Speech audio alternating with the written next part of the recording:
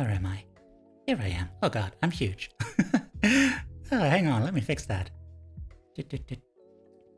How's this? Oh, now I'm tiny. That good? What is a good size for your goat? About this much seems fine. Hi there. How is everyone? Ah, man. Hi, Cat. Hi, Lulu. Hi, Analog. Man. Big, yes. Big buff. Big buff Teiyu. So strong and big.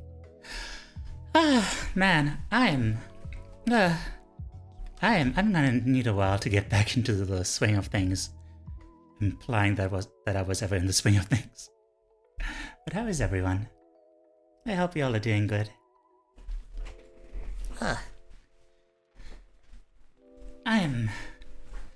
I'm very tired, and my throat is all phlegmy, and it's blah blah blah. Man, I don't know. I feel like I'm not good anymore at handling winter. I don't know how that happened. Like I used to prefer winter over summer and, you know, the warm seasons. But at this point it's like, I don't know why, but everything just gets real hard when it's cold. Just, you know, breathing and moving and Also I actually went for a run yesterday. A very short run, but it was a run. And man, I need to get back into that. Like my stamina is, what is the opposite of peaking? Like valleying? Hibernate, man, I wish. I mean, I guess I don't wish.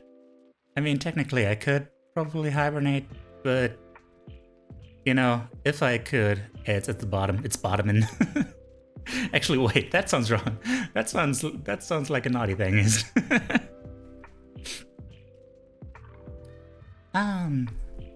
only up from here. Yeah. It's all uphill from here. I would hibernate if I could just like add that lost time to the rest of my lifespan. Otherwise, I would feel pretty bad about losing all that time. You know? Anyway. So yeah. Man, it's been a while since my last study stream. There's up and there's down, I guess. I don't know. I just wish there was like more of a... less of a fluctuation, I guess. Like, just some solidity here. Hopefully things get better. Yeah, I'll try my best. You know, just gotta work on it. But yeah, seriously, how are you guys? Hydrate, yeah. I shall. Thank you.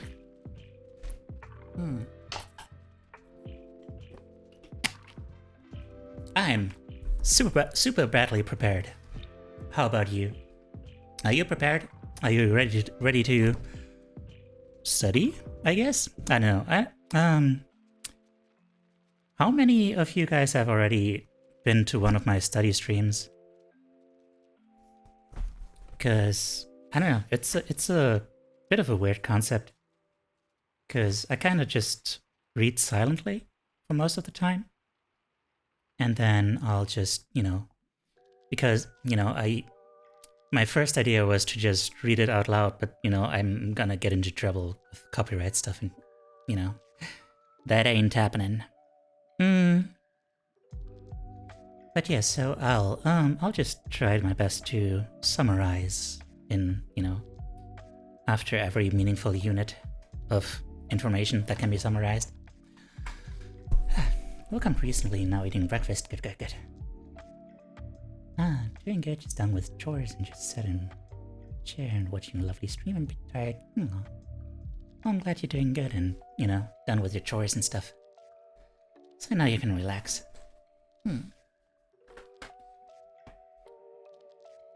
Alright, let's start. Hmm. Do.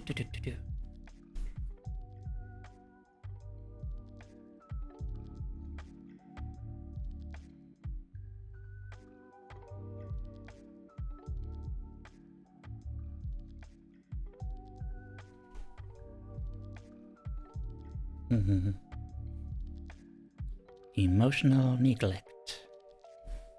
A phenomenon as real as any physical deprivation.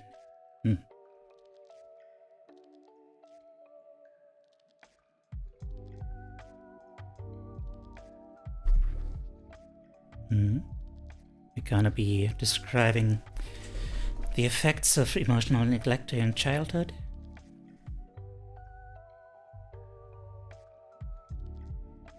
You know, in terms of long-term negative impact on, the adult person's choices regarding relationships and intimate partners and, all that stuff.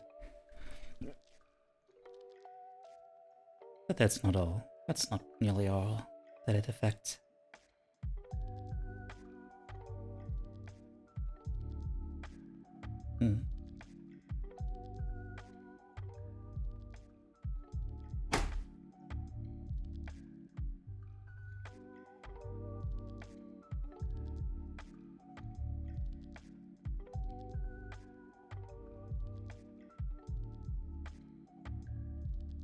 I'm just in the introduction at this point, so I'm, all of this stuff is gonna come up again.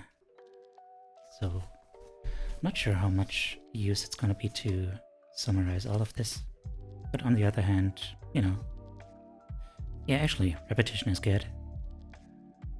So yeah, emotionally immature parents, basically emotional immaturity in this case describes a certain fear of genuine emotion and emotional closeness. Wait. Oh hey! Thanks for the subscription, Greenie. Thank you so much. I hope the new emotes are gonna come through too, through soon, because there are 2 still in the pipeline, and I'm still gotta work on a bunch more. There are so many emote slots I have technically. Yeah, thank you. That really helps.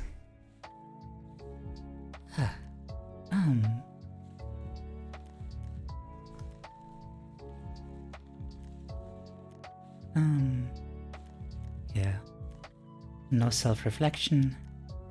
So they are bad at, they're bad at accepting blame or at apologizing.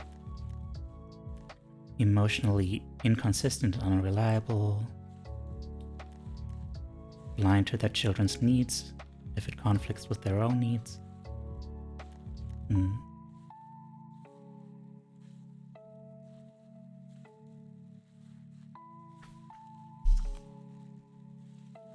Oh yeah, Discord server. Yeah.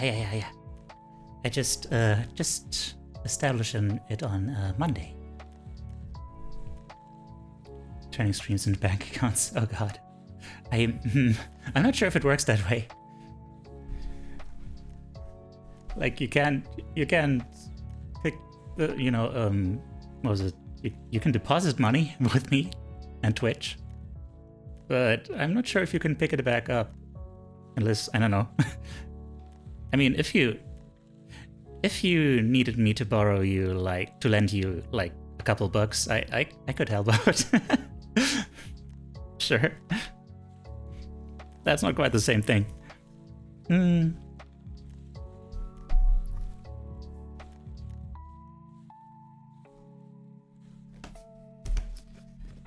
how do you hold a book in a way that's comfortable? And also in a way that doesn't block the camera. A bank account that I'm not getting back. I mean,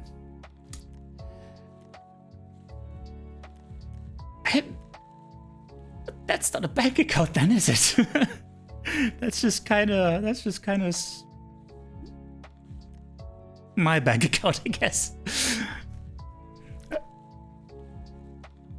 Oh well.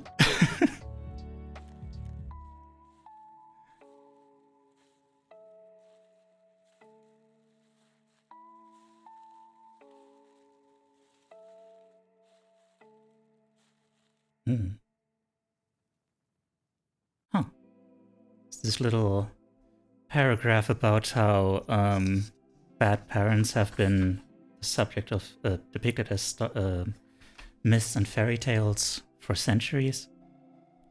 So apparently it's been a problem for a long time. Grilled cheese Obama sandwich. That's so. Ah, Greenie! Greenie, thank you so much.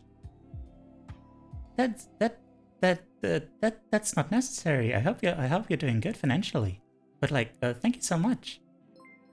Ah, and another thing. Hang on.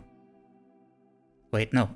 What is it? Oh, right. It just gives an alert for both of them. Man, thank you.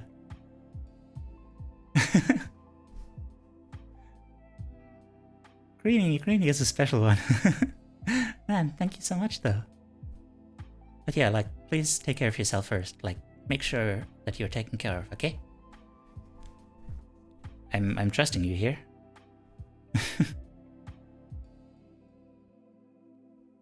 Hmm.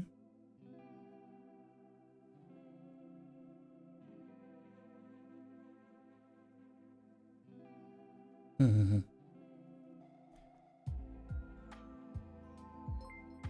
Ah!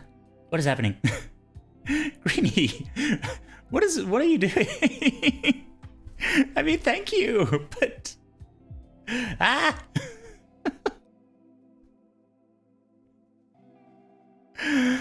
Man, thank you. I hope you all are enjoying your emotes. There are a few more now. Giving the green, yeah. It's the green, it's the green, it's the green you need.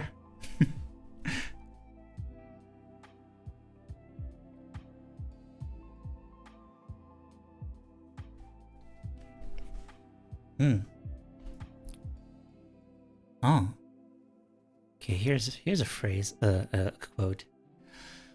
Knowing about differences in emotional maturity gives you a way of understanding why you can feel so emotionally lonely in spite of other people's claims of love and kinship. Yeah, because sometimes people say that they love you, but they might not really, or they don't know how to express it really. It's related.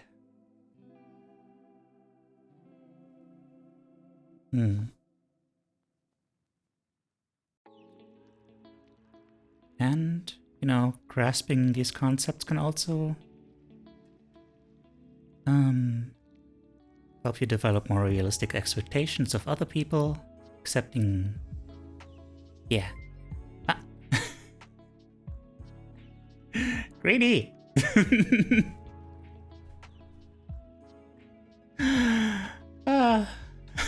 Thank you. I hope Analog enjoys his emotes. Aw, my dude.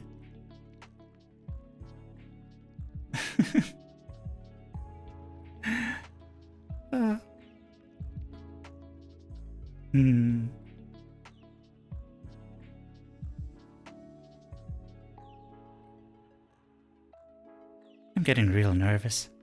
Hang on. Deep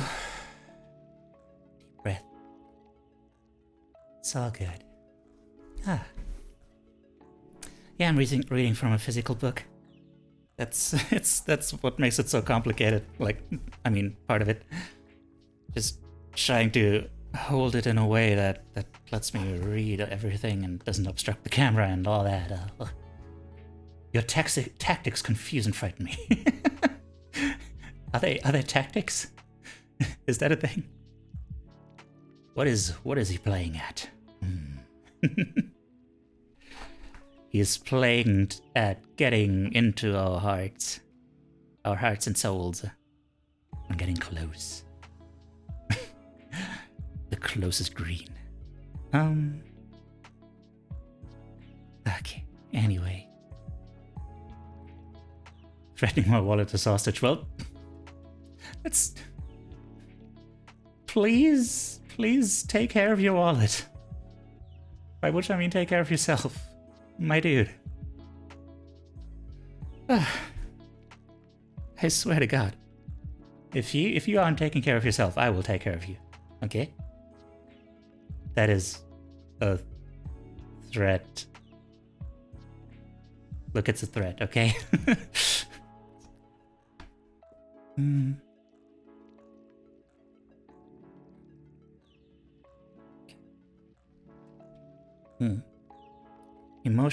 Emotionally disengaging from toxic parents is the way to restore peace and self-sufficiency. How do we do that? Understanding what we are dealing with. Yeah, I think I failed to get at that point earlier.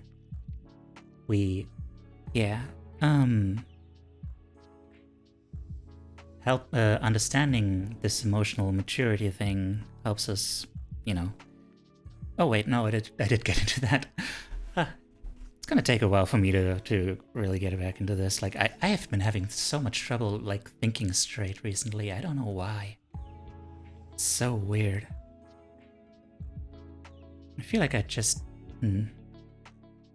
After I spent the holidays with my mother, I just haven't been in social contact a lot with people, I guess.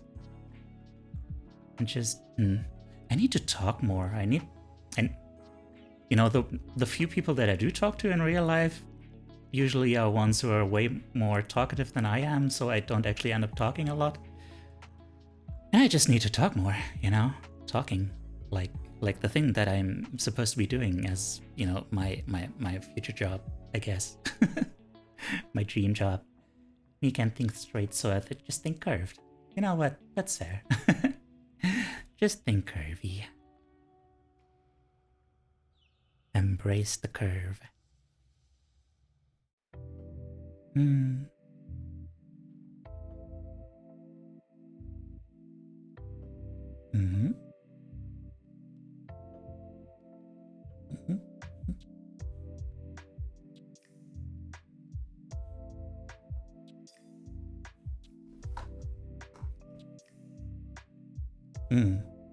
This is an important part.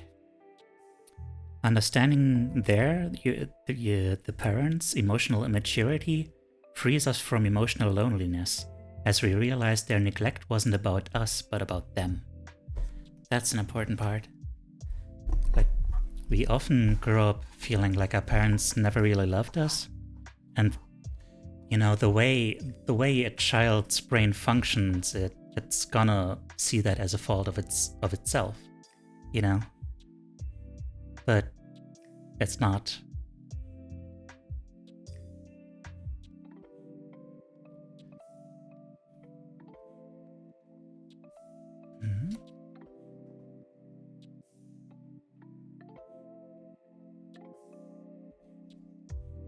Okay.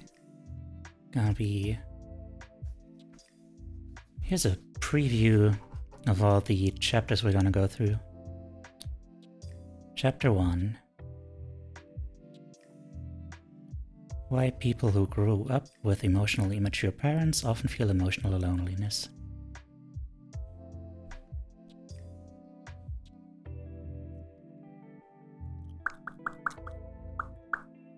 By the way, detailed picture of what emotional loneliness looks like, and also how self-awareness can help reverse feelings of isolation. You showing anything on screen? Not yet. I'm gonna be taking notes, but right now I'm still in the introduction, so, you know, there's not really much to take notes on.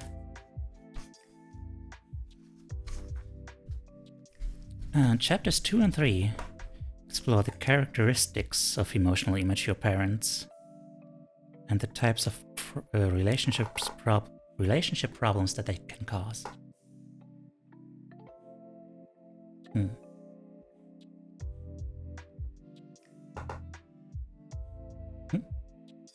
Sometimes people get angry for no reason. When that happens, I just assume I have something pointing at my head. Something pointing at your head? How do you mean?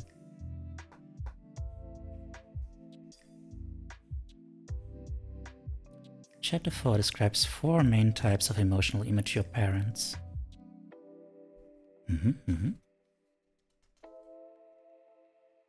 Oh, and also some of the self-defeating habits that children can learn in an effort to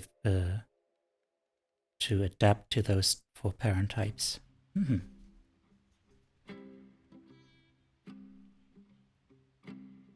Chapter 5.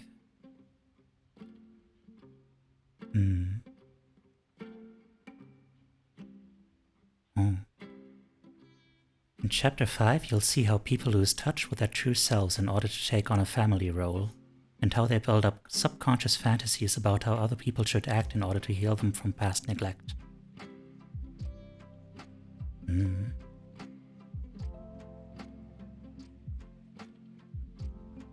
about internalizers and externalizers. The ways you deal with those emotions. Chapter 6 goes in depth on the internalizer personality.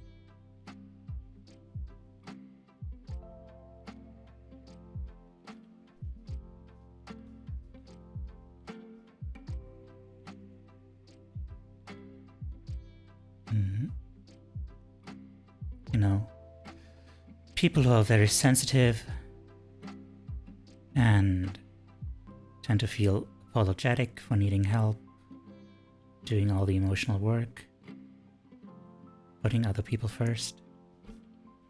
That's internalizers. The ones who internalized, well, I'm not gonna, I might be remembering that wrong actually. Chapter 7.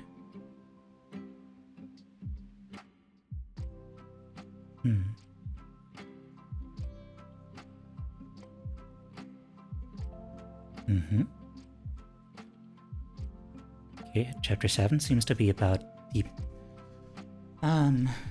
the leap from the point at which you realize the problem of those old patterns you learned, and you wake up to those needs of yours that aren't being met. Chapter 8.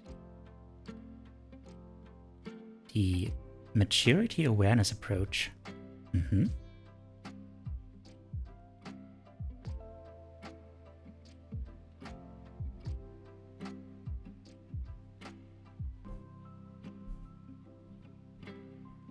Oh yeah, a way to get a sense of like how emotionally mature people are.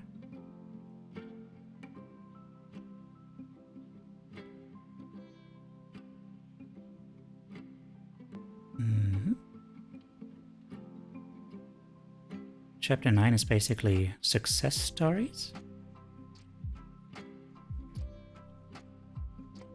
And chapter 10 seems to be a similar thing to chapter 8. About finding someone who will treat you right, basically. You know what, maybe I should take notes on this.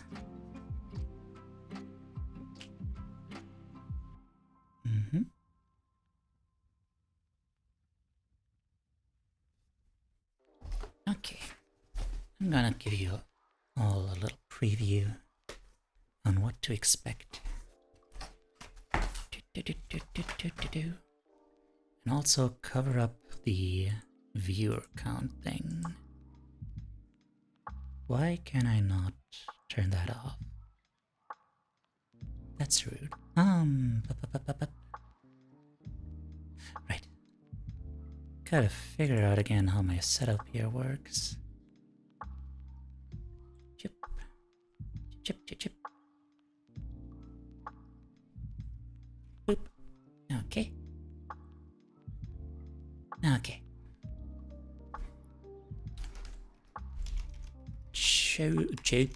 Chapter 1. Beep, beep. Preview. Chapter 1.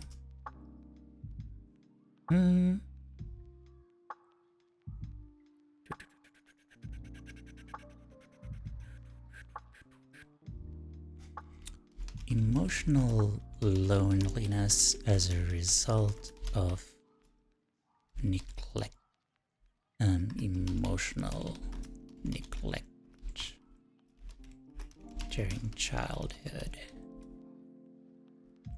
Chapter 2. And 3. For some reason.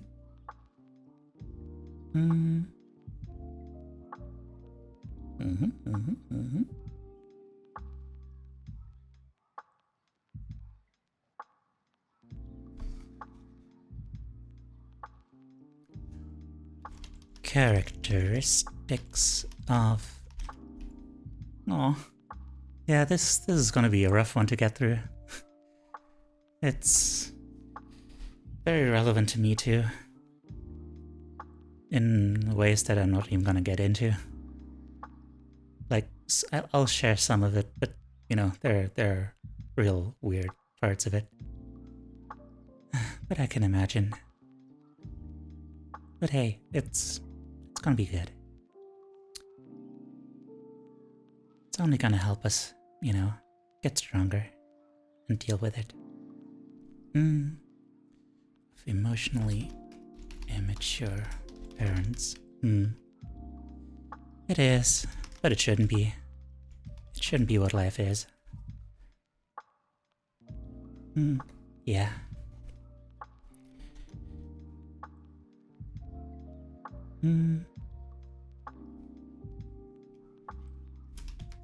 Four main types of emotionally immature parents.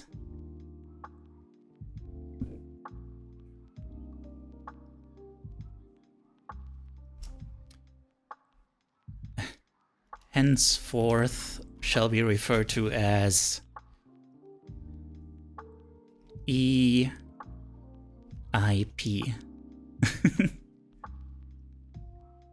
Emotionally immature parents.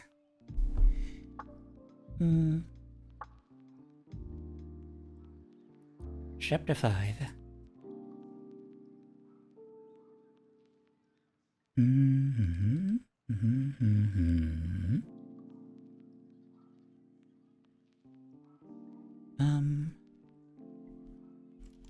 Chapter 5.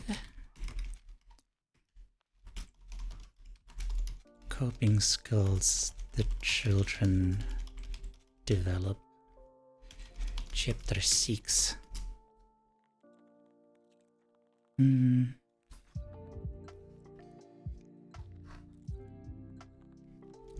The internalizer. Wait. Internalizers and externalizers. We'll be going through these chapters this stream. I'll try to get through as many as possible. But chances are I'll need at least 2 streams to get through the whole thing. The internalizer type in depth 7. The process of realizing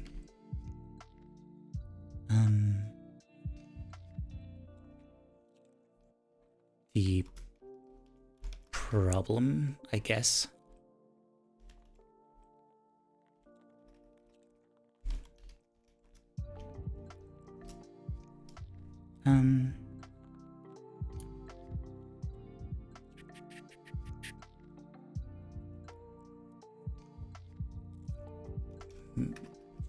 The maturity awareness approach.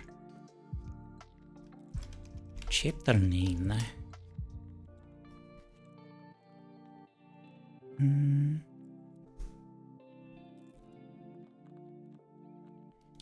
Success stories, basically. Chapter 10. How to find someone who'll treat you right. Okay, let's get into the meat of it.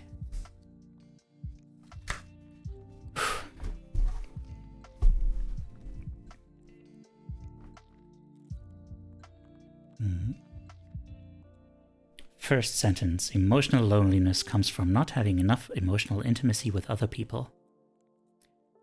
Yup.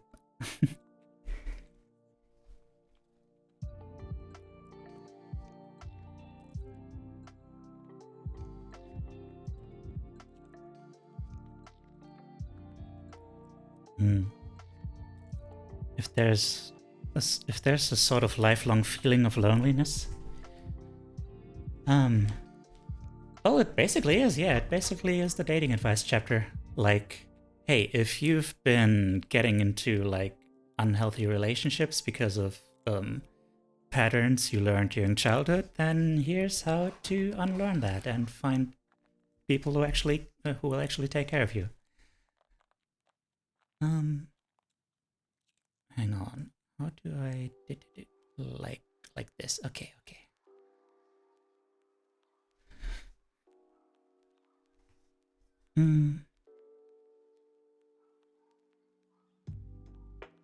Did I finish the sentence I was saying? The thing that I was summarizing?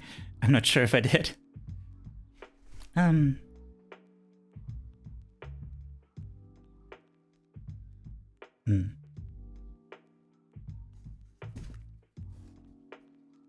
Yeah. Like, emotionally immature parents can look and act perfectly normal and seem all caring and stuff, but if a child has emotional needs and those are, obviously not as important as like the need for food and stuff, but they are also very real and can also lead to chronic deficiencies, so to speak, that are gonna haunt you for the rest of your life. That's life. Yeah.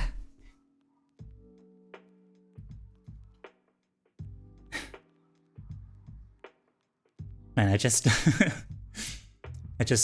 got reminded of like how, there was this little chain of associations where I started thinking about like how I inherited some genetic issues from my mother. Some predispositions for like asthma and stuff like that. But then I noticed, oh yeah, she also was like, she was like highly abused, like not highly, like, whatever, strongly during her childhood. And while she didn't abuse me in that sense, I could still feel the effects of it on my life. But yeah, it's one of those things where it can like become a whole generational thing.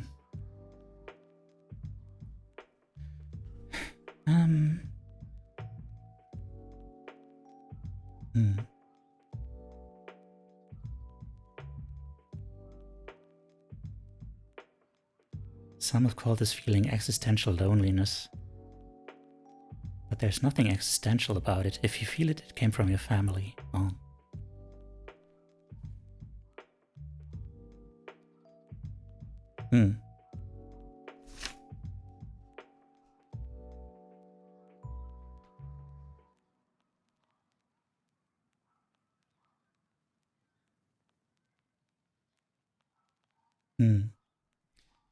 Yeah, children aren't equipped to understand that lack of emotional intimacy. It's just, you're born with a certain instinct to expect it. But that means that if you don't receive that thing, then it's just gonna leave you confused and kind of scared. Maybe ashamed.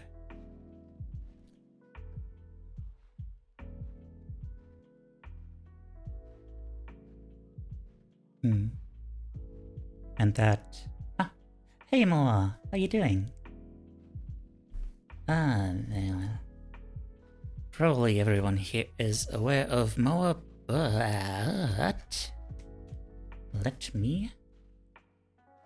me give a quick shout out to more.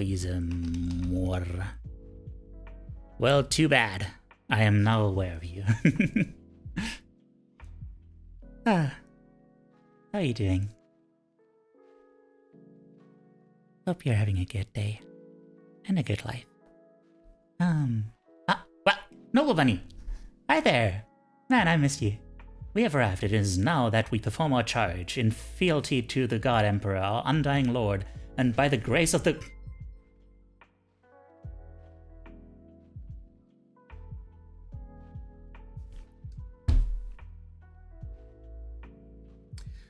Let me count those zeros. Hang on. Oh my god. Noble Bunny, what the fuck? Noble Bunny, what the fuck?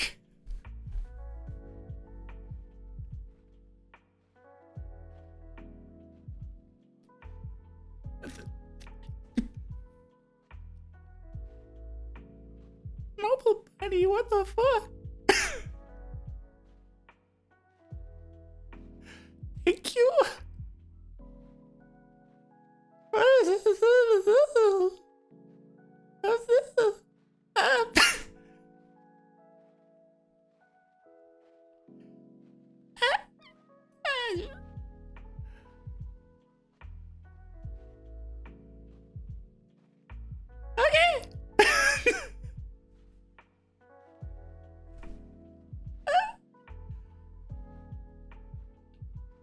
By the grace of the Golden Throne, I declare exterminators upon the imperial world of Teiyu Primaris. I hereby sign the death warrant of an world and consign 1,000,000 souls to oblivion. May imperial justice account in all balance. The Emperor protects. Okay. I'm not sure what that means, but cool. I'm all for it. The Emperor protects. Hell yeah. Okay. What's up, by the way?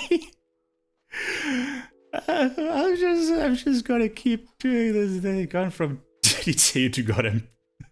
Yeah, that's a hell of a promotion. Yeah.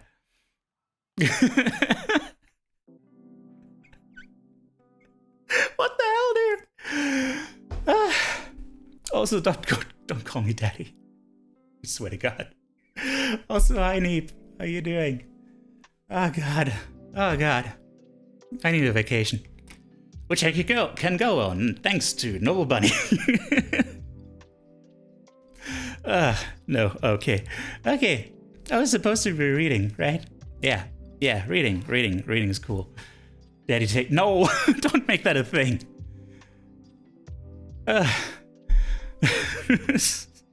Jesus Christ.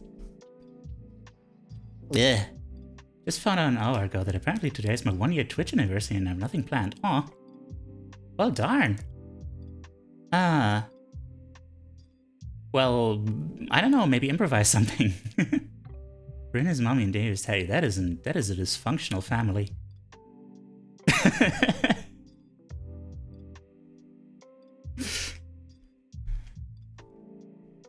I mean, it would be a very cute household, I guess. Ah, Jonaru. I remember. I recognize your name. Was it from? Wait. Joruna? Was it from Joruna, or am I just conflating you because you sound similar? Also, hi. How are you doing? Hello. Also, Green. Thank you. I'm not gonna address the Daddy Teiyu thing. I'm just gonna hope it goes away. And also, yeah. You could just organize something special later. Oh God. Okay. Good. I mean, speaking of emotionally immature parents, wait. No, Daddy, don't know. I think Pyre sent you to my channel before through a raid? Oh. I don't... Oh, wait. Jonado? Wait, do I follow you? I think I might follow you. I think... Was it? Hang on. Now I need to look. Now I need to check. Do I recognize you? Yeah, I've been... Oh yeah! Yeah, it's you! Yeah, Gennaro is like a real... If you like deep, comfy man voices, then you will enjoy Gennaro. Yeah. That's my shout out. Yeah. Yeah, okay. Hey, yeah, you're welcome. Sorry, I'm out of it right now because I'm being bullied with kindness, and I mean, as far as bullying goes, I can get behind that, but I'm supposed to be reading. Hang on, I'm gonna take a sec.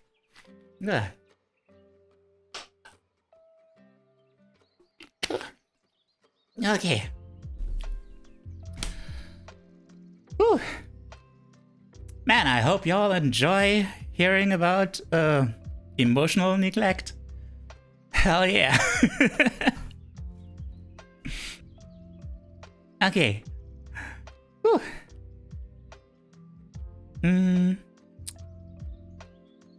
Emotional.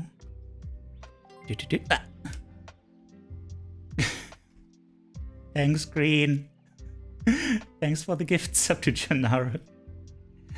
I hope he enjoys his emotes.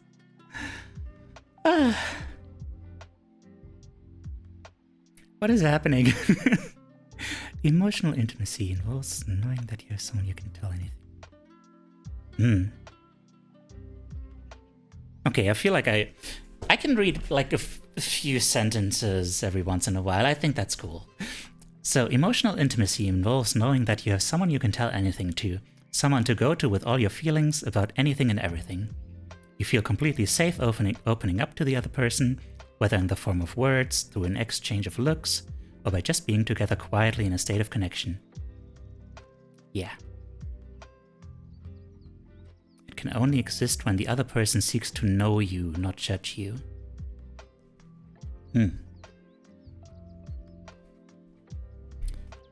And yeah, nice voice. Nice voice. As children, the basis for our security is emotional connection with our caretakers.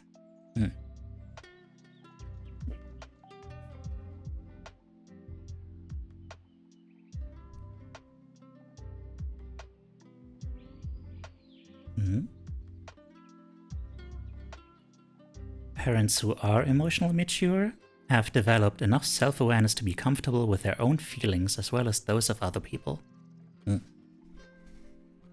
Are emotionally attuned to their children, noticing their children's moods, and welcome their feelings with interest.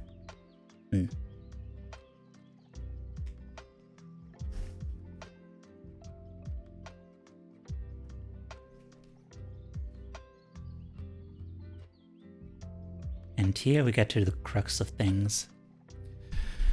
Parents who are emotionally immature, on the other hand, are so self-preoccupied that they don't notice their children's inner experiences. They discount feelings, fear emotional intimacy. They are uncomfortable with their own emotional needs, and so they have no idea how to offer support at an emotional level.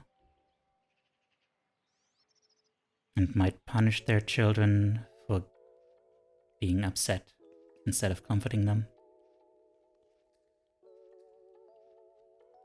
Thus shutting down the children's instinctive urge to reach out and closing the door to emotional contact.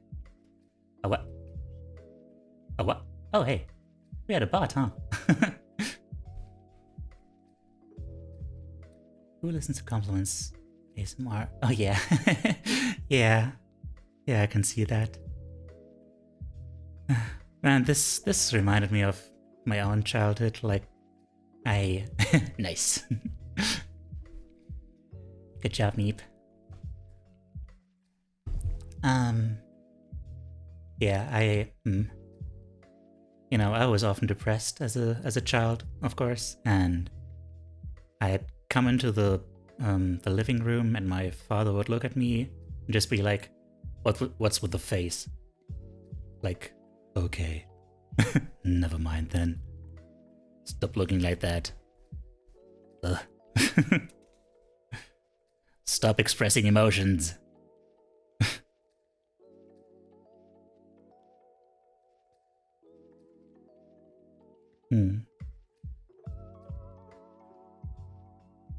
All right, I'm supposed to be taking notes. I guess. Okay, I'll take notes after this one. I would get Teiyu. Teiyu, you're whacking a boot like a Dian Duke. What? Ah, Teiyu, you're whacking a boot like a Dian Duke. Teiyu,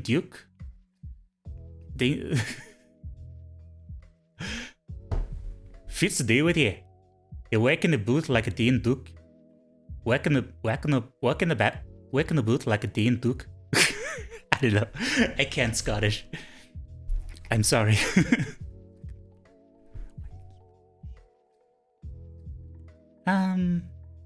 Yeah. Where was I? Yeah. Oh god. I'm gonna take that as a compliment.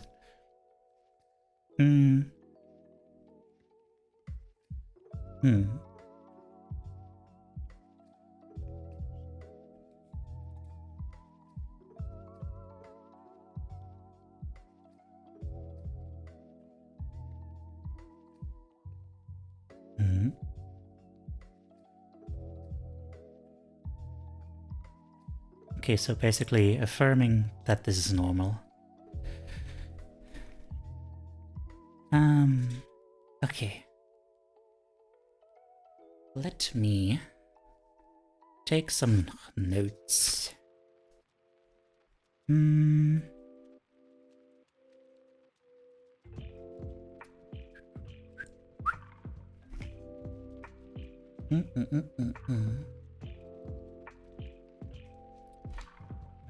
Emotional loneliness.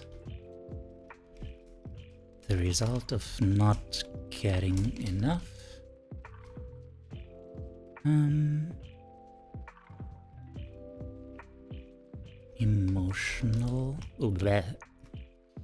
Emotional intimacy from other people.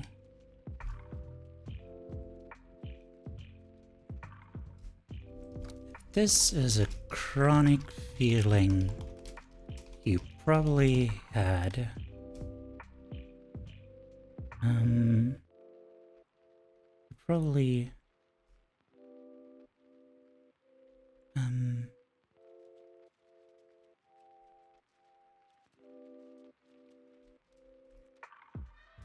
Had parents who didn't provide you with enough emotional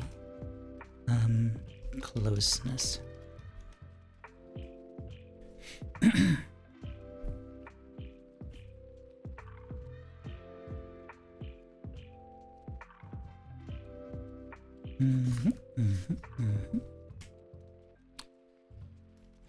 Children can't understand why parents would not provide this intimacy that they instinctively yearn for.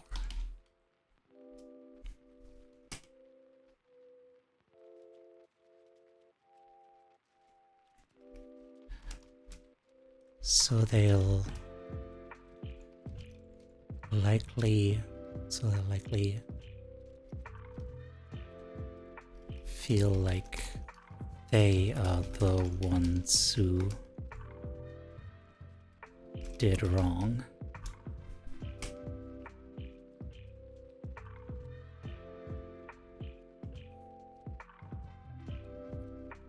this is a little bit from outside knowledge, but so they're like the emotional bonds with your caretakers are the emotional bonds with your caretakers are the foundation of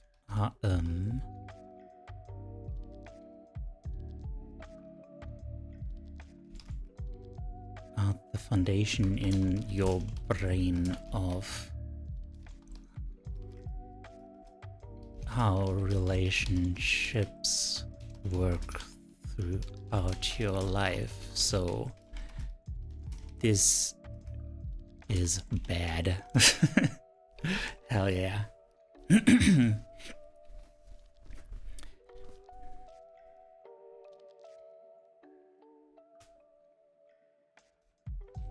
Emotional intimacy.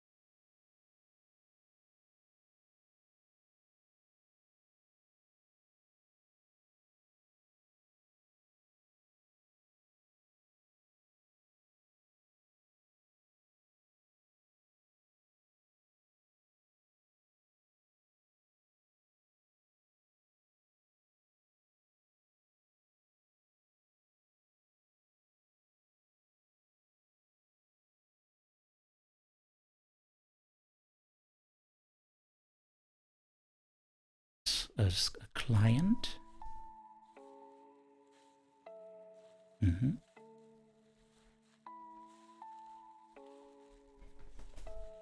Hmm.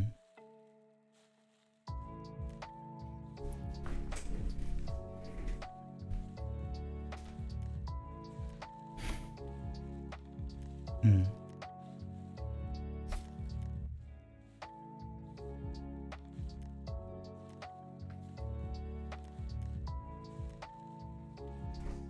Not sure if it's worth taking notes on these stories. Ah!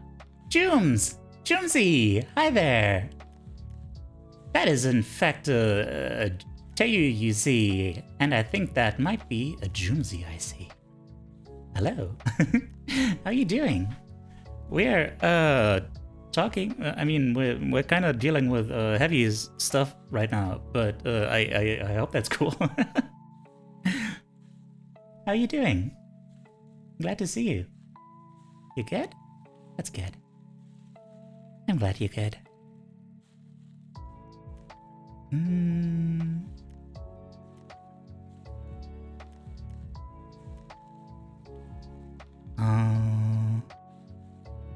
Like here's a story about a person who remembered being 7 years old, standing by the moving truck outside her family's old house with her parents and 3 older siblings.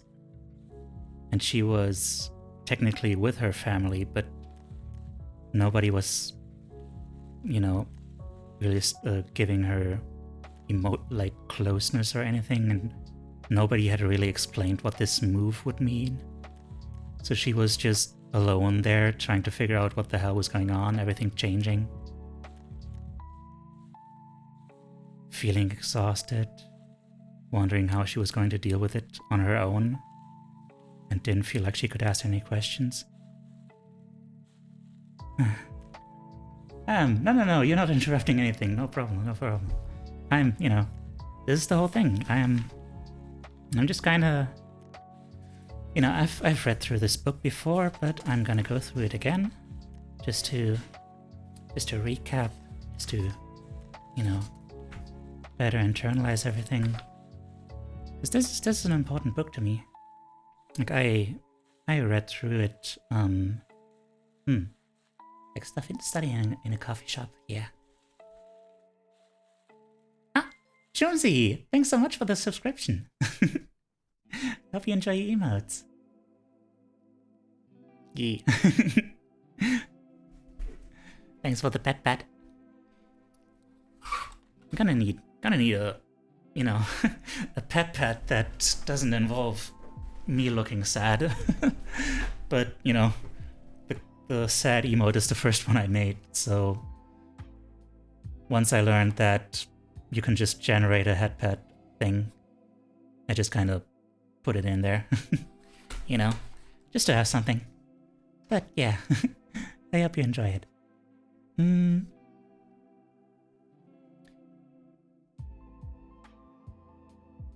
Yeah. I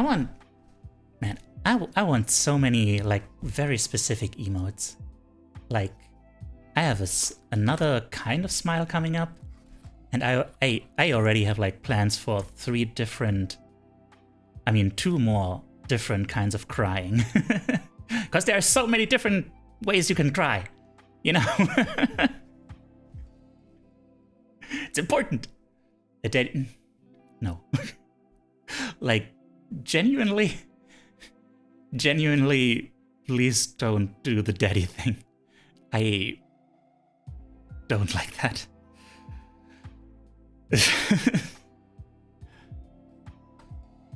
Over the floodgates, yes.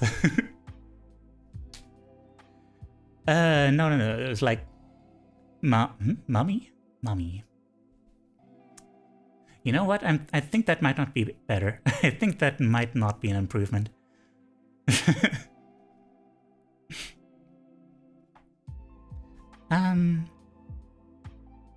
Yeah.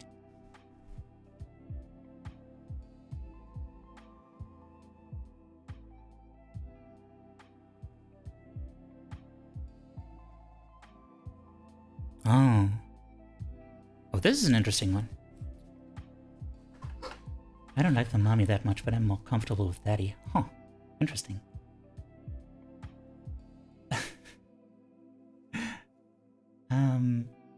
Nah, I mean, I think, huh.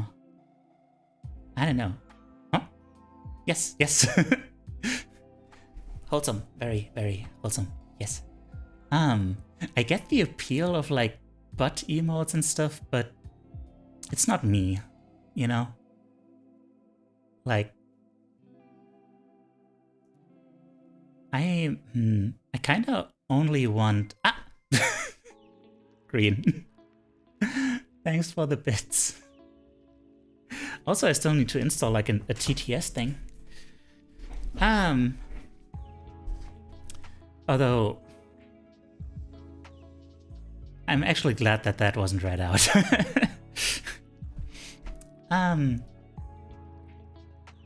What was I saying? Right. Like, emotes like that just... I kind of prefer being known for like my sincerity, you know? Like, it's for example, my first emote that I made was just this genuine smile, because I feel like father isn't better, please.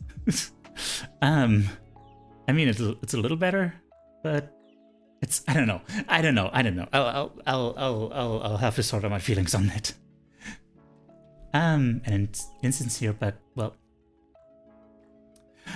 let me finish. Because I feel like there are such few emotes that are just like an expression of just sincere, just happiness. Just like, hey, I'm happy. I'm just happy right now. I mean, there are these comfy ones. The comfy ones are one of those, yeah. They're also like a little more specific, like, yeah, I'm sitting here, I'm comfy. But, you know, just like a less specific, just like, hey, this is a smile. It's not silly or anything. It's not a caricature or anything. It's not a smug smile or anything. It's just a smile, just happy. And also I have like one laughing emote that isn't like in some way silly or anything. Ah, Cloud! Hi there! How you doing? And can we get a shout out for Cloud? They're like a really funny person. I was just reminded of that, like, when we hung out at Moa stream a while ago. Like, they're just so funny. I'm trying. I'm doing my best. You'll force ourselves to be... Oh. Okay, but no, seriously. Green. I mean, if it's just like right now, it's like okay, sure. Y'all are having fun. But if it becomes like a real thing, I'm gonna have to ask people to stop. Like, genuinely. And also, thank you, Cloud. Which is funny, also evil. Oh my god. I didn't know you were evil. Can't believe I gave a shout out to an evil person. Anyway.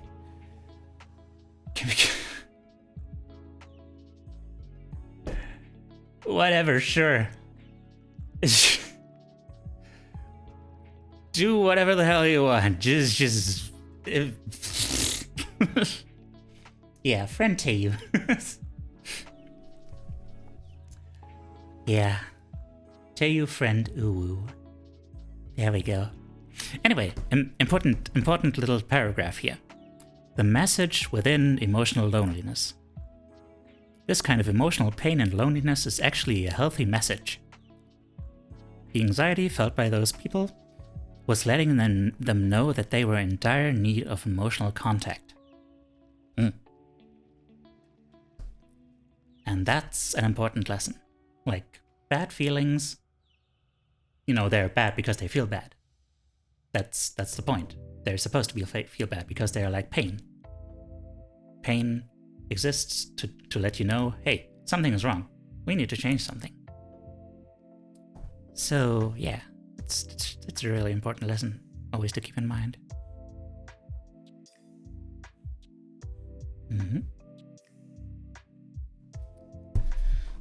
So let's write that down immediately.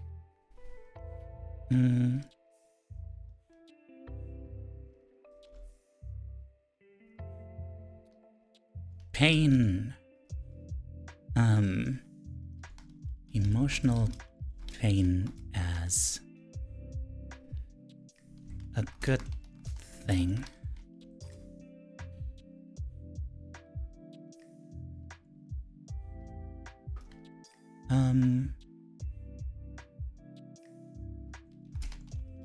Bad emotions are basically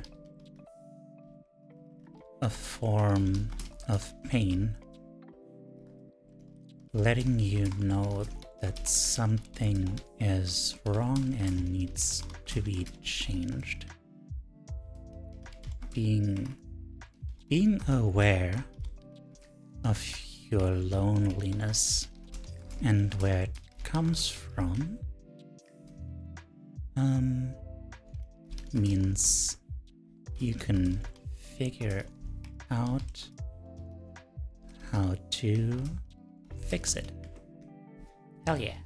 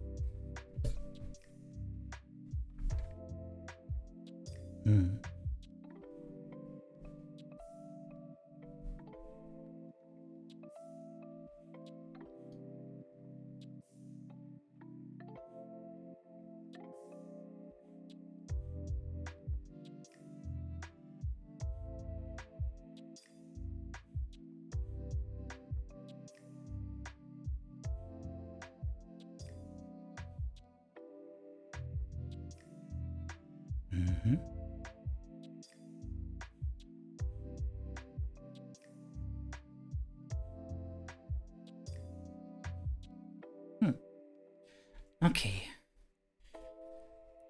I guess this one is very important too. Oh god. Am I just gonna be like rephrasing the entire book? Hopefully not.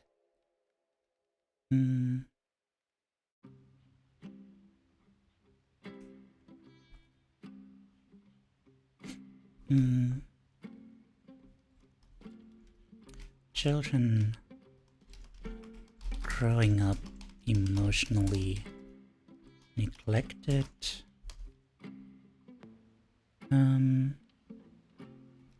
will do whatever it takes to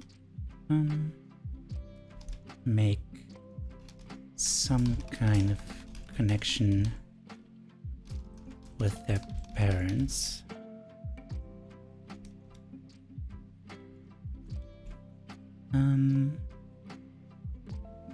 They'll put others' needs before their own as a price to pay for.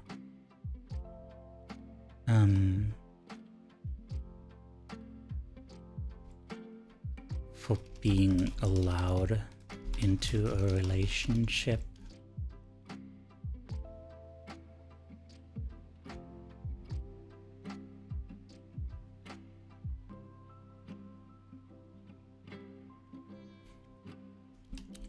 Covering up their own emotional needs,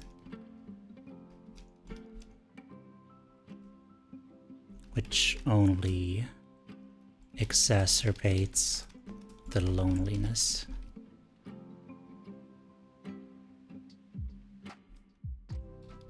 Many of them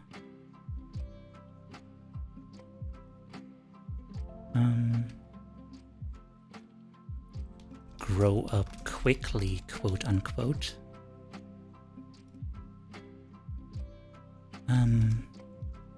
As they're already used to taking care of themselves.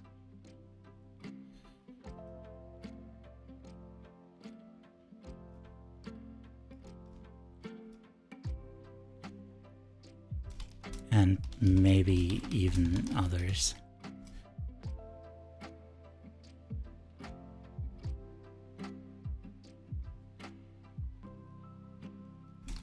They might prematurely jump into jobs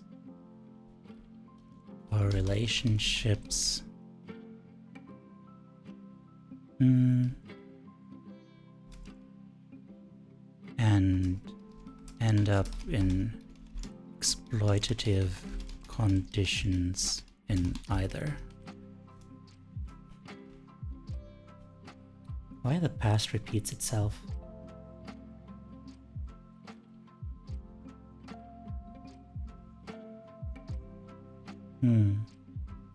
If the lack of emotional connection with emotionally immature parents is so painful, why do so many people end up in similarly frustrating relationships in adulthood?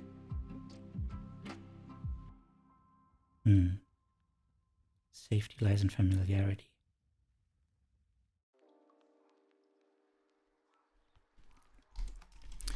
Why the past repeats itself.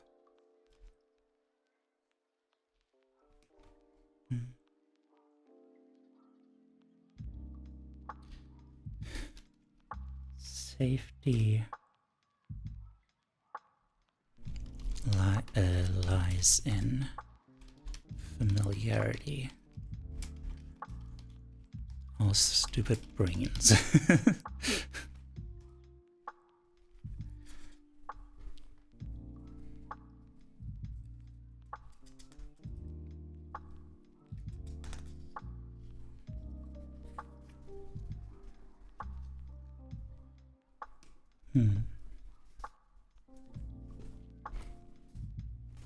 Another story of a client was in a relationship with Sophie, was in a relationship with Jerry, had a great job as a nurse, she wanted to get married, but Jerry wasn't in a hurry. He was fine with the way things were. He was fun, but he didn't want emotional intimacy, and closed down when Sophie brought up emotional topics. So she was feeling deeply frustrated and sought therapy.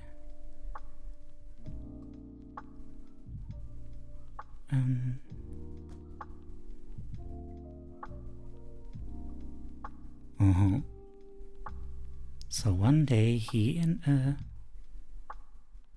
invited her on the same restaurant they went to on their first date.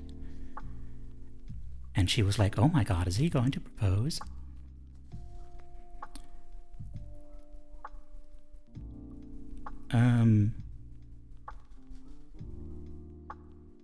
What the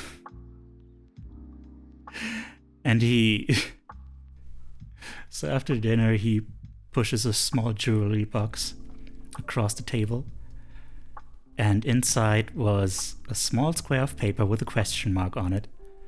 And he was like, now you can tell your friends I finally popped the question. Because this is a joke. Yeah. And her mom was like, oh, that's a funny joke though. My dude.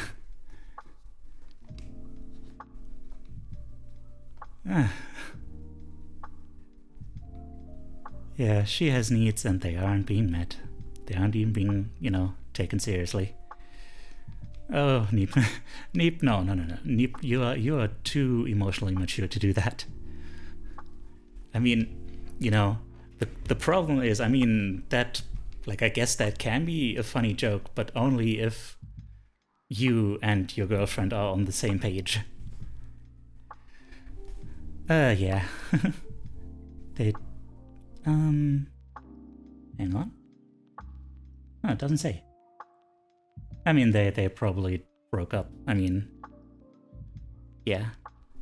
It doesn't say here, but I think it can be implied.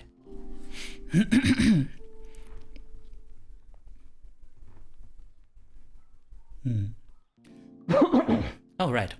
This is relevant because her mother was the same way.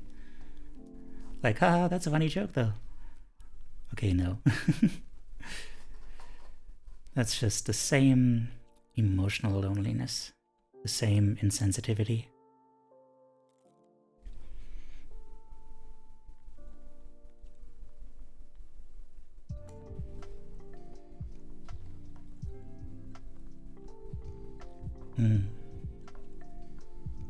Feeling guilty for being unhappy. Yeah, that's a good point too. Like, she has this great career and everything, and it feels like, you know, she seems to be doing well. So why is she unhappy?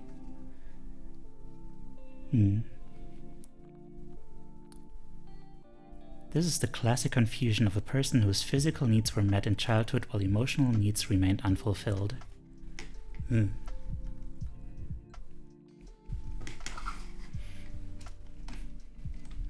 Hang on, I'm going to clarify this one.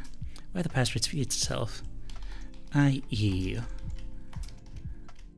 why we get into emotionally... why we get into relationships that are just as emotionally unsatisfying as the one with our parents. Come on. Man, I'm so glad I have this clothespin next to my on my desk for reasons, and I just kind of randomly started using it to keep the page open, and it works so well. I'm so happy with that. Why make a website so hard without the programming thigh-high striped socks? I don't know. I don't know, my dude. I guess you gotta get those socks. Where did that meme come from? With the programming thigh-high striped socks? Like, how did that happen?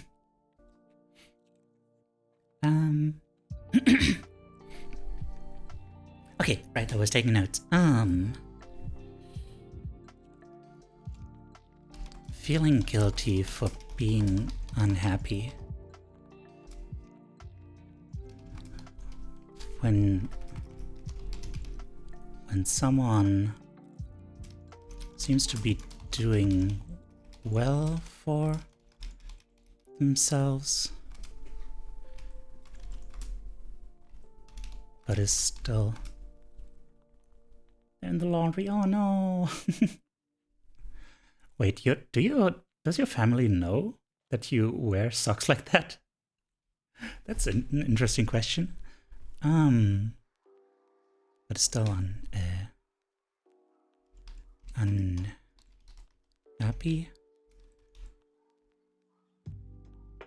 That's a classic sign. Someone whose physical needs. Holmes! What's up? How you doing? Needs were met during childhood, but not their emotional ones. Doing alright? Cool. I'm doing okay-ish, I guess. I'm trying my best. I'm trying my best. Hang on, I need to... Okay. I just brought to mind that the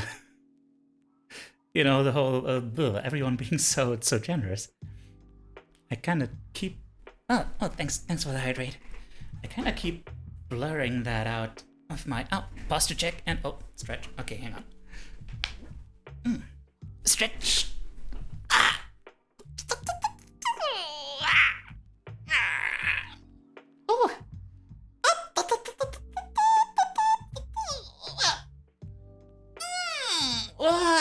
Oh god, I'm getting lightheaded. Oh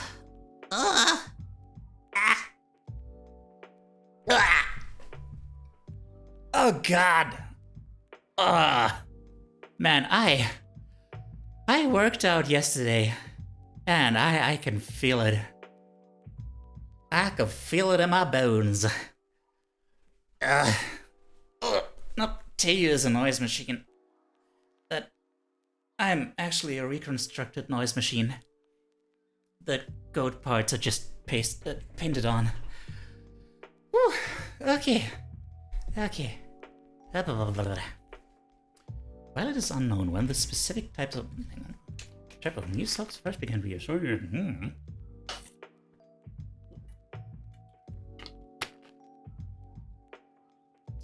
Pink stripe programming socks. Okay. Why not? Okay. Whew. Oh god.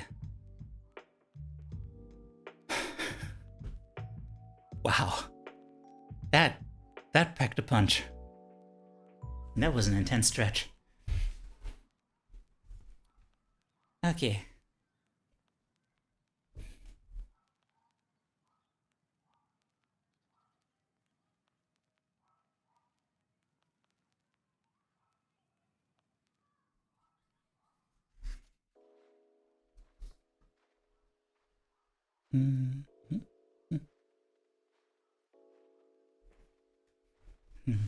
I feel like this isn't important enough to warrant its own note.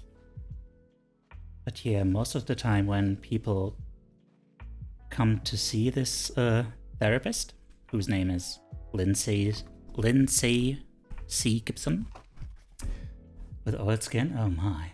I mean, technically we all exude some oil, naturally. Need some goat milk to stop the squeaking. I do not provide goat milk. I'm sorry to say.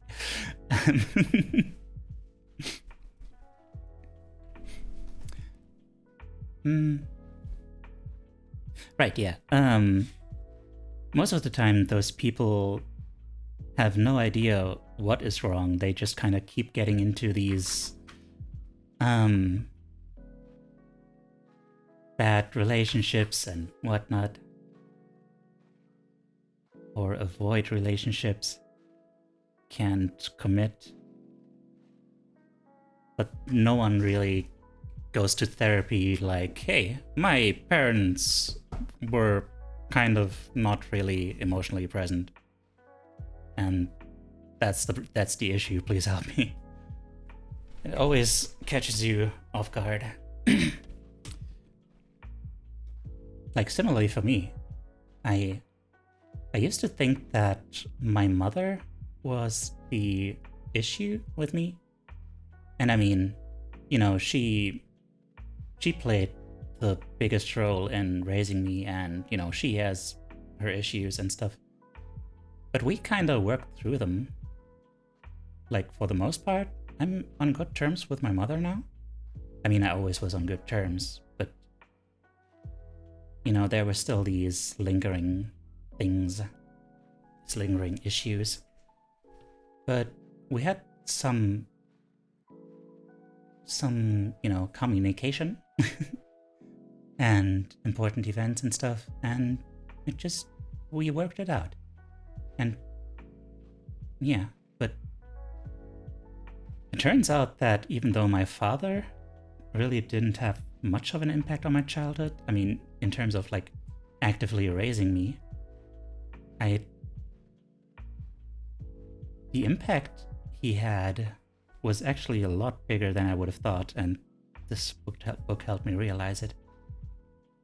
Because, you know, I thought, hey, he doesn't do much, she's just kind of sitting there, so I guess it doesn't really matter. But the child in me was always like, hey, please give me attention. Please give me stuff. Please give me emotional closeness. Figuring out the issues. Yeah, 90% of the battle. Now, what about the 10%? What about them? How do we get there?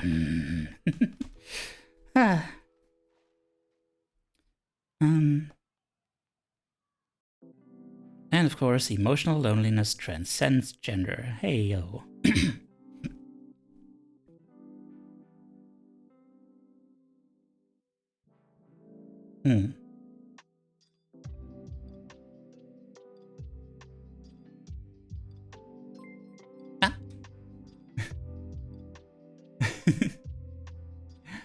Thank you. Thanks for the bits.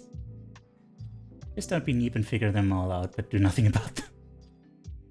Aw, Neep. Oh man, it's a pet party.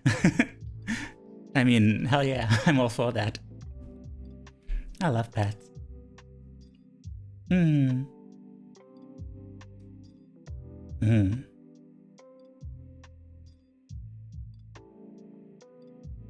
Yeah.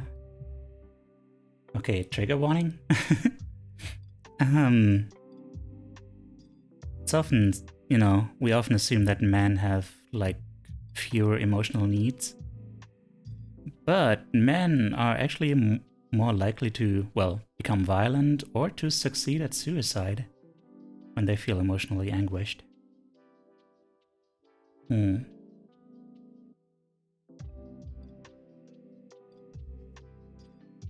Yeah. It's a good time for head pets. With subjects like these.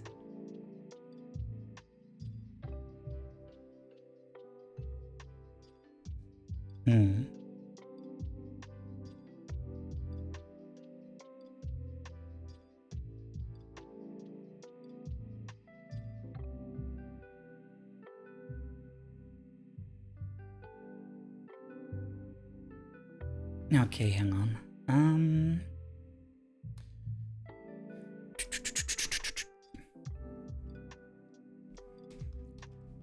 Men have the same... I mean... Let's say males. Males have the same emotional needs.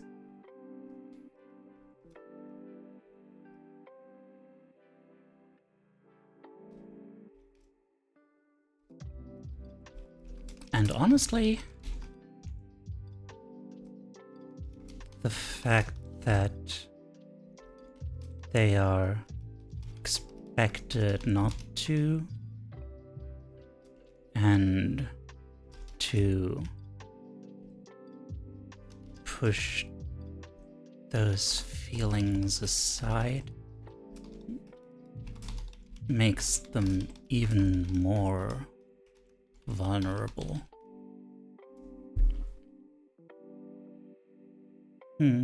Yeah, that makes sense.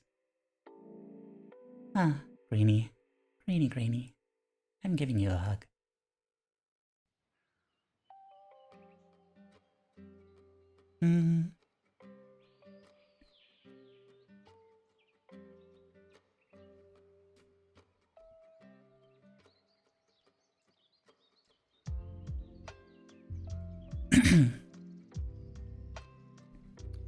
And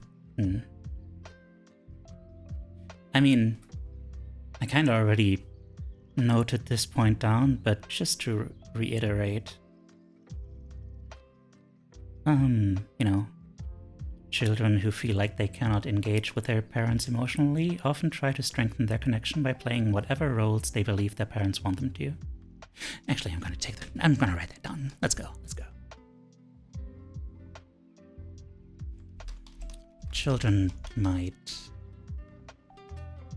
try desperately to fulfill whatever roles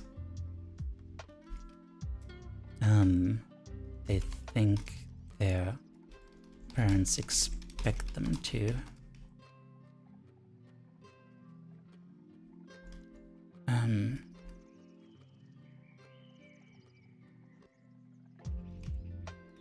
As if the fleeting moments of approval were the emotional intimacy they actually craved. Do I have siblings? I actually have 2 older sisters. Like, kinda born in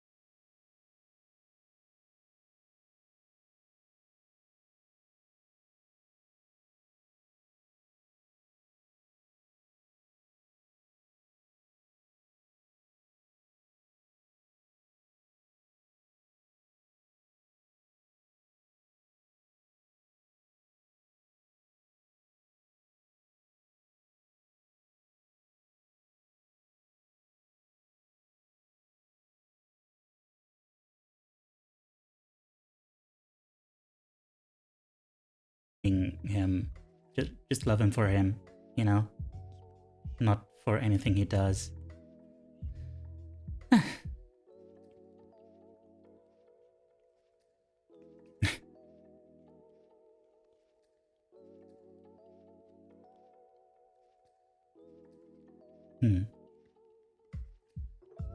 Rin Clan D&D session when? That's... I mean... Huh. I would be down. Like, if... I mean, did you already ask in the Discord? Like, if they're down for it, I am. Not sure if we would still need a dungeon master. Just throwing words into the void? I mean, they're good words. I like those words. I like those words in that configuration.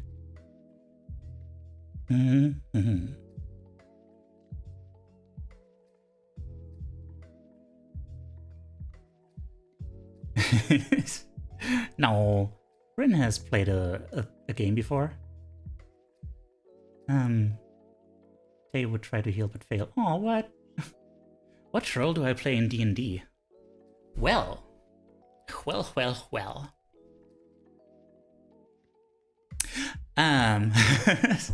That's a good question.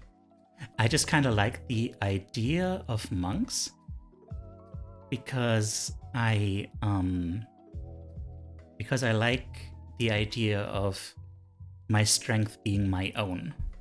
One thing I don't really enjoy about D&D is how it seems to be a lot about like magical equipment and stuff. And I would just want to feel like, hey, I'm this little dude, and for some reason I'm just so cool that you can have a cannon firing at me and I just shrug it off. That said, like, you know, my power fantasy is being able to basically tank everything. I think the ideal thing, yeah, like paladin, taking a step back, like I learned a while ago that apparently in newer generations, newer editions, you don't actually need to just a chill dude track in a battle at some point. Yeah. I learned that you don't actually need to be subservient to a deity. You don't need to pray to a deity to get divine magic. You can just get that strength from your belief in some principle, or even from a belief in yourself, or whatever. And I think that's badass. So I guess the perfect role for me would be like a paladin who somehow who doesn't need weapons, so like a monk paladin whose magic comes from, I don't know, the believe in love. Yeah. Something like that. Because, yeah, my power fantasy is just being able to take hits and protect people and stuff. When your ego is so unbelievably strong that it allows you to mend the mortal wounds of others with sheer willpower. I believe in the me that believes in you. Oh yeah. I mean, when your ego is that big, I feel like it would be more about like I feel like it would be more like, dude, if you go down on my watch, that will reflect badly on me. So, don't you dare die.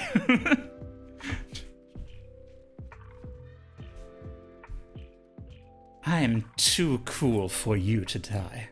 Ah, it's the official Palacity. Hello. Hi. Welcome. How did you find your way here? I'm Hello.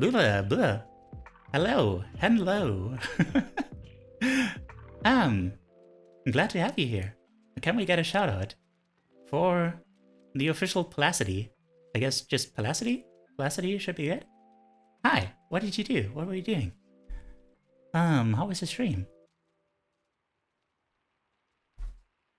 Oh, it's you! Oh, it's you! It's you! Buzzwin, I'm sorry, I forgot! Sorry! Okay, so I guess we were doing Pokemon or something. Oh no, Minecraft. Okay. So yeah, how was your stream?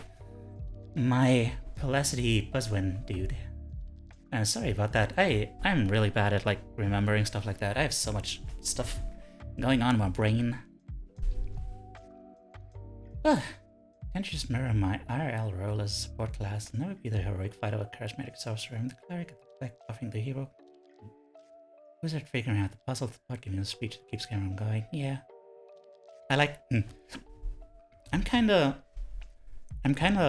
in both camps, like in both the just doing what I do and the power fantasy kind of thing. Cause, you know, I want to be, you know, indestructible, but also use it to help my friends. So, yeah, basically, yeah. Basically, big, strong power dude who support. Yes. Secret the desires to punch. Oh, it's not a secret.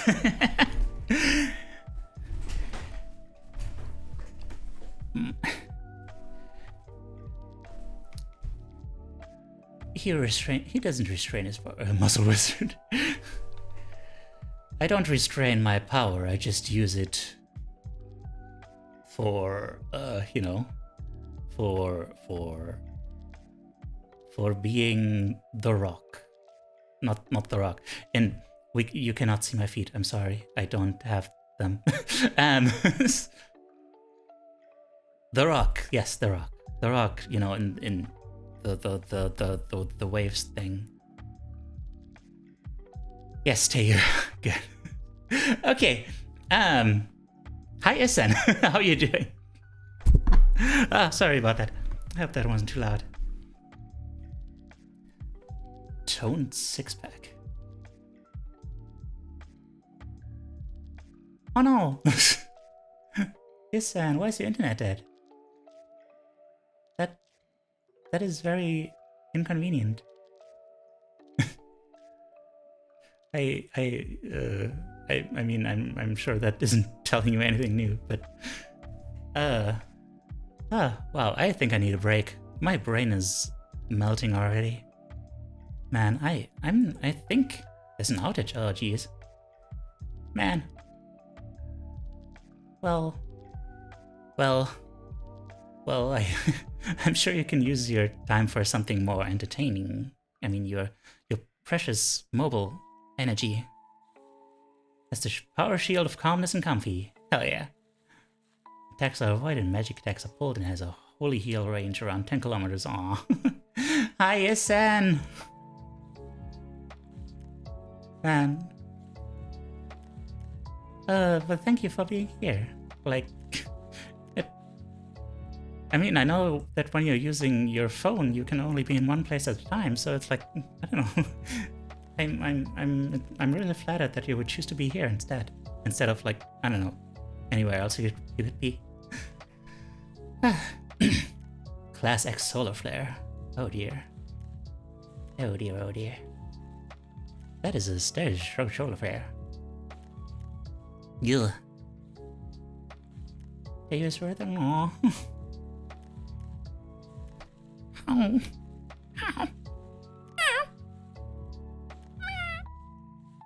Ow. Okay, y'all, I think I need a break. I need to just rest my eyes and rest my brain and rest my case.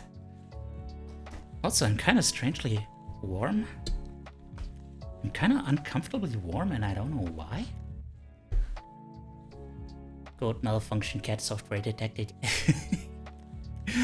Yeah, that's one of those secrets I don't tell you about. Like, my face is actually more of a, my skull is actually more of a cat skull than a goat skull. Like, actually, at some points, legally obligated to be here forever. It was in contract. Oh god. I wasn't aware of that. Actually, at some points, I needed to be careful while designing my character to not make it look like a lion. when the eyes got too small, it ended up looking like a lion. So yeah, that's how far the cat goes. Oh, deep. Okay, y'all, I'll be back in a little bit of a second. By which I mean a minute or something. A minute second. Cat virus from Catman. Oh no. Where is it? Burp. Take a bath. Hell yeah. Apex Predator Teiyu? You would be surprised. Okay. I'll see you in, I don't know, maybe 5 minutes. We'll see. I have no plans. I'm just gonna be walking around.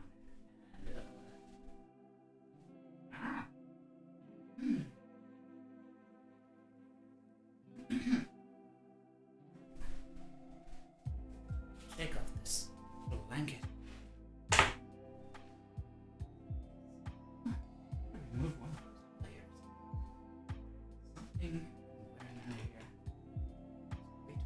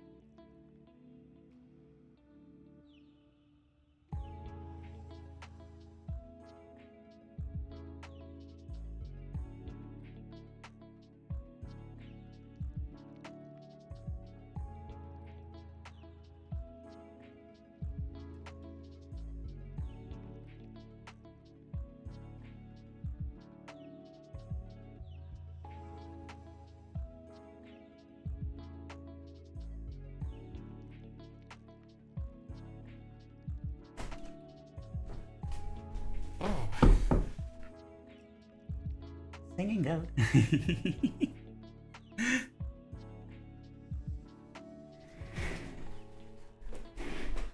I know what Lulu's doing. Lulu and I just have a weird kind of running joke here. I'm sure it's not about my stinkiness, which is absolutely a thing, but don't tell anyone. Whew, I'm still not entirely back. I just... Good poop? No, it wasn't a poop. We are? I think. I think so. Yeah. I mean, the fact that I was singing like that does imply that I was in the bathroom. I was in the bathroom, but not for pooping. Anyway, I return, not from the bathroom, but from the kitchen with caffeine. And also, I'm gonna be back in a second, because I just... I'll explain it a bit.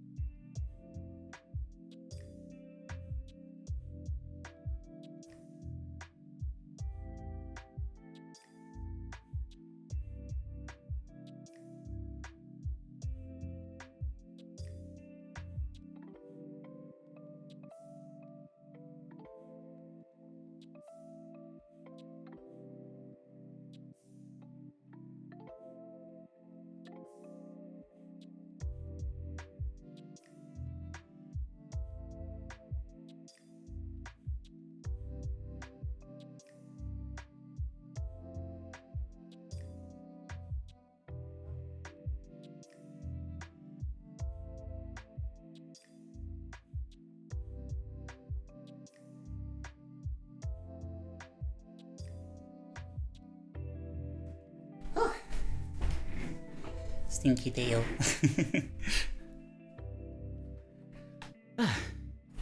Did you know that microwavable slippers are a thing? Whew, I didn't until recently, but now I've seen the light. Okay. They're just horrible to walk around in, because they're basically like wheat bags attached to a bunch of socks. Why am I out of breath? That is not the result that taking a break should have.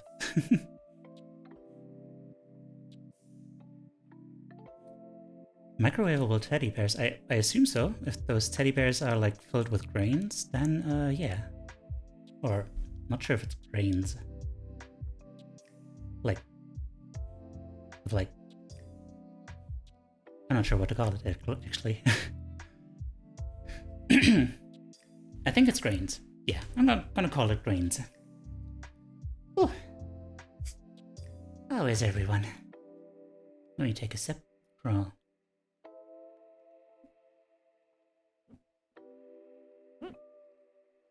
my caffeinated beverage.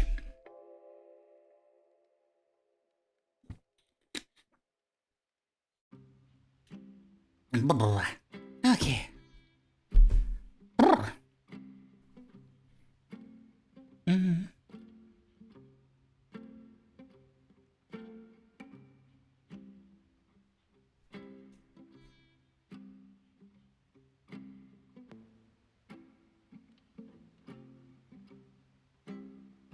Mm.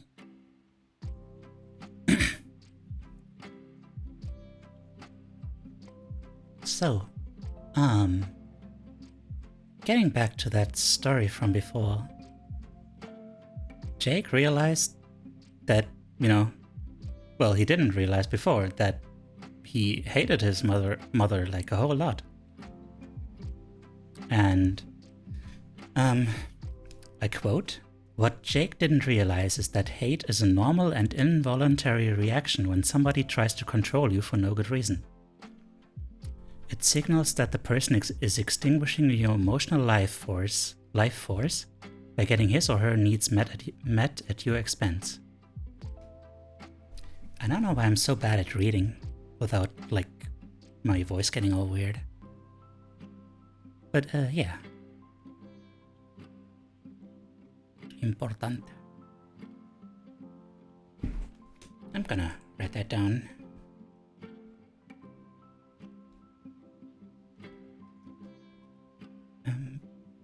Hate is a normal and involuntary. Because you're doing. I don't think it's because I'm doing a voice. I don't know. I feel like it's a brain thing. Hang on. Do I hate anyone? That's a good question. I do, I guess. Hang on. Still trying to manage my temperature levels here. Putting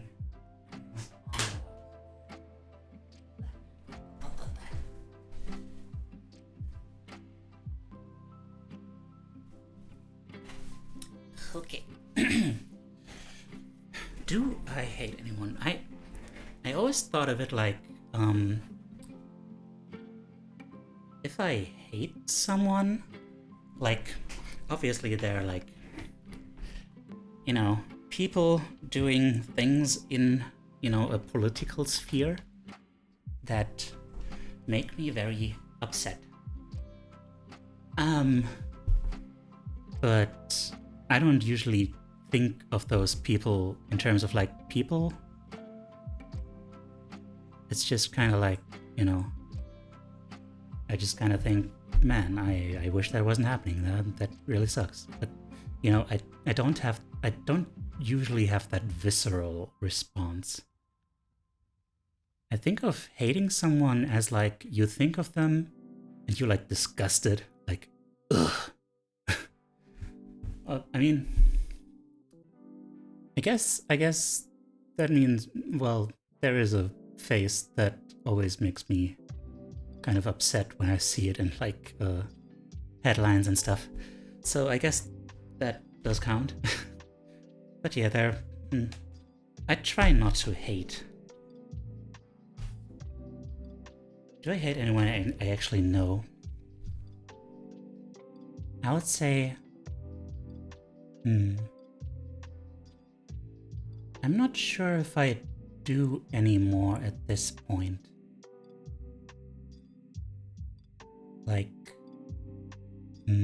I probably do, but I can't remember.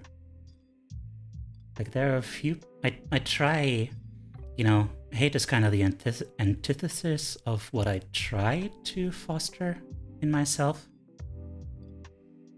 Basically, if I have that emotional response to thinking of someone, if I think of someone and my hair starts standing on end, then it means that I haven't processed that emotional, that thing that they did yet.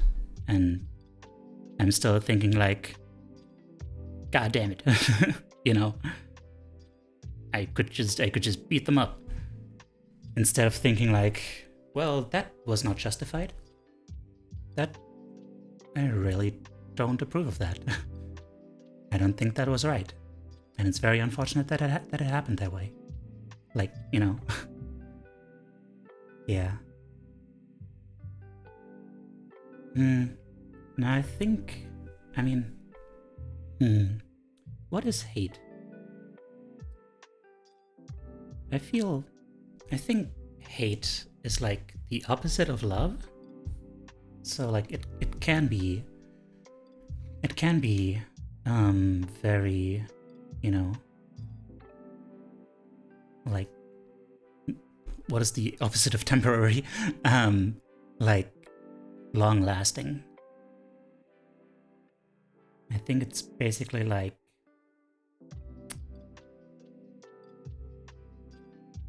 anger and disgust. Permanent, yeah. Yeah.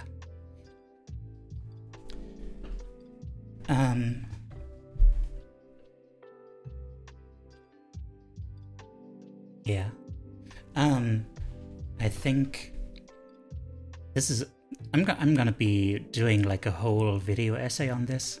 Like it's a very central part of my entire life philosophy. But simply put, I think that love is not just a feeling, but also like a perspective, like a way you think about something. And I think it's strongly related to understanding. Like, oh God, blessed heretic. Hey, my my favorite viewer plus. How are you guys doing? Man, thank you so much for the raid. Hi there, raiders. Oh no, shit, that's me. Oh no. Oh no. I'm glad to have you here then, Norcat. Wait, you followed me recently, didn't you? Yeah. Man. Hi. Can we get a shout out for Blessed Heretic? He's a cool dude. I don't know how much else to say about him. He's a cool dude. He's just cool to hang out with, like, you know? Yeah. We've had this already. Like, he just has a cool vibe. He's just a bro, you know? Just a bro you can hang out with and be like, hey, yeah, just chill. Yeah, this is my guy. You can go to a bar with him and be like, hey, what you doing here? Like, no, I'm not bad. I'm so bad at this. I've never been at a bar. Anyway, Tiberos. I didn't even say hi to you yet. Tiberos, hi, and have a great day. Bye bye. A glowing endorsement. Yes. I'm sorry. No, but seriously, Blessed is so cool. He's blessed. He blesses my heart with his presence, and he blesses our hearts with his presence. And also he commits heresy. But that's just kind of in the job description. Man, dude, what were you doing? You were playing Sword of the Stars. What is that? Tell me about Sword of the Stars. That sounds very hot. A game. Goddamn, dude. Could get it to his head. Man.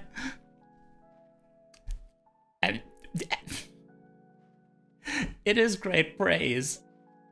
Shut up. It means that I think he's... Oh, wow. Thank you so much for the gift sub. Dude. My guy. That's really nice of you. Thank you. Man, I always feel so bad. You know, I'm... Okay. Take care. Have a good time. Have a good time. Have a good day. Have a good everything. Yeah. Bye-bye. Like, I try to be as honest about my feelings as possible when giving people shoutouts. So I'm not just hollowly being like, oh man, they're so good. Okay. I'll see you later then. Glad to have you here. Or have had you here. Like, anyway, have a good time. Have a good time. Good luck. Where was I? Yeah. So, like, I know some people are just like, hey, that's a cool dude. I could hang out with this guy and just play games. And it's just like, you know, that's what you want. That's what you want out of a Twitch streamer. So, yeah. I swear, that's good praise. Okay. Anyway, we're reading a book. I hope you guys like books. Because, we're reading them. We're reading some books at a very slow pace. We're on page 16. Nope, the introduction is part of it. Yep. At a very slow pace. Anyway.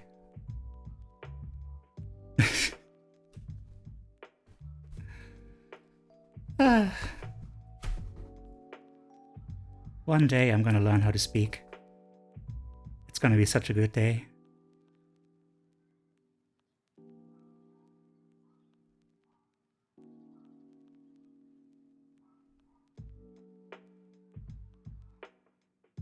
By the way, I'm for anyone who is new here. Oh, also, by the way, I should friggin' hi. This is Teiyu, your emotional support animal. I'm trying to become a mental health content creator. And yeah, the only thing keeping me from it is that, you know, I still need to work on my own mental health. So, yeah. Hence why I'm kind of short-circuiting right now. Because I don't talk enough. And I forgot how to do it. Over the course of like 3 weeks. Hashtag vibes. Hashtag let's go. Okay.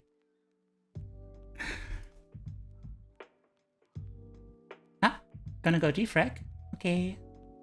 Hey, thank you so much for the raid though. Like, have a good defrag. Yeah.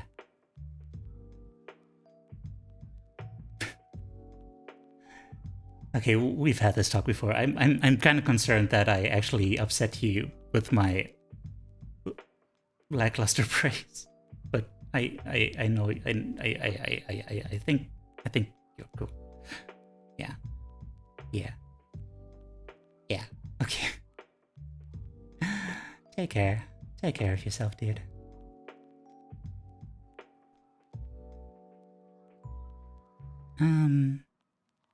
Feeling trapped in taking care of parents. Let's friggin' read.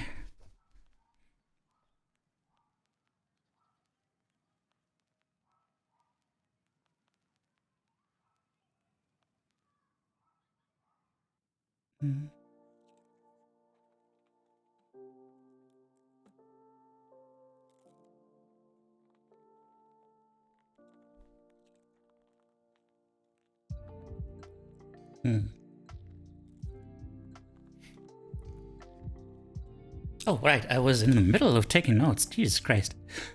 Fate is a normal and involuntary...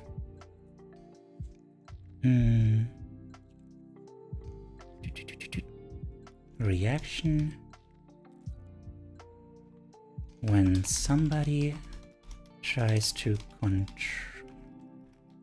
control you for no good reason. Okay, have a good look. It signals that the person is extinguishing your emotional life force by getting his or her needs met at your expense.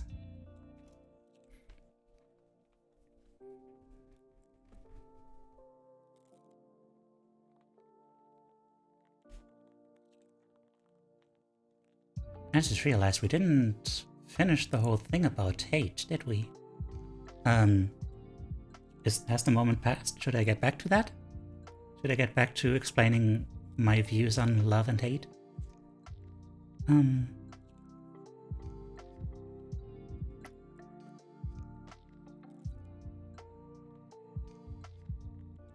By the way, I really appreciate that, you're asking me questions like that. Like, I'm really bad at keeping up a conversation. So that's really cool. Give me impulses like that.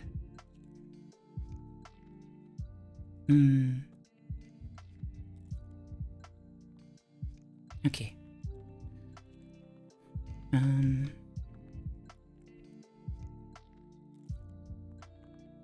I don't think this is necessary to take notes on. There's always a lot of repetition in these books.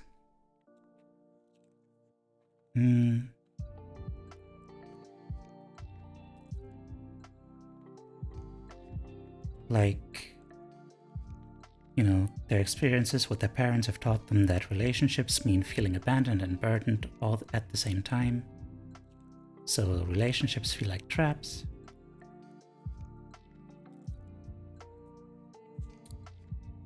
It's kind of the same a lot of the time.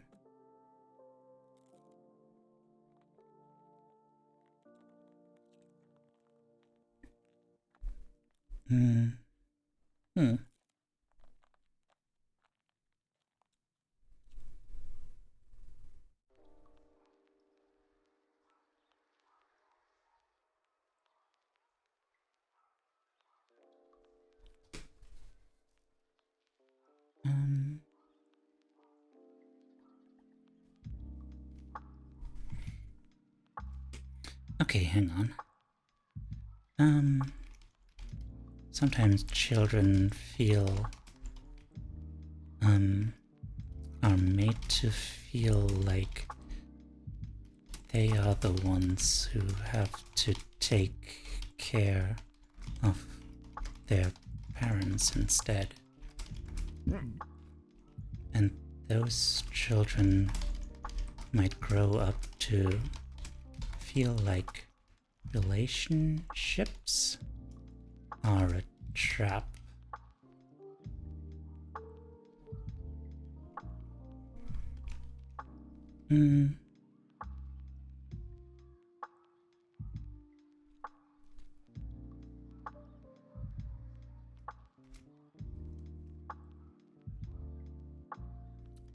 Guilt is a manageable emotion and a small price to pay for freedom. Not trusting your instinct. You guys still remember Bookworm Adventures? I don't even know what that is.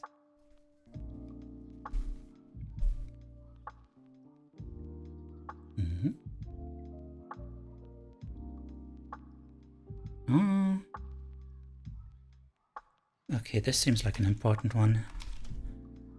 Not trusting your instincts.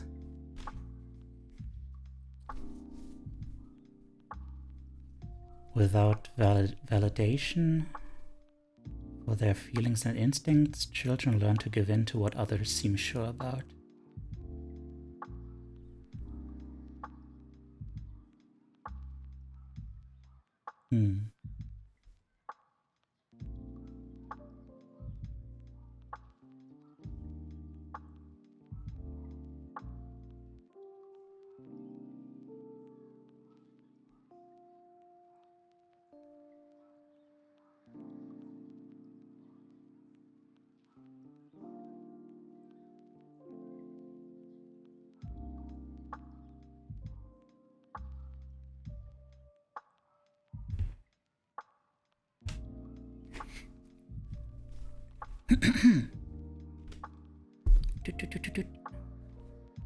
Okay. Without parents validating their child's feelings and instincts, they may grow up to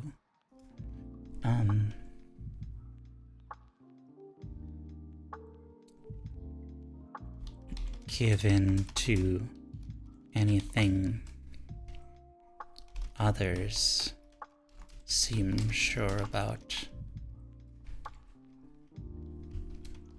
which BT dubs makes them vulnerable to gaslighting. Yay!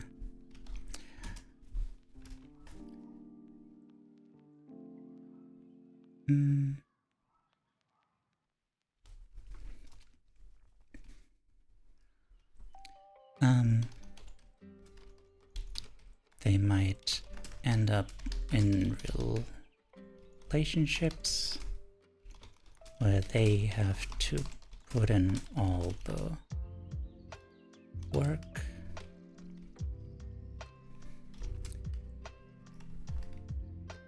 Hang on. Where they have to put in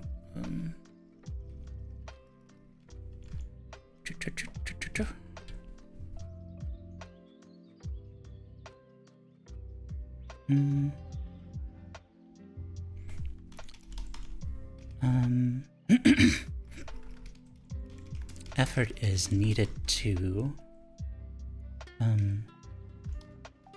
maintain a healthy relationship.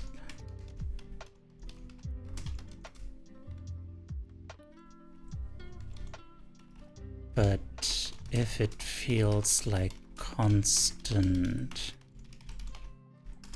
unrewarding work, something's wrong.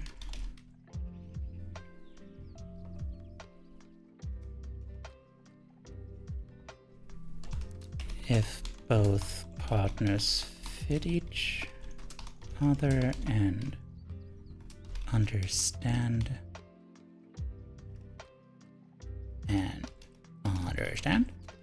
each other's feelings,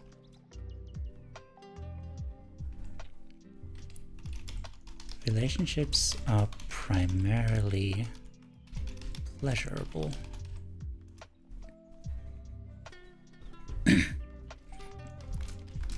You can trust yourself to know when you're emotionally satisfied.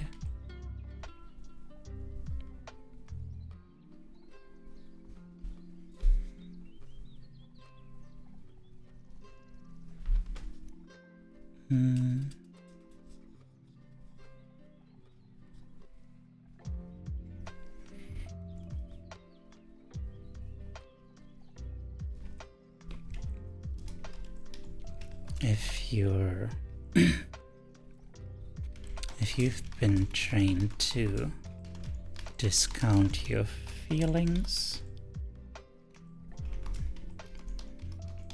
you'll feel guilty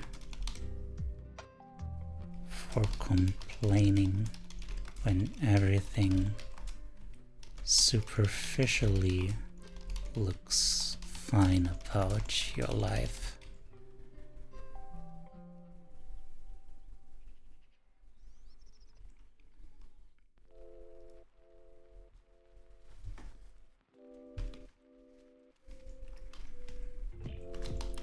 For having the wrong, for feeling the wrong thing.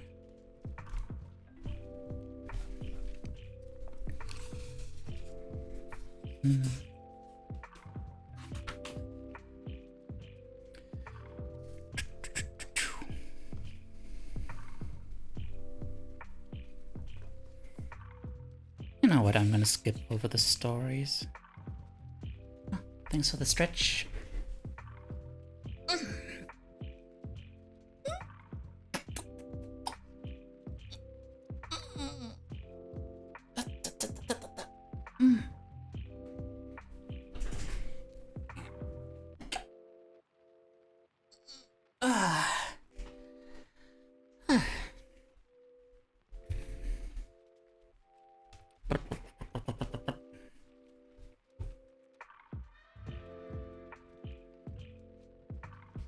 Lacking self-confidence due to parental rejection.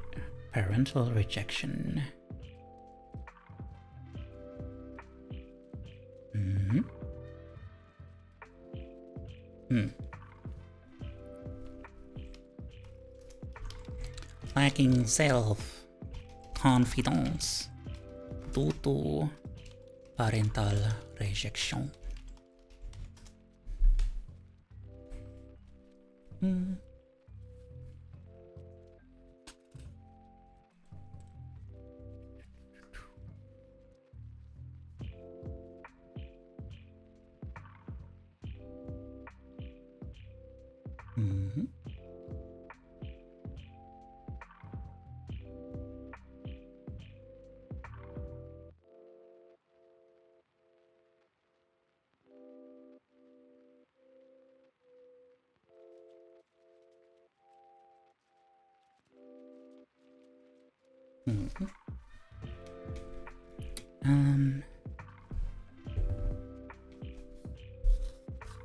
How do I get to the point of this without just repeating stuff?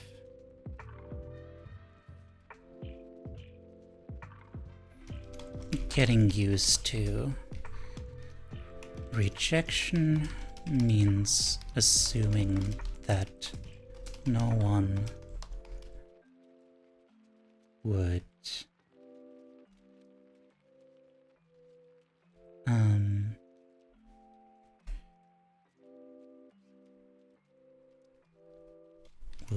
care about you, I guess.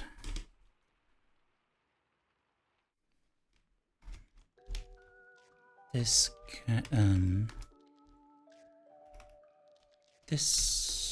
can lead to you stifling yourself and worsening the loneliness.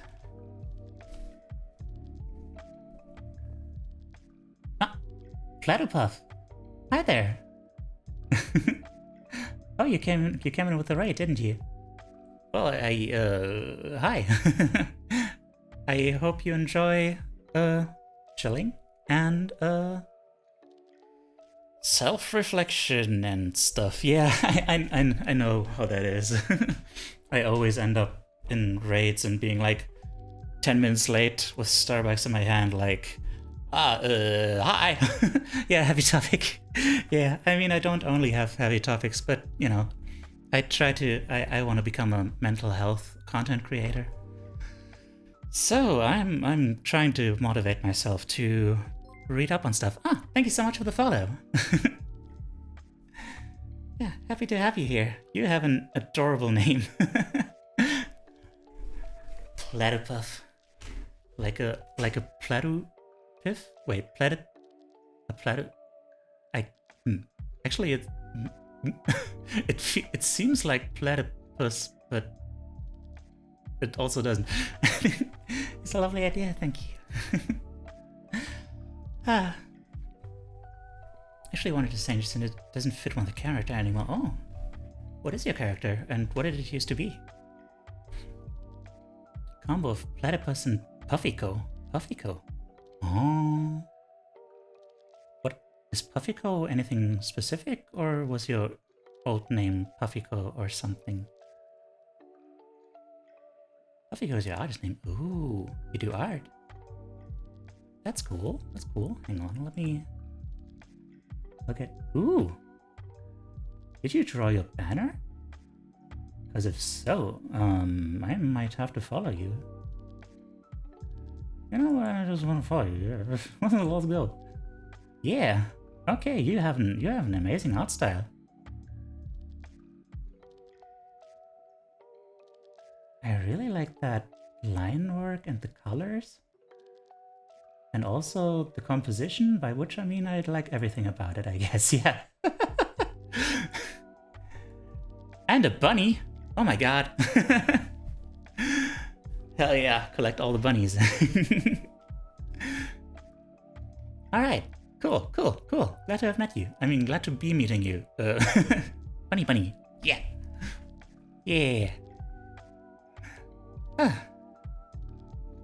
Don't collect Aria. Oh, like, wait, no, Aria is a cat. For a second I thought you were talking about...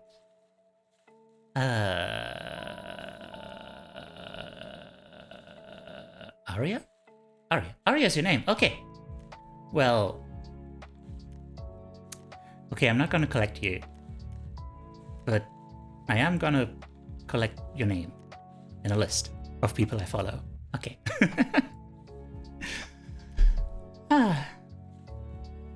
Okay. God, these streams are so difficult. Because it's so hard to go back and forth between chatting and going back to silence. Okay, let me see if there's anything particularly important about these stories.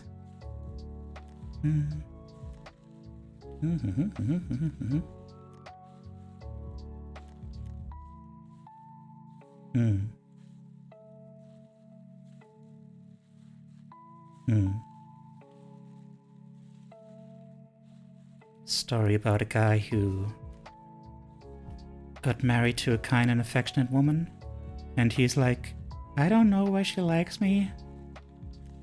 I don't see how.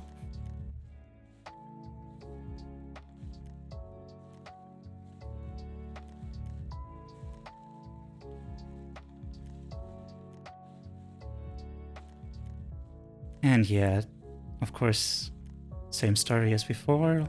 He's like, I can't tell her how I'm feeling. She's got her own stuff to deal with. I don't want her to see me as a wuss. Yeah, I think we can all relate to this man.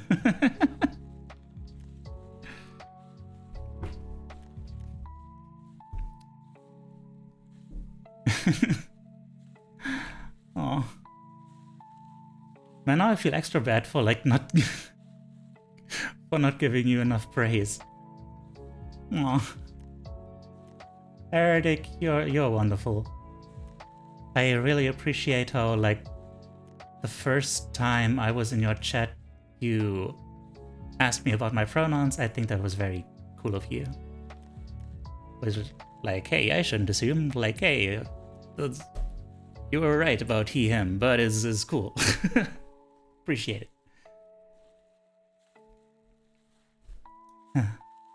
I mean, it really is like this, you know? It really is like when you grew up like this, without that validation, it really takes conscious effort to remind yourself that, hey, I have all these good qualities, and they're good qualities. Like, there are so many people in this.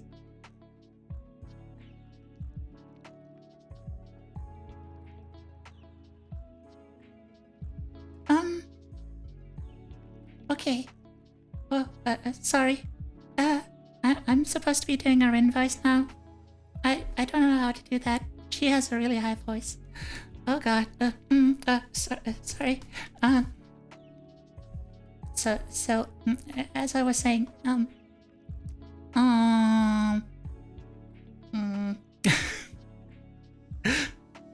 she, I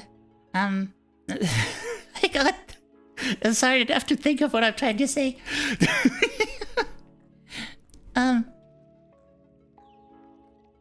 It's hard enough to think. There are so many people in this chat who would probably, try to, who would probably be really fast to tell me like all about my good qualities. But I'm still gonna be here like. Thinking about like all the ways I'm not the way I want to be, and sorry, I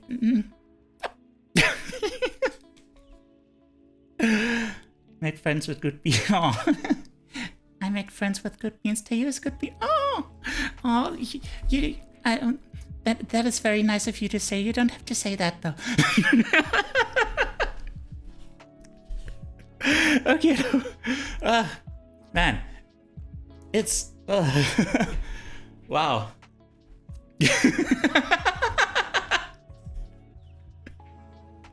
I would be surprised if I had actually managed to sound like her. Like, when I really, I feel like I'm pretty good at copying someone's like voice and cadence and stuff when I actually get to listen to it for a while and I like immediately repeat after them, but it's been a while. It's been way too long since I've heard her voice. Yeah.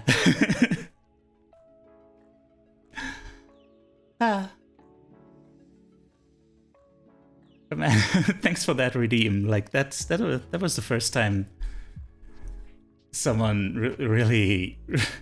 Okay, wait, that seems mean. That was a good use of that redeem. That was a good use of that redeem. I hope you don't mind that I'm already done with it. I mean, sorry.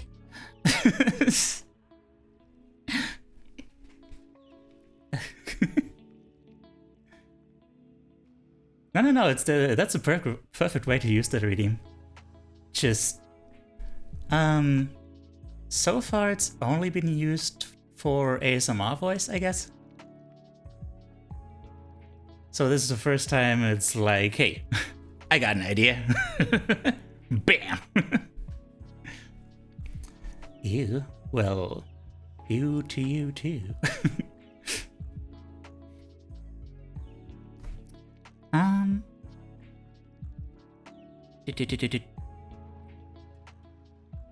Is this like ASMR? Well, I'm sorry to hear that. Have you ever caught me doing ASMR? I have not. I assume you wouldn't be doing it seriously if you don't actually like it, so I'm glad to have not caught it, I guess. Okay.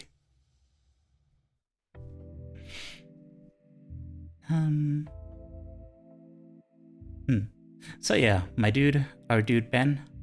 Hey yo. My dude Ben is like, man, I should be able to weather this on my own. Isn't it up to me to meet my own emotional needs? No. Why do you have a relationship if not to meet your emotional needs? Like, my dude, that's what it's all about. And another story.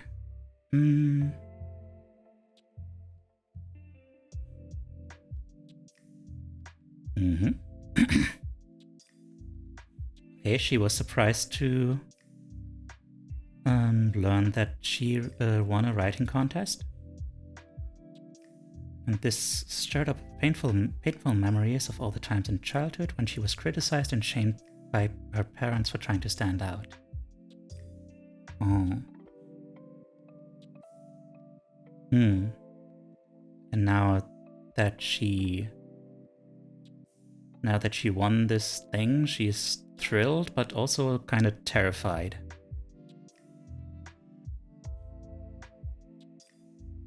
And didn't want to share it with anyone, assuming that no one was interested and would just berate her. Just wants someone who is happy to spend time with me all the time. Aw, dude, you can find someone like that. You're totally cool. Like, that sounds so dumb. You're totally cool. Like, but like, you're fun to be around. Like, it just, I don't know. Have you been? You'll find someone one day. Like, I mean, the question is like, have you been looking? I've been blessed by the Teiyu cute high voice. It caused my browser to lag and stop. Oh no! Man, that's rude. Friggin' browser. Friggin' browser should really learn to read the room.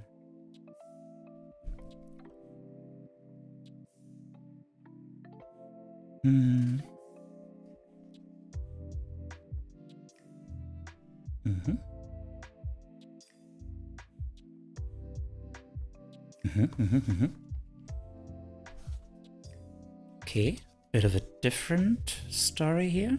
Hang on. Childhood loneliness beneath adult success. stories. A story apparently about. Huh? Personal question, afraid I can't answer? Oh, well. That's unfortunate. But, like, yeah, like, if you put in the work to actually put yourself out there, I'm sure you can find someone.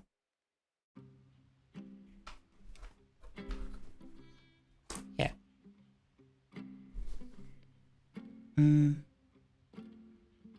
So here's a story about Natalie, who had a successful career, but she gets recurring nightmares.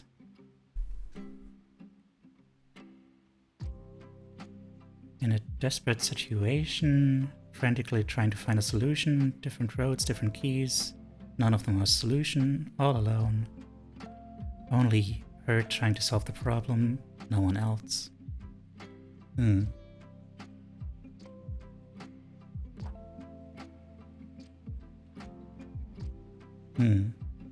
She's responsible for watching, for taking care of other people, but no one helps her.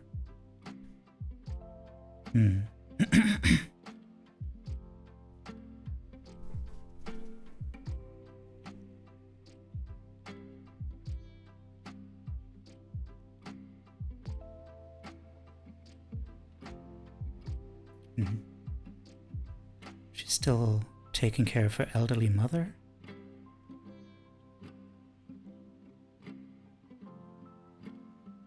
Oh, and meanwhile, her mother complains that Natalie has never loved her or helped her enough.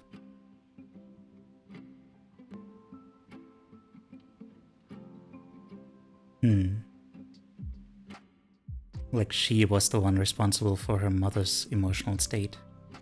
That's an important one. Like the feeling that you are the one responsible for your parents being miserable. I think that's the main thing that was a problem for me. Because my parents were already in a very strange relationship, and I was an unwanted child. And, you know, my mother never, she wanted to explicitly be a better mother than her own mother.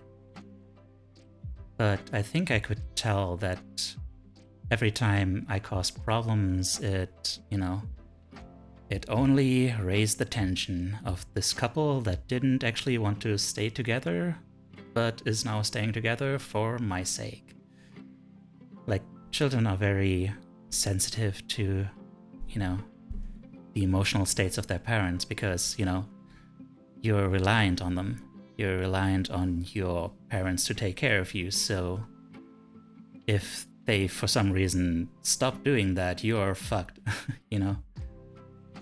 So, yeah, I just internalized that, I should be not causing any problems. I should be quiet and be over here and nice and tidy.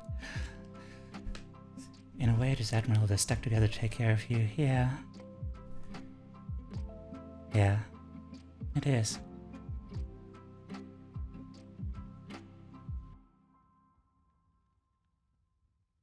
Yeah, the big bed. Yeah. Yeah, I mean, it's definitely the better solution. But it's just,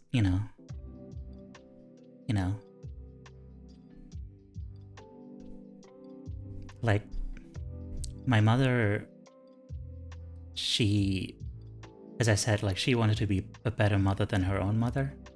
So she felt like she really needed to, like she was responsible for taking care of me, I guess. But I don't know. It's just an example of how this trauma can be kind of inherited, Like she didn't abuse me, but I could feel the abuse she suffered through her actions. Yeah.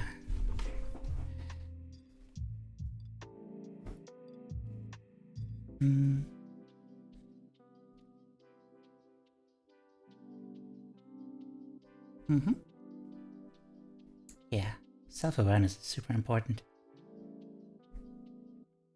Mm.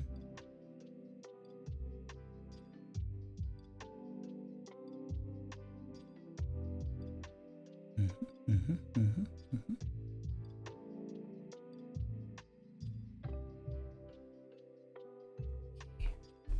Sometimes negative experiences like that help to build you into a better person. Yeah. It's just... yeah. Like that...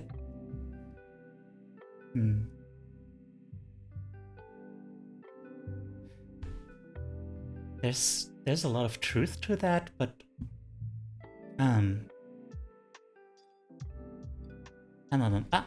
wait, okay. Suddenly a lot is happening. Okay. Creamy! Yes. Another hydrate?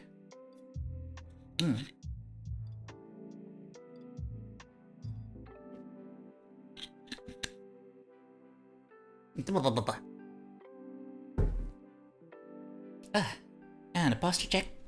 And another stretch.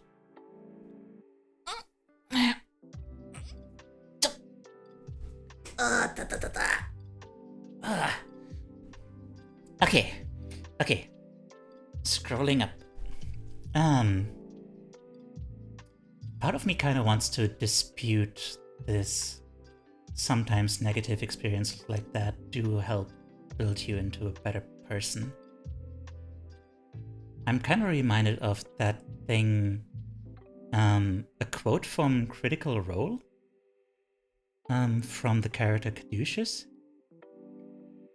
as he is arguing against this big bad evil wizard dude who explicitly induced childhood trauma in his pupils to make them, emotionally disconnected and cold, and thus stronger. And Caduceus is like, what was it? Suffering doesn't make people, it's love. Well, basically, suffering. The suffering is inconsequential. It's love that makes the people. Like, there's definitely truth to the fact that having dealt with suffering can give you a basis to grow stronger. But the important part is that it is part of being alive, definitely. But it's, most of the time, I don't remember where I read it, but like, it's one of those, it's an unpleasant truth that, generally speaking, as unfair as it is, our damage only makes us into worse people. But also, hang on, how do I put this? Once you bounce back from being in that damaged state, it can make you actually better at being a good person, because you got, like, if you never endured any hardship and you're just a good person because, I don't know, you feel like it, you're not going to be able to deal with as many situations, you're not going to be able to relate to as many things and stuff like that. So there's definitely value in that, but I just wanted to give a counterpoint to, like, okay, like what doesn't, a counterpoint to, like, the idea that what doesn't kill you makes you stronger, which, yeah, like, there is some truth to that, but you need that support and love at a crucial time in order to really turn that into something positive. Yeah. Okay, scrolling back up. What else was there? I mean, like I totally appreciate your points, Platypuff. I just thought it was a very interesting point that requires a little bit more nuance, in my opinion. I find it hard to have sympathy for people who echo abuse down onto others, but that might just be the stern, pragmatic side of me talking. Maybe I'm naive, but I expect adults to have better grasp of themselves.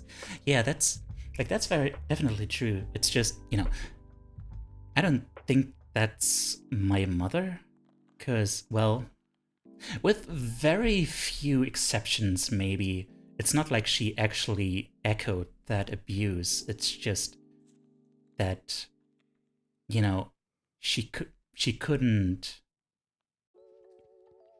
fully,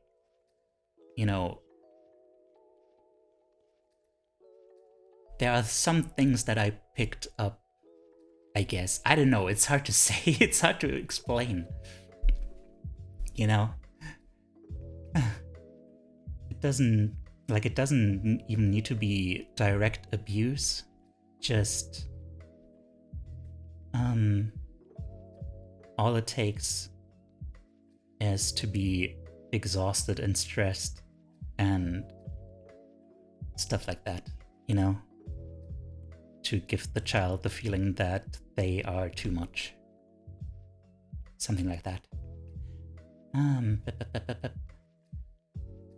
Such experience can also leave psychological scars which might not ever mend. Yeah.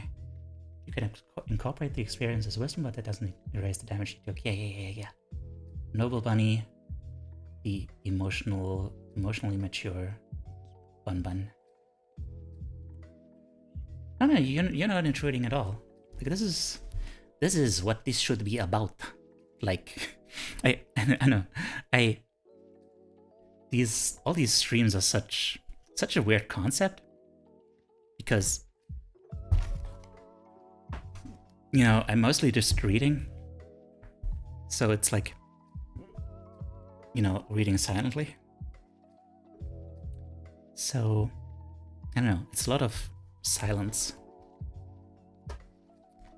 and it's it's way too long and disconnected to really be worth it as a studying like resource, unless you have it like on in the background for a long time. I don't know, but like, I'm just saying, like, if you want to have a conversation about this stuff while it's happening, then absolutely, because that's how we're gonna get something concrete out of it, I guess. I mean, that's the way you can really gain something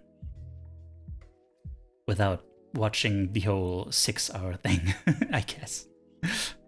Which I wouldn't expect of anyone. Okay, now, that was a story. Okay, that was a story about this lady who was successful. Sometimes these kids can grow up successful and emotionally mature and all, but their trauma still lingers in the form of nightmares and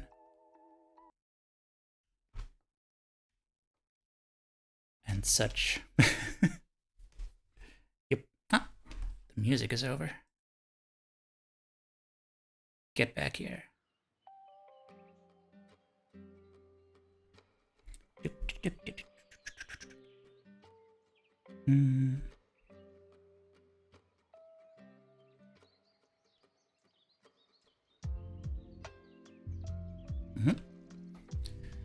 Yeah, that's basically the point of that story. Why it feels so bad to live without emotional connection.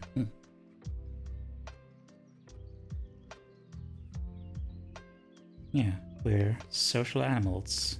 Being alone means you die.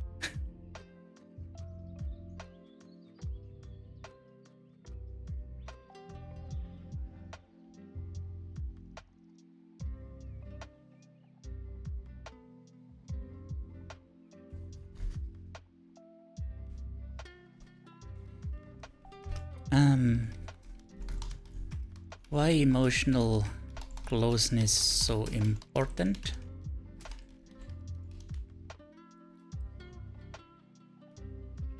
Because, you know, because instincts.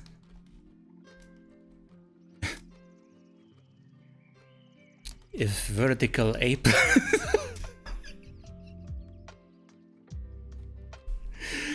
I've never heard that term used for humans before, but I like it. If vertical ape is alone in nature, it dies.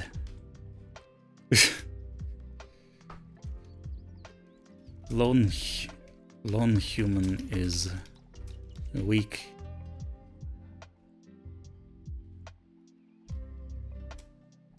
Many monkey together strong. Very good.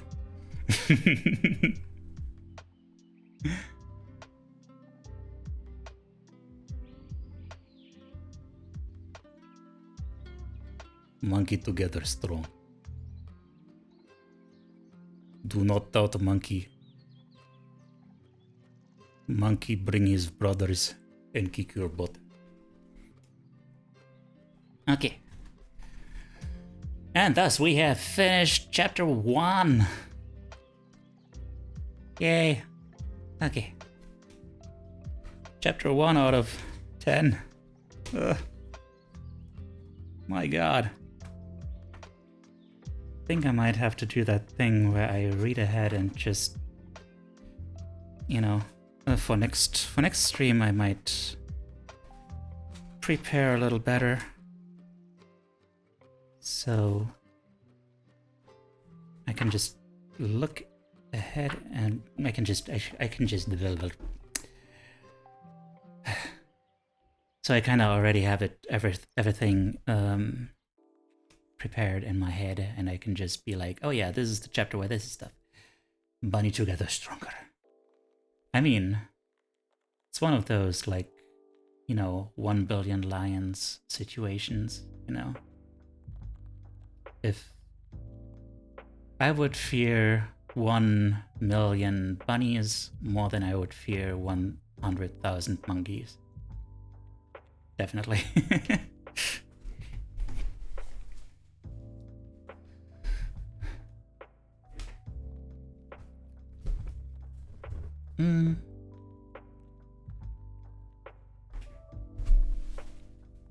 Monkeys are pretty evil. Imagine sleeping in a bed of 1 million bunnies. That is a big bed.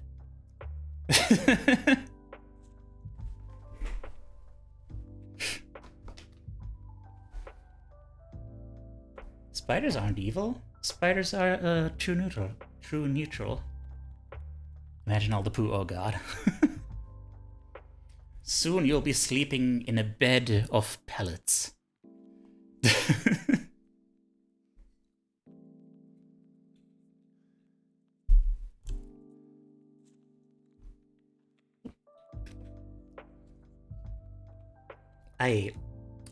Is that so? I didn't know that you were a spider. Man, see, we're learning new things. There are a lot of monkeys here in Thailand. Ooh. They steal your stuff, yeah. Yeah, they do be like that. Monkey do like stuff. Thailand, huh? That's cool.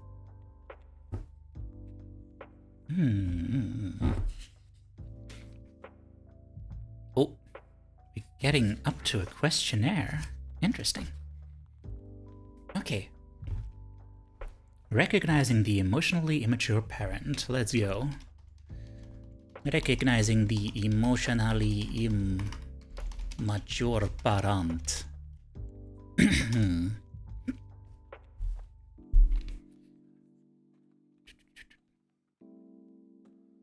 Can be hard to look at them objectively because it might feel like you're betraying them, but never mind that. Our mission is to see them objectively. This is about us, not about them.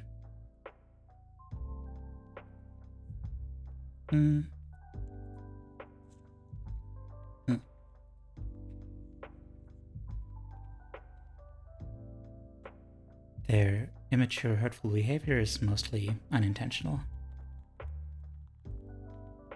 Just look at it dispassionately, so you can understand things about yourself and your history.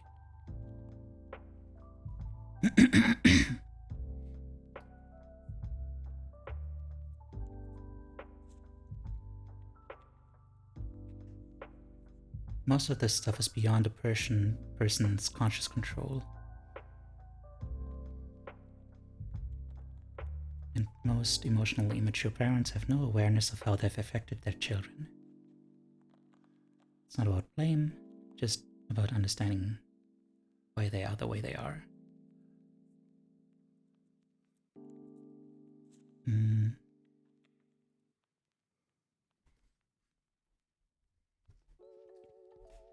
Man, when you're doing something like this, I can really recommend like having a clothespin by your side, just to keep the pages open. This really helps a lot. Sorry.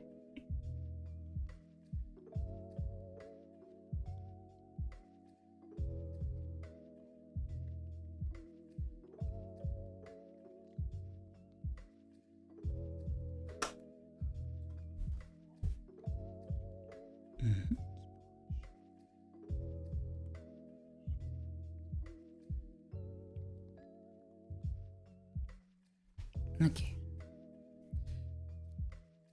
Let's see.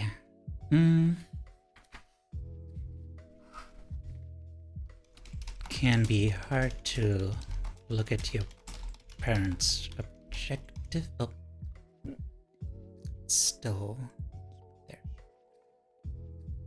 Objectively, like betrayal. Don't worry about it. This isn't about assigning blame.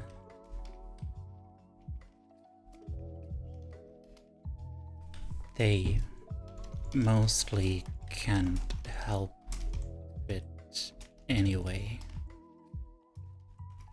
This is about you,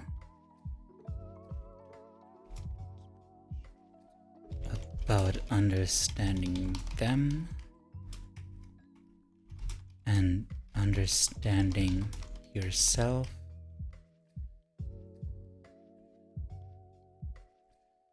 through them and your history with them.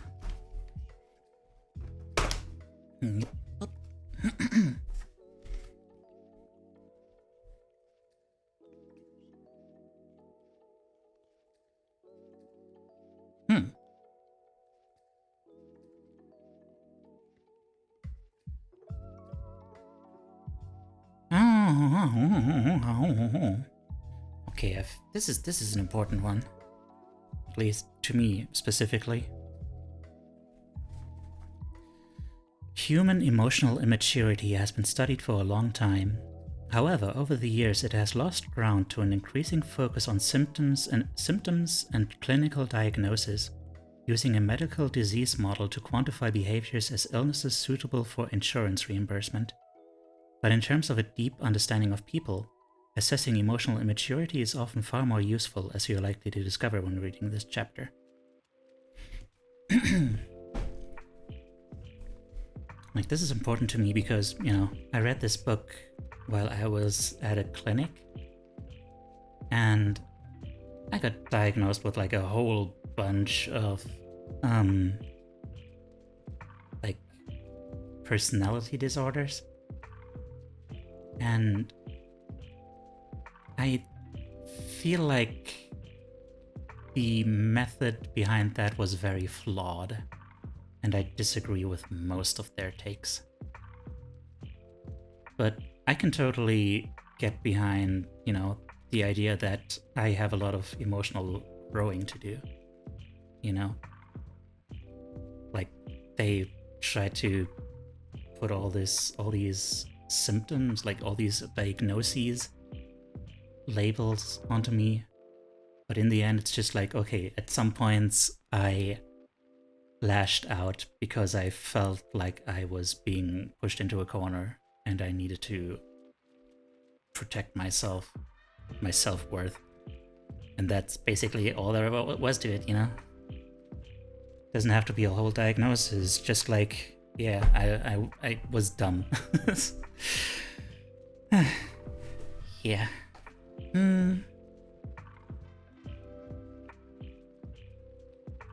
Okay, now let's get into that questionnaire. I think it's because they treat it as a spectrum and they just put you on it. It's good if you are the kind of person who uses that information to better yourself and grow from it, yeah. Like it, my time there was definitely very useful, but I feel like my main problem was that it kind of puts you into a sort of trap. Like, okay, I'm gonna go ahead and say it. Like, I was diagnosed. The problem when you get diagnosed so many is a lot of people start defining themselves by it. Like, like the problem with some of these diagnoses is that they specifically say, like, is that basically they're uncomfortable, you know? Basically, there's something like something that feels like it's saying, hey, you're a bad person. And then you're like, hey, I don't think that's really accurate though. And then it's like, okay, obviously you wouldn't want that to be accurate. Obviously you would want to deny it. So clearly that's just what's happening. You're just trying to, you're just trying to say that it's not true because it's uncomfortable to you. So, and then you're like, well, shit, how can I ever be certain that I'm not just lying to myself about it? How can I ever be sure that I'm not just being like, no, I don't want that. That feels bad. So that's the real big issue. Like, I can take the idea that, hey, what you did there was shitty, and here's why. But when it's like, hey, this is a part of you now. It's hard. This kind of circle pops up that makes it impossible to say, like, I don't think that's necessarily like a deeply ingrained part of me. I think that just kind of happens sometimes, you know. Okay.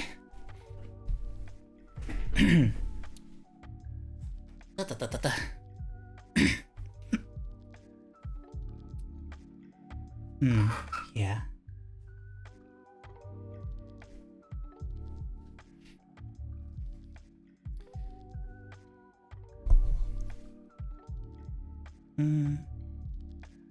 Okay, so let's get to that questionnaire.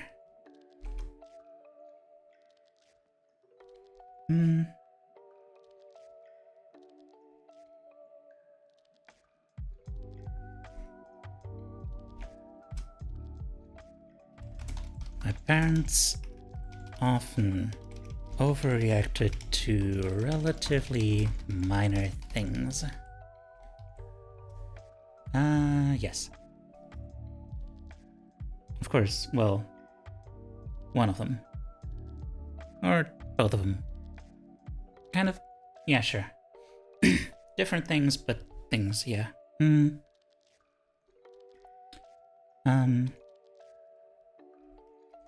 They didn't express much empathy or emotional awareness. Partially.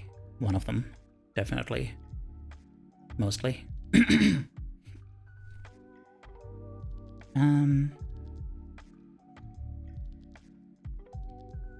Seemed uncomfortable with emotional closeness and feelings. One of them. That was my dad. Often irritated by individual differences or different points of view. Often irritated by individual differences or different points of view.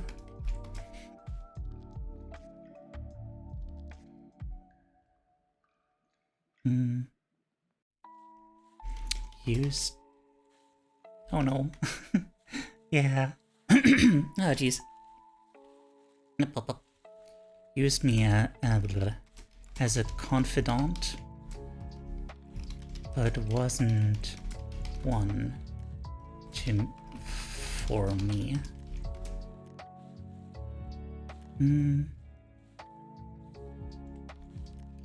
Welcome back. It's a bit of a sore subject for me at the moment, but I'm going to try to stick it out with a lurk. Might learn something. Well, you don't feel forced of it to do it, but like if it's a sore subject, like I don't know. Like,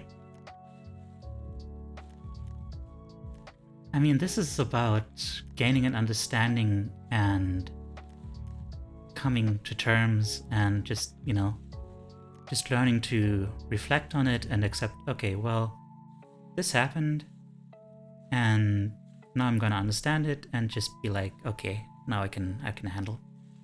But yeah, like if you need to dip, please do. Don't feel frustrated. Yeah. Good. But I'm glad to have you here then. Yeah.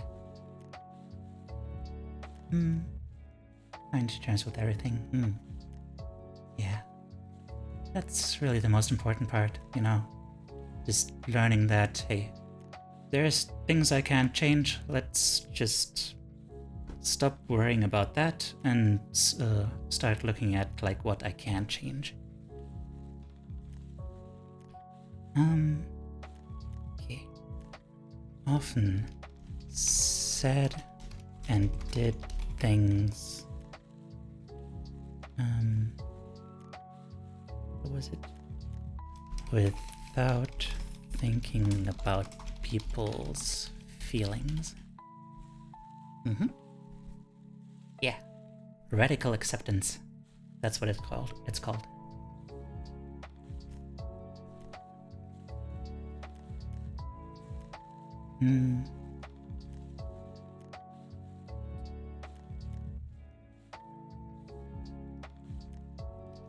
Oh, but didn't give me much attention or sympathy, except maybe when I was sick. Yep. Probably a big reason why I ended up in a psychosomatic clinic with psychosomatic problems. Yeah. That's a thing about like you know, one of the reasons why you might have psychosomatic issues, like why you get like headaches from stress and stuff like that, or just tend to get sick in general or stay sick.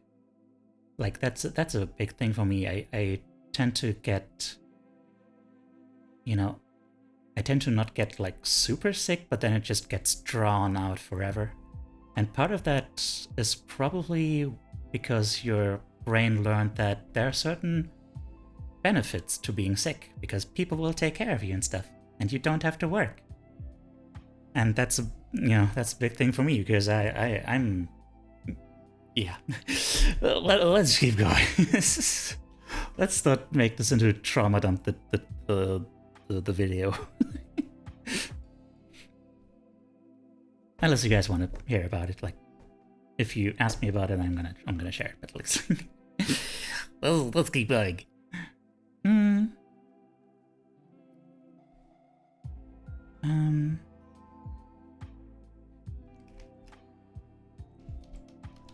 Yeah. Thanks for the pats. Share what you're comfortable with sharing. I mean, I'm comfortable with sharing a lot. So at some point it's just like, okay, let's not overdo it. Let's keep this train moving. Inconsistent. Sometimes wise. Sometimes sometimes unreasonable. Might actually be an issue, and I hope it doesn't come back to bite me in the butt. Cause like that's another thing. Like when I was at that clinic, like they expected us to write like a sort of autobiography, and I was like, man, I kind of want to show this to everyone here, because I don't know. I think this story has like a very likable protagonist. And if everyone sees me as a likable protagonist, they're gonna like me. So I was like, oh, why shouldn't I? And they had to be like, no, please don't do that. Do not. That is bad. There's some self-reflection with a few of these points. That's cool. That's good. Yeah. Man, I'm really glad to have you here. You seem to fit in really well. I'm happy for that. Like fit in really. Does that sound weird? Does that sound weird? I don't know. Like, I hope it doesn't. Okay, thank you. Okay.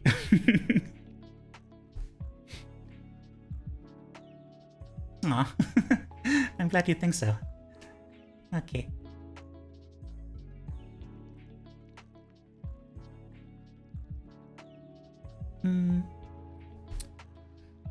If I became upset, my parent either said something superficial or hurtful or got angry and sarcastic.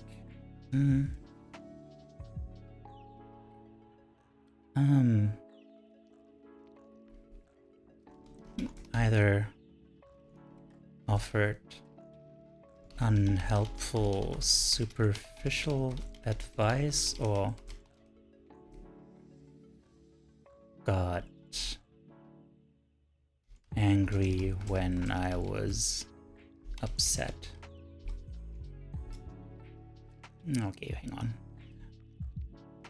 Or got angry or sarcastic. I feel like that's an important distinction to make, because sometimes people aren't gonna realize that that is basically the same thing.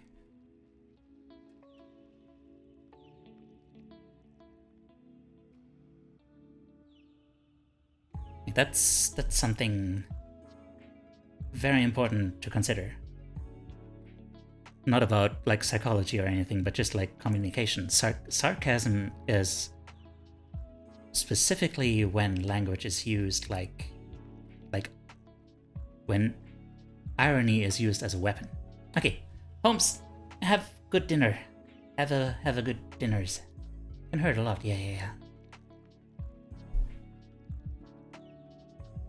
Just like, you know, sometimes people have a hard time like distinguishing between irony and sarcasm, and that's really the big point. Like irony is just kind of this nebulous, not really meaning a thing, but sarcasm is literally like, hey, this is something I'm trying to attack you, basically. With my weaponized sarcasm, yeah. Good when I'm in the mood, if it translates. Yeah. I mean, yeah, like, it's like teasing, you know? Like, it's basically play fighting with words. Imagine using sarcasm. Okay, have a good lurk.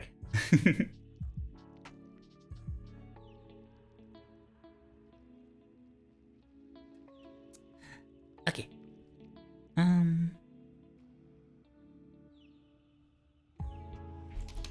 Conversations mostly focused on them and their interests. Even polite disagreements could make them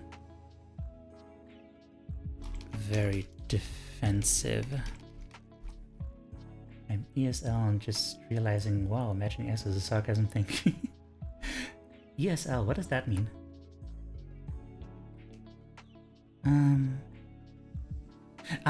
English as a second language. Okay, okay. Gotcha.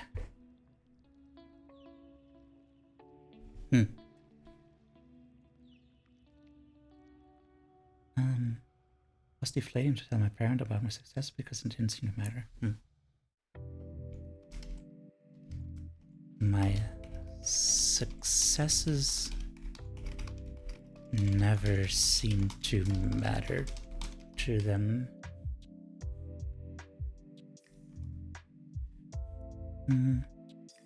Facts and logics were no match for my parents' opinions. Oh my god.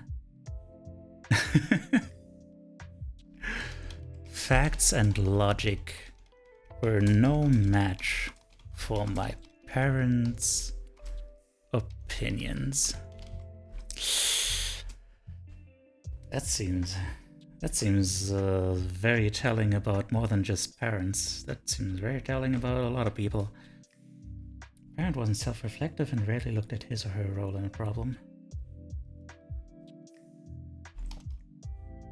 Not self-reflective and didn't look at their own role in a problem.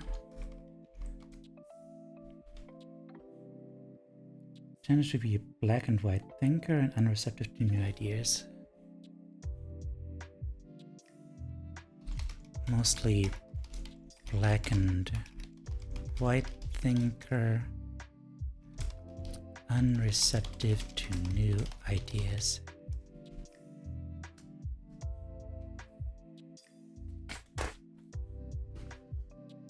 Okay, we're picking up speed. Feel like we were at page 16 a while ago, and now we're 28. So that's something. And that was the questionnaire. That point on facts logic was a big part of what led me to cutting the bridge between me and my own parents. I can imagine that, yeah. That's a big issue these days. Is my clothespin coming up on its limit? Oh no. Kept pushing me towards roads I knew were self-destructive, but wouldn't listen to counterpoints, never did any research. Ah, jeez. That is... Eventually I didn't have any options between just... Yeah. I didn't have to deal with that specifically, but I can imagine that it's... must be really stressful. Can't even imagine, like, apparently 2 of my aunts went down kind of a path like that. And I can't even imagine how my mother must feel, like, basically cutting ties with them too. It's really unfortunate.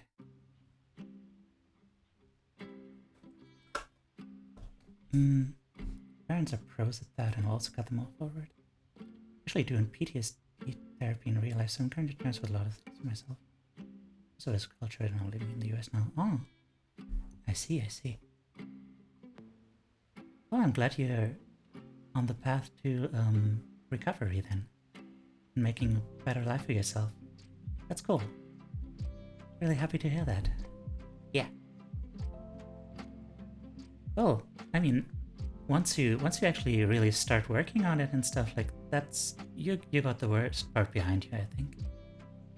Like, I think most people, honestly, I think most people are kind of quote unquote damaged like this, and like most people could really use some therapy. And I really admire it when you actually manage to, well, you know, it's the willingness to do it is not the only obstacle, but like basically it's really cool when you manage to actually get that therapy, and start doing work on yourself, and it's gonna be okay. It's gonna be okay. I understand there's an expectation of maintaining a relationship with parents, but I legit feel healthy, happier when they're not. No, it's true. Like, you know, like I think this expectation that you should always love your parents comes with the expectation that those parents also loved you, and if they didn't, and then it's like, well, shit. Why should I reciprocate what I never actually got, you know? Sometimes a lot of relationships get fixed when you become self-reliant, can build up some boundaries. Although, I mean, if... It's a bit of a question, like, if it takes for one person... If it takes the one person to get self-reliant and build up boundaries, I'm not sure if the relationship is worth it, like, because, you know, the other person should have also realized that they're intruding on boundaries. Like, I mean, if their boundaries weren't set, like, well, you know, the other person could have been more careful in the first place if they really cared that much. I think being dependent adds a whole new layer to it. Yeah, it's complicated. It is. I see it myself. I thought about advocating mental health in my own content, but I'm not healthy enough myself yet. It's just bad for my dyslexia. I always switch letters one time fast. No, it's cool. It's cool. I can still read you fine. Yeah, I think advocating mental health is it's cool, real cool. You know, considering that I'm trying to do it myself. Yeah, obviously. But yeah, I think that's really cool. Yeah.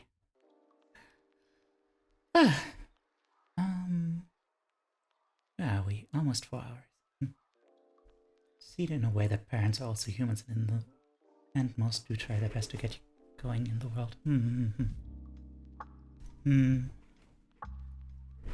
Yeah. Yeah. I don't know. I don't have anything to add to that. It is important to, you know, consider them as people. Like, not just be like, well, you suck, is go to hell. Like, that, I mean, that can be an important part of healing. But I feel like the end goal should always be to just be like, well, it's unfortunate that things were like that, and now it's, the past is the past, and I'm not gonna let it bother me too much.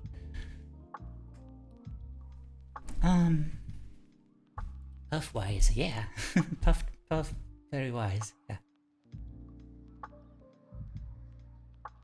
I don't wish anything on pretty much anyone, and I'm hoping to eventually use my experience to help others. Yeah, that's cool. Also, yeah, it's also a big part of hopeful teaching.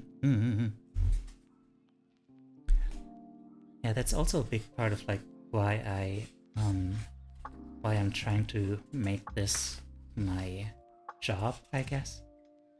That I hope to, I don't know, I feel like I lost a lot of my life to the avoidant tendencies that I developed. And yeah, I kind of want to make up for that. Give meaning to all that. Good to explore their things and see different perspectives, yeah.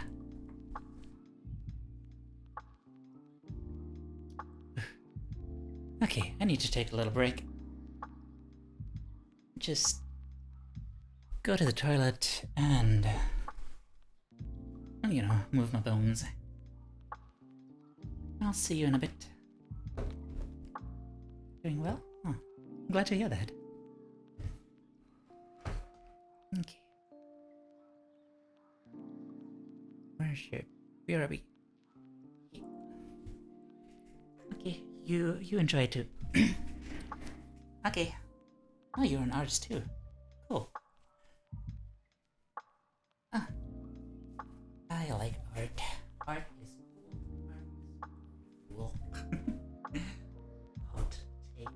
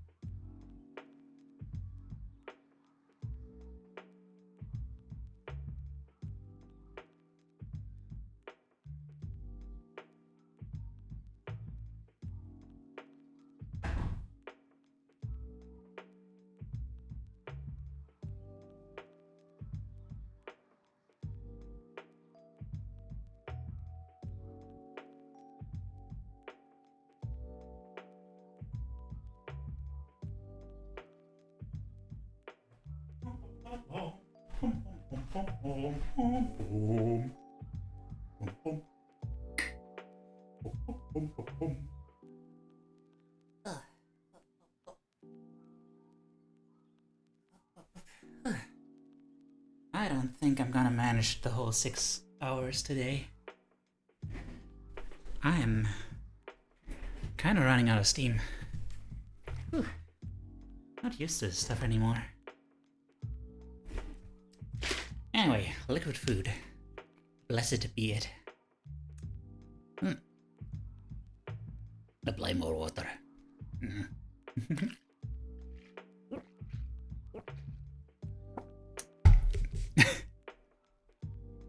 There are other blessed things beside you, I think. I'm not aware of a lot of blessed heretics. I think that's only you. But I mean, wait, okay, grammatically speaking, I can totally see how you got that. Blessed be liquid food.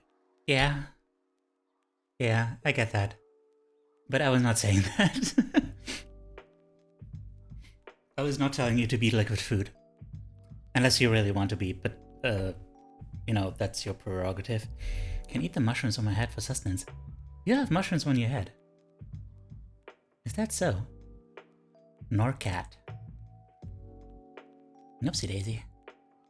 Didn't mean to open this whole thing. Well, let's look at it. And while I'm here, let's check. Okay. He is not online, so that's good. Oh, Norcat. Okay. That is an interesting design. I have not seen a furry with mushrooms growing on the head yet. Interesting. Hey, hang on.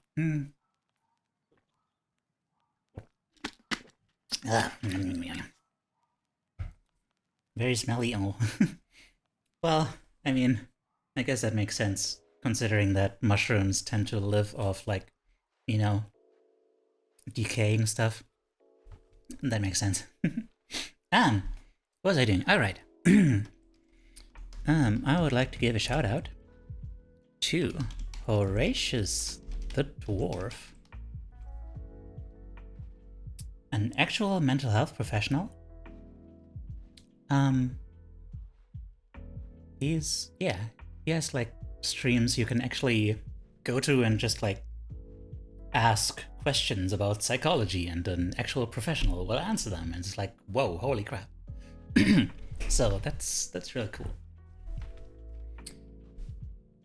And after that, what was his friggin' name actually? Hang on, there's another guy. Where is he?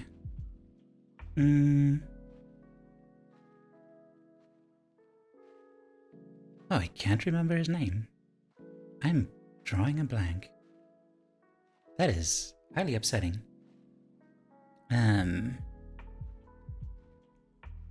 There it is. Jack of Hearts. Jack of Hearts? Oh, 12? Yep. Still the right name. Okay. Also mental health professional. Shout out to my boy Jack of Hearts. Oh, 12. The old one is still active? Oh darn.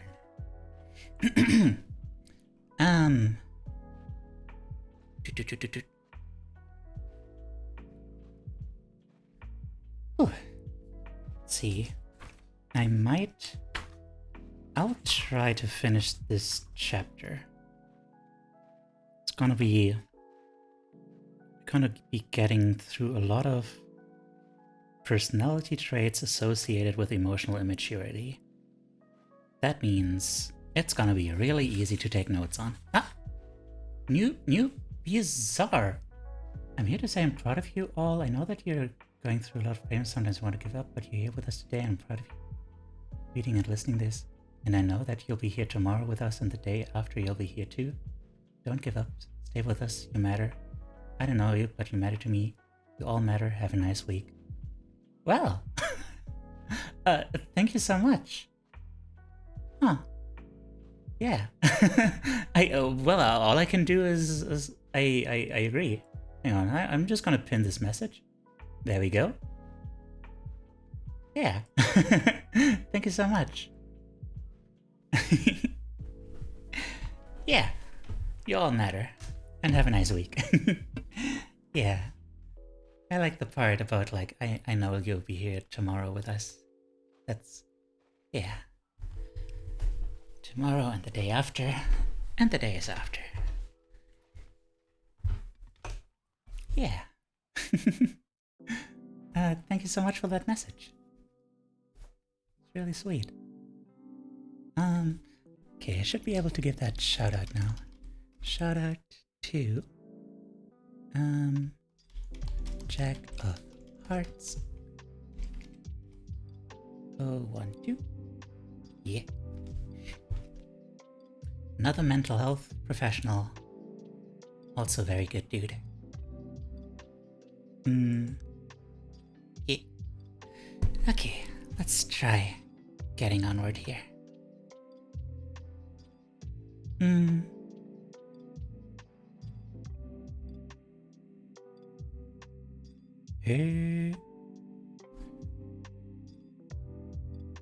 Oh my god, hang on. Personality pattern versus temporary emotional regression. There's a difference between a pattern of emotional immaturity and a temporary emotional regression. Anyone can briefly lose emotional control or become impulsive when tired or stressed. And most of us have plenty to cringe about when we look back on certain moments in our lives. I feel like that's incredibly important to the thing that I was talking about earlier. When a person has a personality pattern of emotional immaturity, certain behaviors show up repeatedly. These behaviors are so automatic and unconscious that people are unaware of doing them. Emotionally immature people don't step back and think about how their behavior impacts others. There's no cringe factor for them, so they seldom apologize or experience regret.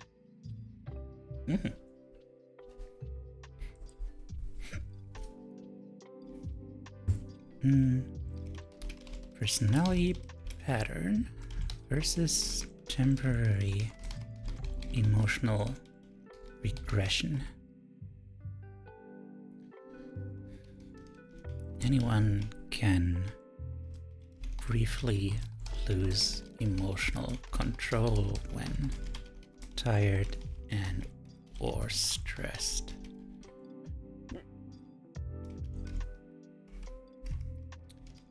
When it's a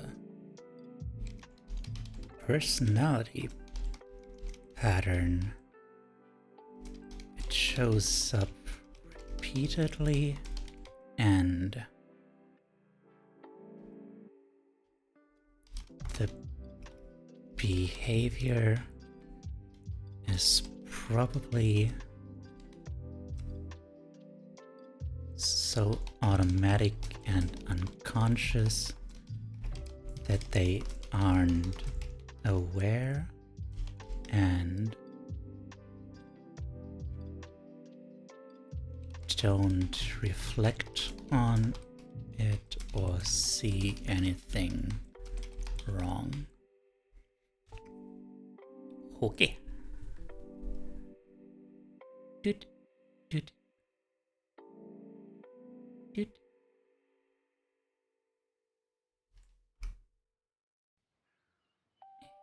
Doot. Defining maturity. Before we explore emotional immaturity, let's take a look at emotionally immature functioning.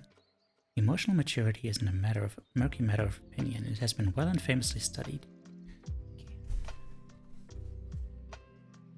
I need to remind myself that I can't just read the entire book out loud.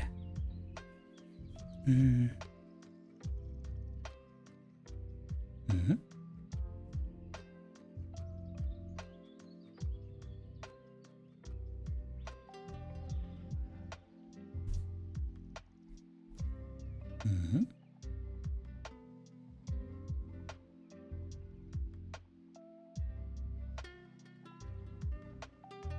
Mm.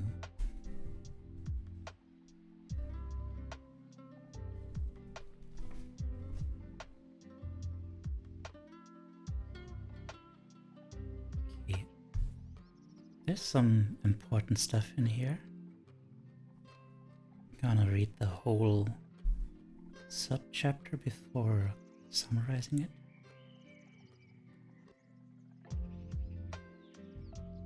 Mm-hmm.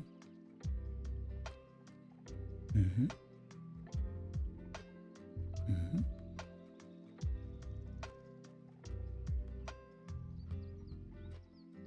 Mm-hmm.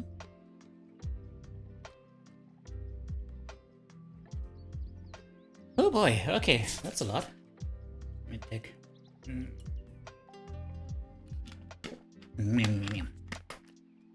Okay.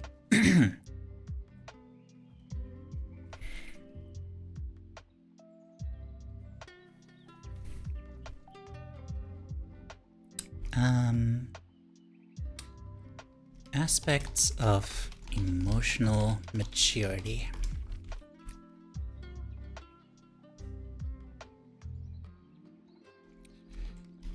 Capable of thinking objectively while sustaining deep emotional connections.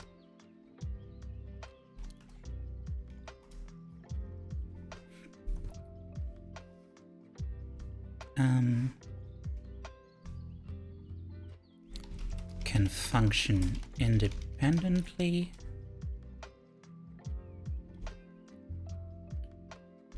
while also having deep emotional attachments, incorporating both into their daily life.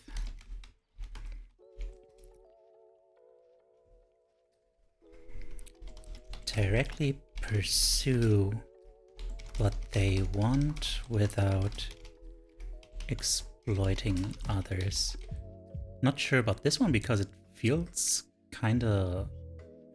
I'm not sure if there's a direct correlation between maturity and like ethics. I don't know.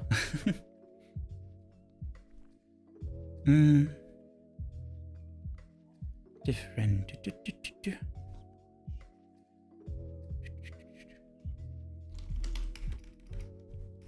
Sufficiently differentiated from their original family to build a life of their own.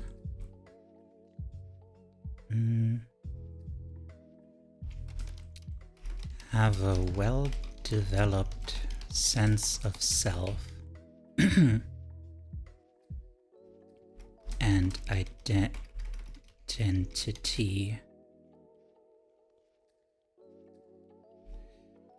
Now this, I think this is a big part of my own shortcomings. And part of what's gotten better once I started doing this whole, VTubing thing. Because once I started doing this, it really...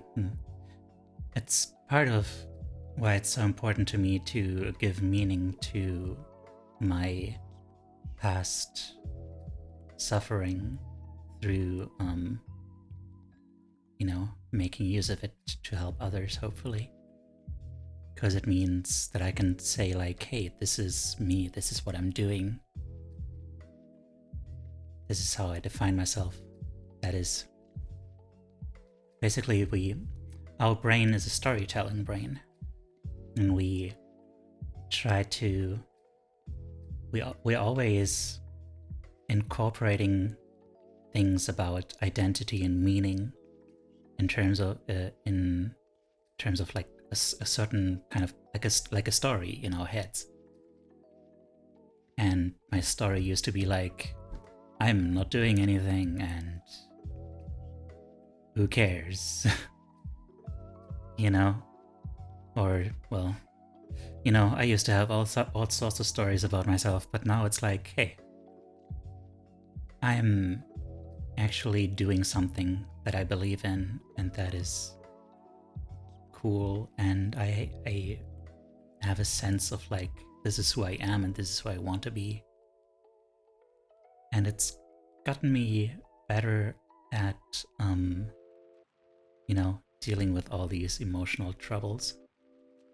Because I can always look back and be like, hey, whatever happens, like, I'm trying my best.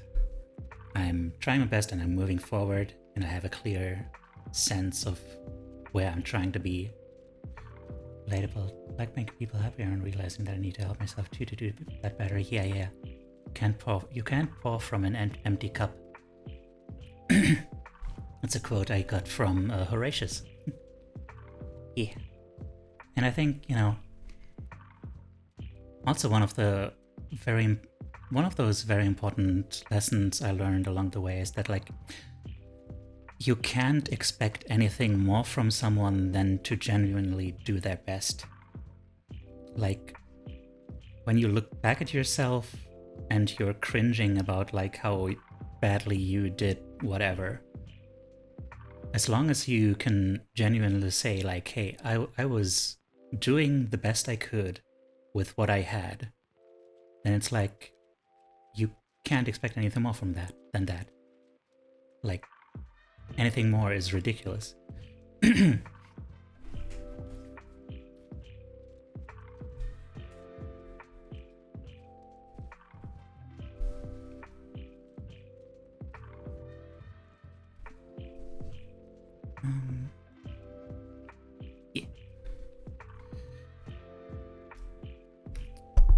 Oh, sorry. Hope that wasn't loud.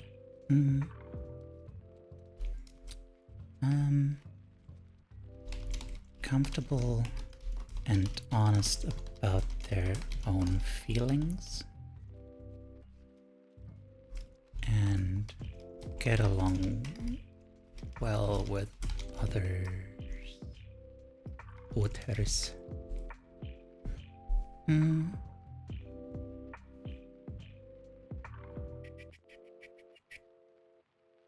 Oh, wait.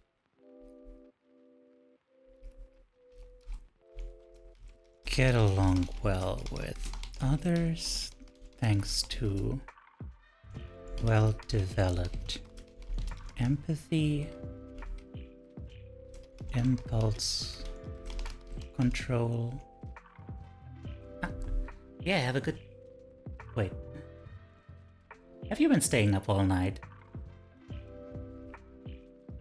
Blessed? Have you been staying up all night? My guy? Do I have to scold you? It's noon, this is when I normally sleep? Oh jeez. Why though? Oh no. Well, okay, well, have a good day. Have a good sleep. Have a good rest. Rest well. Thank you again for the raid. Thank you for bringing these lovely people into my life. And... well, that shouldn't be the reason. You should... I mean, I'm gonna assume that you stream when the Anyway, I hope you know what you're doing. Okay. Yeah. But yeah. Thank you for being here. And rest well.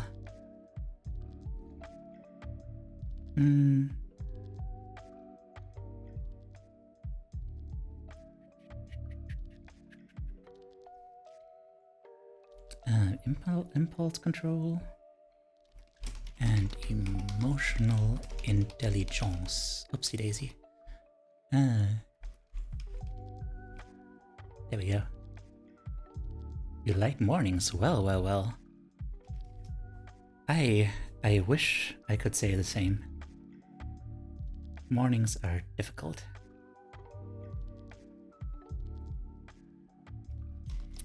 Interested in other people's in our lives.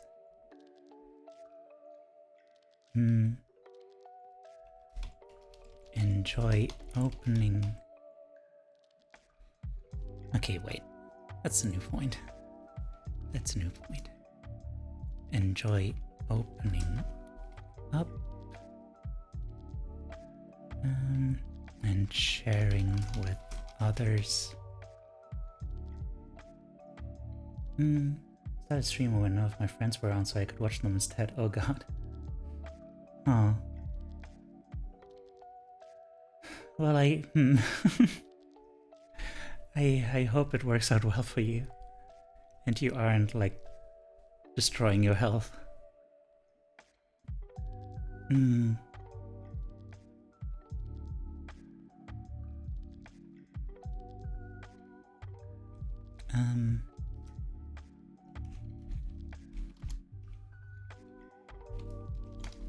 Work, you regret nothing? Well, okay.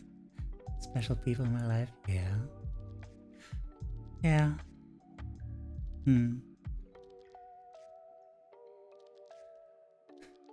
I mean, as long as you don't regret anything, it's cool. It's cool. Yeah. Maybe you can find someone with the same messed up sleep schedule.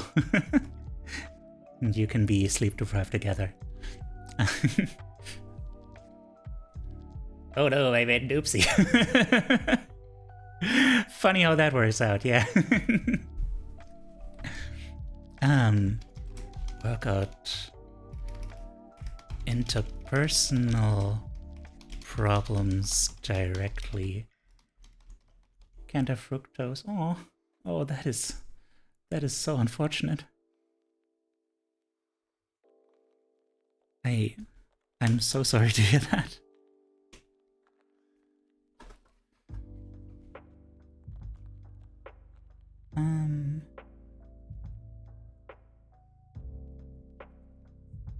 Yeah. Through communication.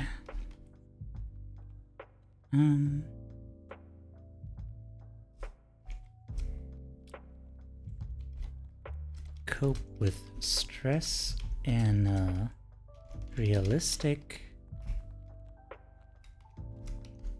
forward-looking way.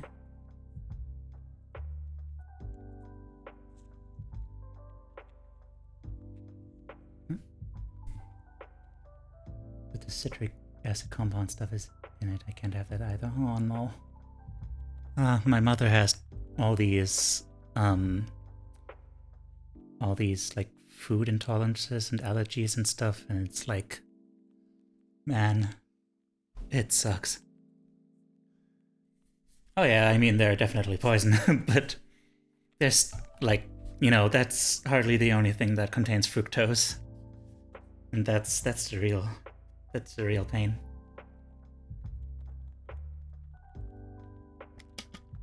Like, even just the fact that I had to that I have to avoid, like, onions and garlic, like, even that is already so horrible. Regulated where I'm from. I had to explain to a friend from the same country that it's not lemon juice. Huh. Regulated, really? In Sweden? I would not have expected that. Is it because they're so unhealthy?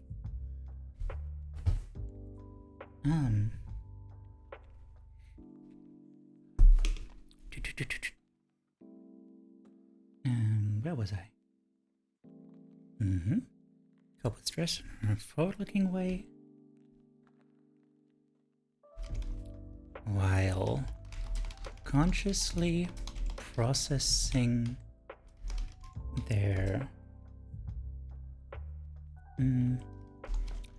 thoughts and feelings. Very health conscious. Oh, interesting. I didn't know that.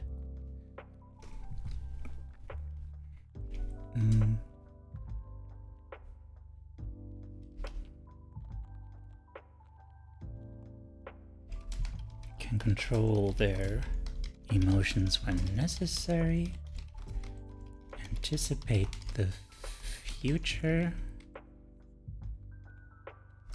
adapt to reality, and use empathy and humor to ease difficult situations and strengthen bonds.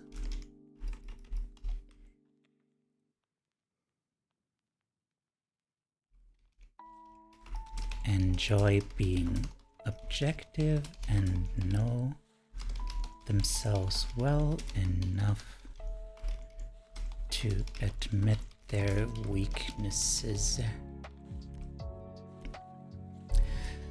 Whew.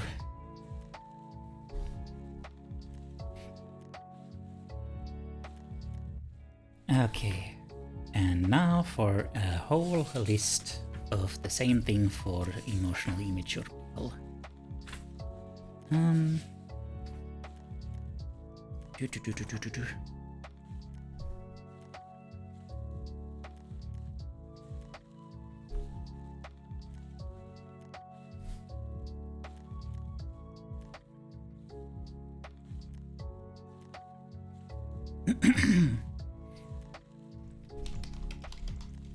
Blue Eyes White Rumor, hi!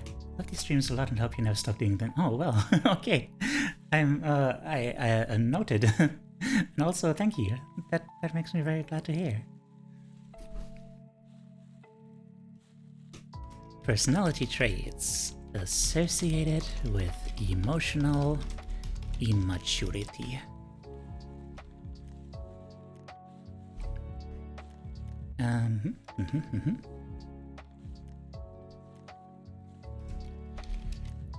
Rigid and single-minded.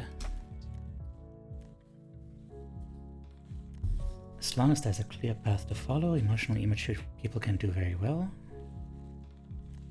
But when it comes to relationships or emotional decisions, either rigid or impulsive, try to cope with the reality and hurrying down to something manageable. Once they form opinions, their minds are closed. There's one right answer and they become very defensive and humorless when people have other ideas.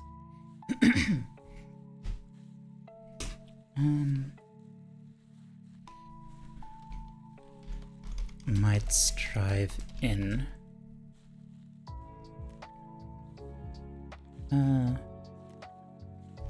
simple situations with clear paths, but will act either rigid or impulsive in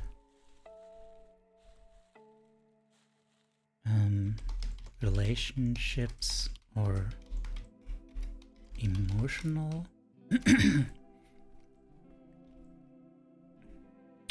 impulsive in more complex situations like relationships or really any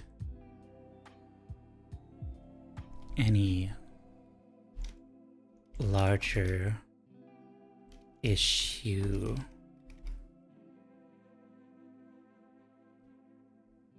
With Hot Phoenix, thank you so much for the follow. I hope you enjoy it here. Yeah. Hi. Glad to have you.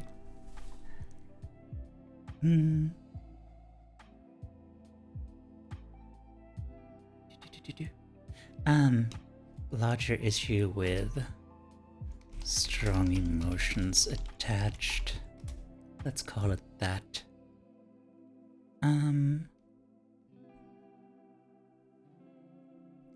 Try to cope by narrowing reality down into something manageable and will not budge once their minds are made up.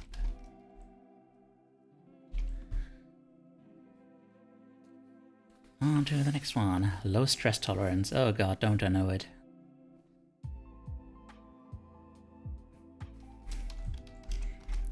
Low stress tolerance.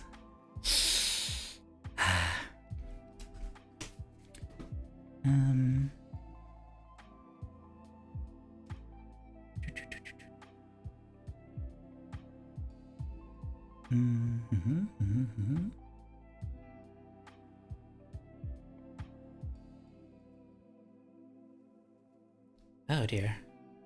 There's actually a lot more in these individual little sub-chapters than I bargained for.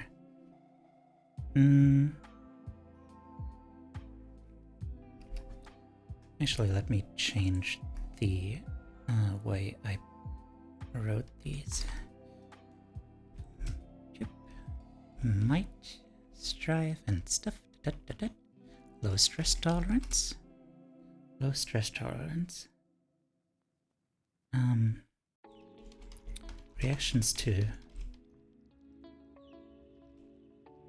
stress are, well, responses to stress are reactive and stereotyped. Time for me to go sleep? Okay. You have a good sleep then. You were from Thailand, right? Yeah, then it's definitely time. Okay, have a good sleep. I'm really happy to have met you. Aw, thank you. Thank you. You get all the pets you want to. You take care and rest well. And remember that you're loved.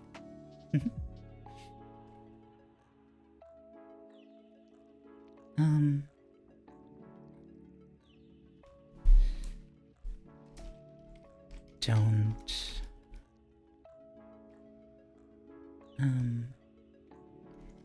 assess the situation and anticipate. Oh, Rin! Hi there!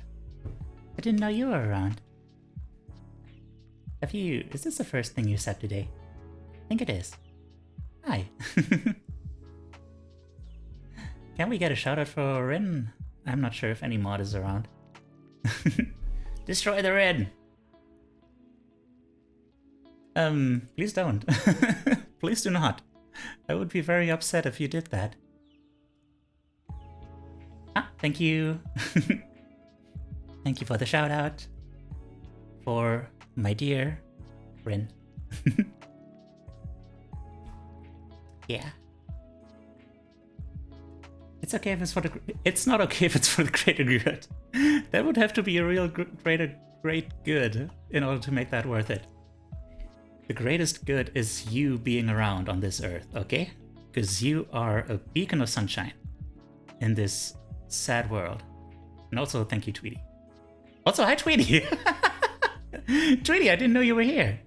My dude. Hi. Ah.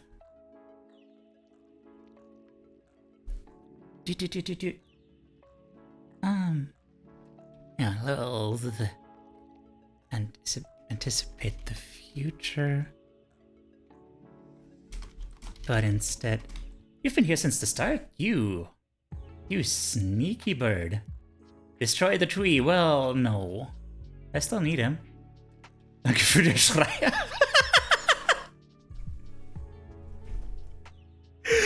Sure.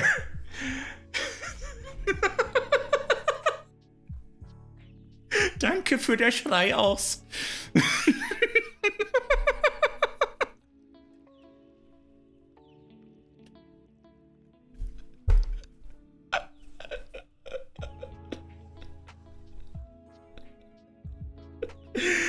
I don't know. Rin just has a direct line to my funny bone. I don't know why. She She just gets me. Just... I love you, dude.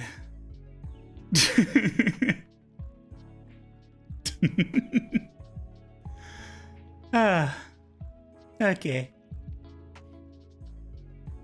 Yeah. Instead, use coping mechanisms that deny, distort, or replace reality. That was good.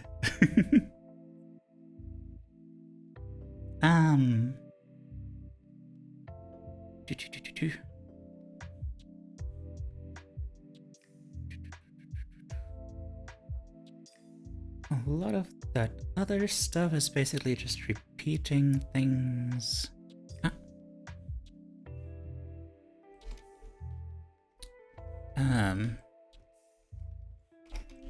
Have a hard time calming down once upset, and Germany. So not often that I hear anything but hello. Zero Skies. And Corvus. And okay. Is it? Did you guys make this happen? Hi. Wait. Shift bait. Shift bait. Thank you so much for the fluffy raid. Oh my god. No. Okay. Well, if you say so. Man. Thank you so much for the raid. What were you doing? Oh, you're making art. Shift? Okay. It was Zero all along. I can't believe this. Why would Zero lie to me? You were making art. What were you doing? Were you drawing something? What were you drawing if you were drawing something? Hi. Not you too. Oh no. Incredible. Such betrayal on all sides. Can't believe this. Top 10 Twitch betrayals? Is that a thing? Doing some new emotes. Oh, man, maybe I should start doing that on stream too, just to motivate myself. Man. But yeah, hi. I'm Teiyu, your emotional support animal. I'm trying to become a mental health content creator eventually. And that's my story. I hope you enjoy it here. I'm doing this weird art stream where I'm mostly just reading in silence and trying to take notes and summarize all the things that I'm reading, all the important stuff. Yeah. So I hope you're into that. But it's not the only thing I do. I also just play games and stuff like that. Just to hang out, have a good time. Yeah. I'm sure that people just want you to be, honest.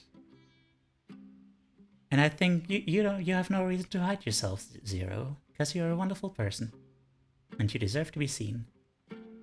So nice to work along with. Aw, I'm so glad to hear that. Yeah. Yeah. It's chill. It's all very chill. Or so I'm told. And I respect the people who say that, so I will listen to them. Yeah. Not used to all this comfort and sweet talk, that's usually my job. Yeah, well, get supported, nerd.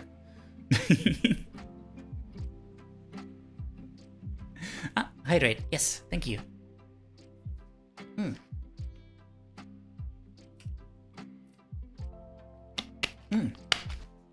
And a stretch. Okay.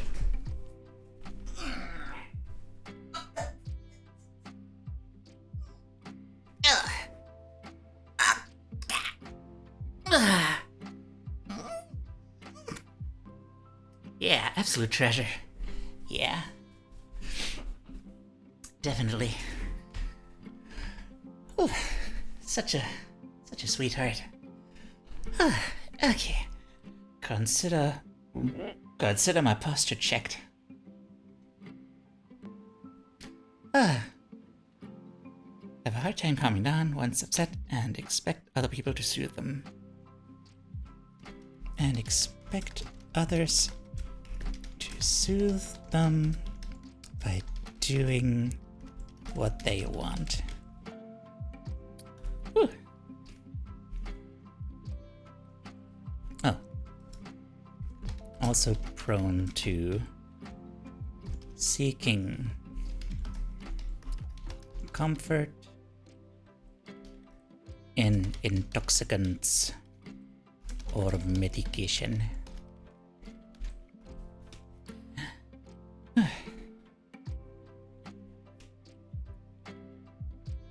Only this lovely thanks to all you people. I like that.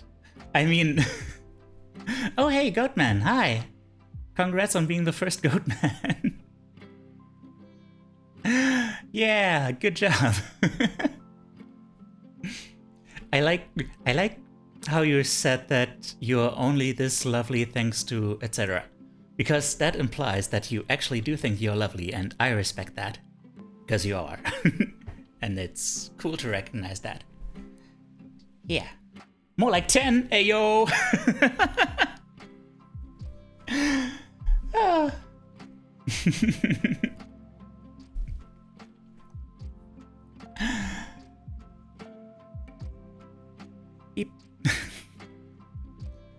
You are a...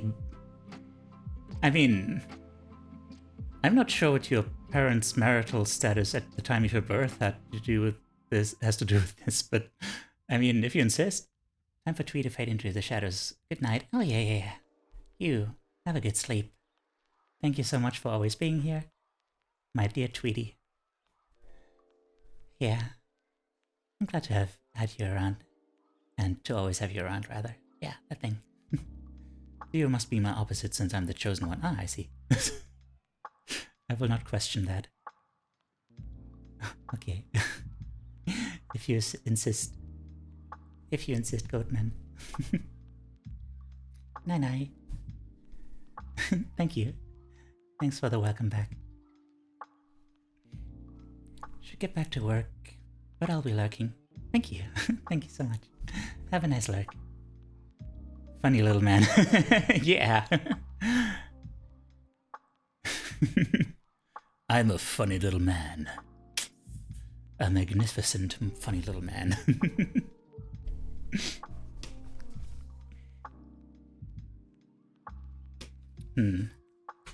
I feel like I'm not gonna get through this chapter today.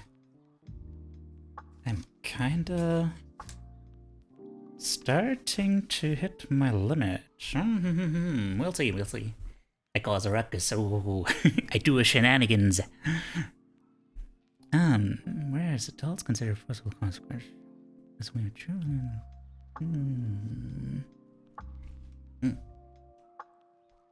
Ah, wait. Okay. Yeah.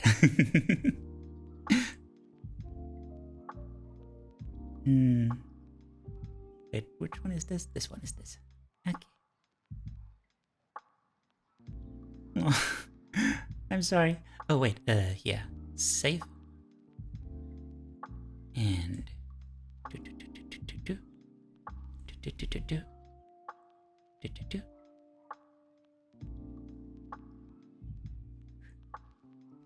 yeah, I'm not used to not used to streaming at all anymore. I mean, it's been a few weeks. And I've been kind of sicklish. I either say sickly or sickish, but not sicklish. That sounds like a language.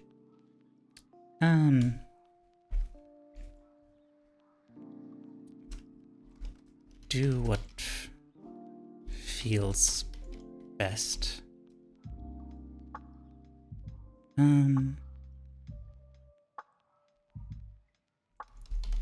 children are ruled by feelings. Ah! Papyrus Undertale, that's... Okay, wait. What was this?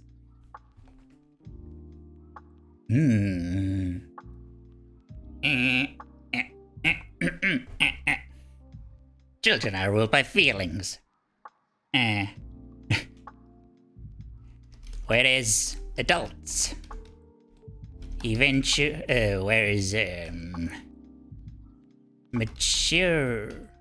maturity makes you learn that actions have consequences. Makes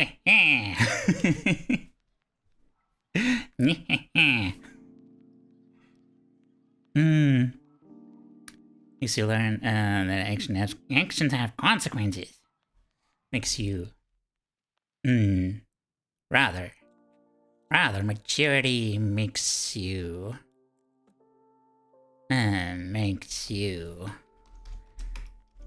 consider that actions have consequences.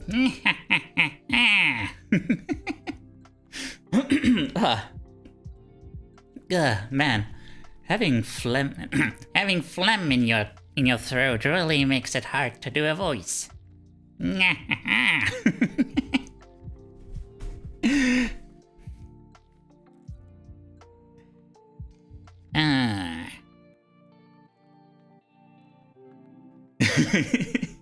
I'm glad you enjoy it. I'm kind of proud of my my voice acting skills. Wait. Kind of proud of my voice acting skills. They shall lead to my popularity. I will shower in a sea of... Wait, what was the line? A shower of kisses every morning, or something like that.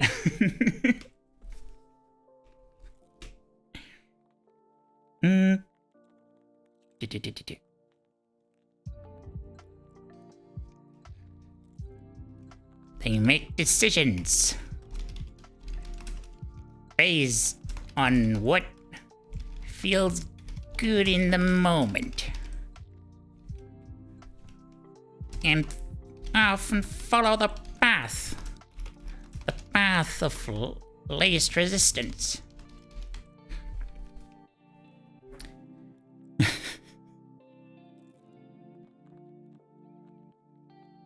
Oh man, we have an anecdote.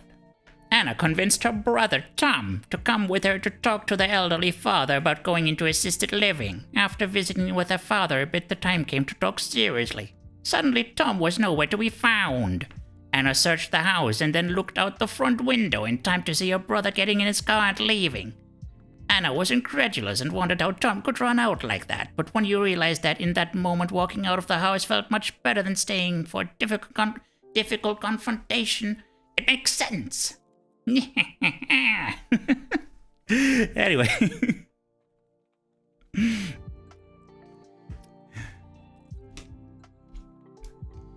Thanks for that anecdote. It really added a lot. They are subjective. They are subjective and not objective. It's really hard to apply the Papyrus voice to taking notes like this. Like he's so expressive and emotional, and it feels so difficult to do his voice when you're just like doing this very objective, like, here are some facts. Here are some facts to help you understand people. And also it's hard to do the voice right now because my throat is killing me. Okay, let's stop that. I hope you enjoyed this little interlude.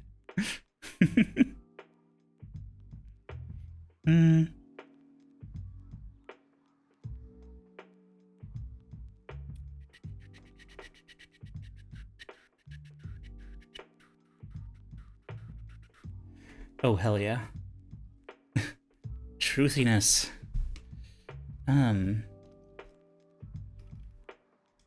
They don't reflect dispassionately on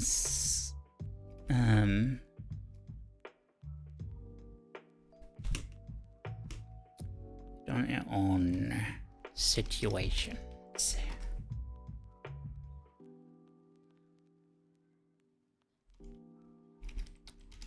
What is true doesn't matter nearly as much as what feels true.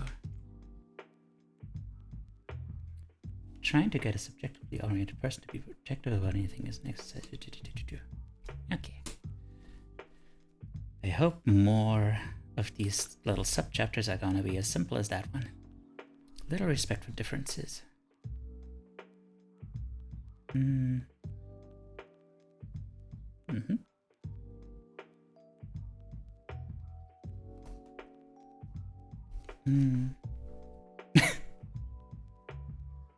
This is kind of a funny line. Where do I start? Okay, they have little respect for differences.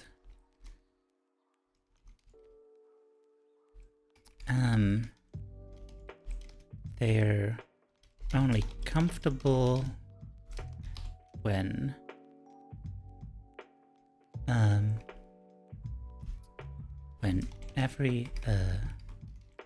everyone in a relationship has a clearly defined role and holds the same beliefs. The quieter, nicer ones are the same, but in a quieter, nicer way.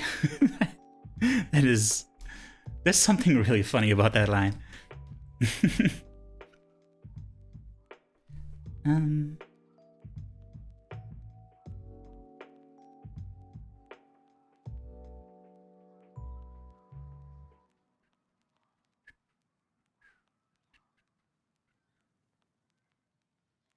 I hope you can't hear the child screaming in another room.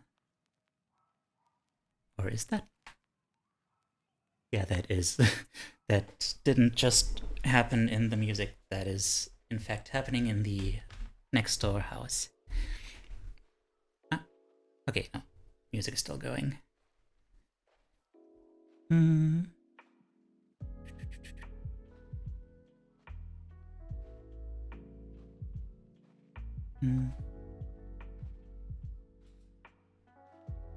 Didn't hear it? Okay.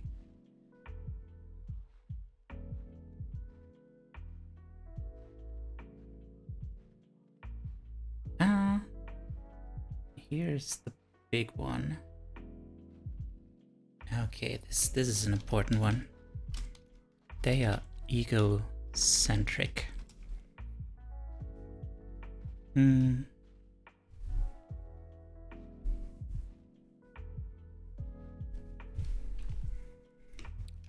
Not in the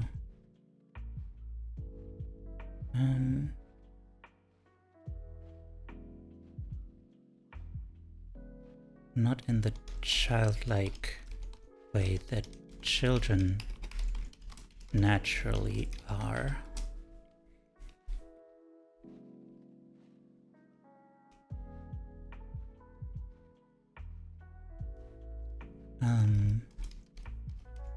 They are self-preoccupied in an obsessed way.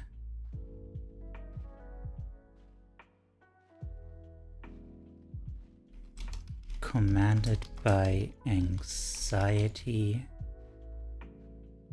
and insecurity. Like, I'm just gonna straight up quote, like wounded people who must keep checking their intactness.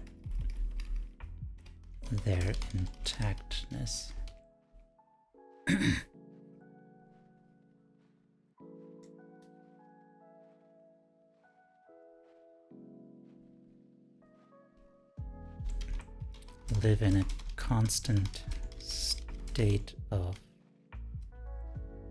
insecurity about being exposed as bad or unlovable, keeping defenses up so others can't threaten their sense of their shaky sense of self-worth. This is very interesting because it's kind of an alternate take on basically narcissism. Like, narcissism is often misunderstood as people like being way too in love with themselves. But, well, I think there are different kinds of it. Oh, hi there. Teiyu is coming, is he? I see. Hang on. But like, yeah. Oh my god! What is happening today? Hi! Oh god. Hello, Valyina. Wait, I know your name. I know your name. I know your name. I've seen you around. Hi. Oh my god. Hello. Oh gosh. Can we get a shout out? Wait, we can't. We don't have a Tweety. Where's our Tweety? Oh my god. Hang on. Let me get a shout out for Valyina. Hi. Okay, so here's this shout out, and also here's this shout out for Valyina, which is going to tell me what you were doing. You were playing Phasmophobia. Oh. That's cool. Was that like a collaboration or something? Like, how was your stream? And hi, welcome everyone. I am overwhelmed, and also I am Teiyu, your emotional support animal. I am fluffy, and also I'm trying to become a mental health content creator. So yeah. Thank you so much for the raid.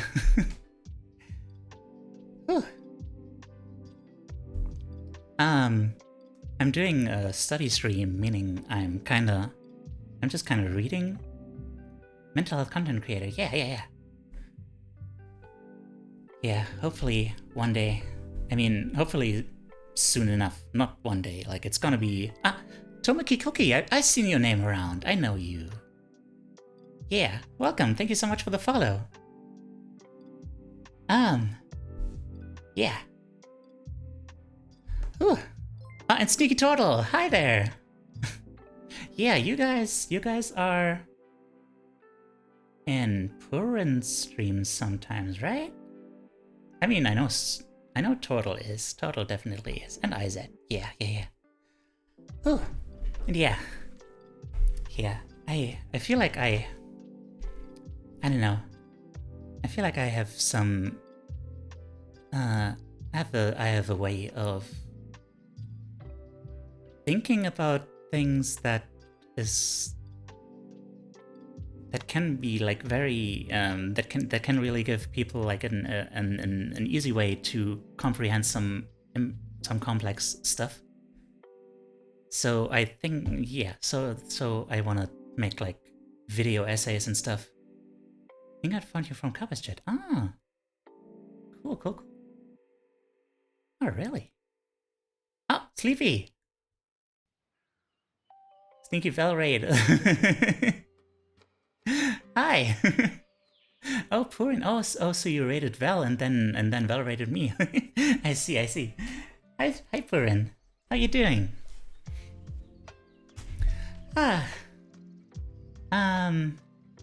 So yeah. Oh. unfortunately, I'm not sure if I'm gonna be going for like a whole lot longer because I'm kind of running out of steam. My throat is starting to hurt, and I just kind of like my brain's kind of smoking. But yeah, thank you very right. Yeah, I'm happy to hear that Val is apparently stinky. I hope they don't mind that.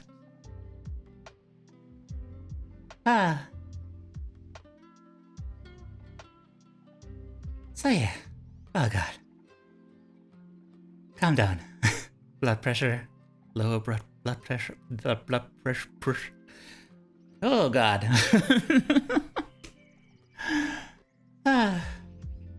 I hope everyone's comfy.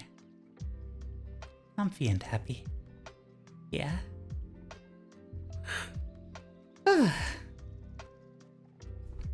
Are you?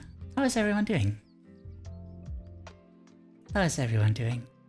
You're upset? Why? What's wrong? Do you mind that?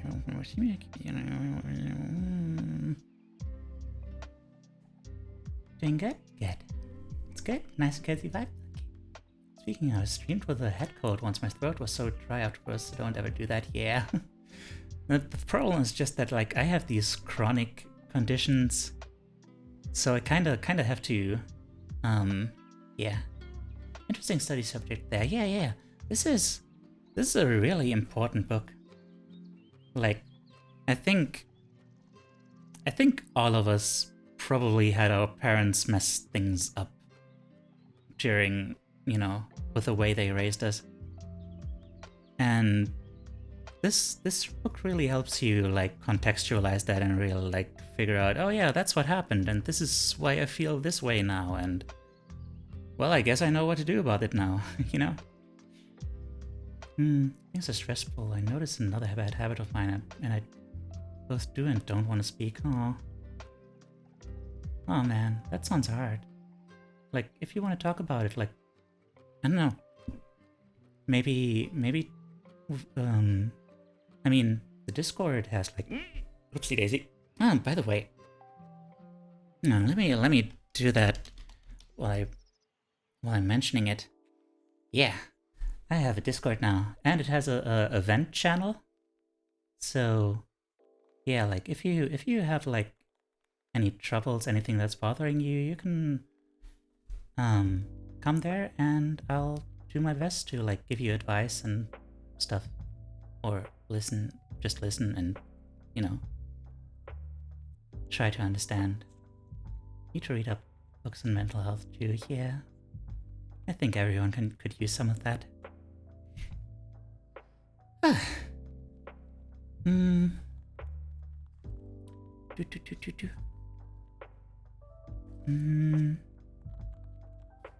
How much further am I willing to go today?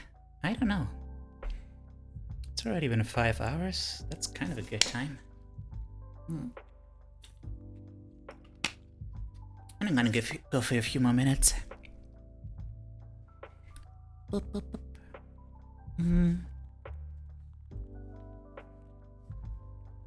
Self-preoccupied and self-involved.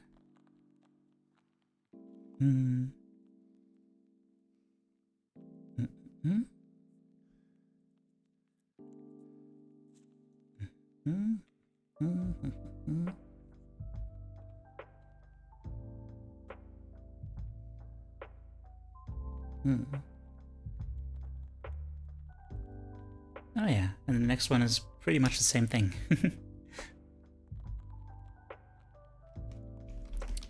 Self-preoccupied and self-involved.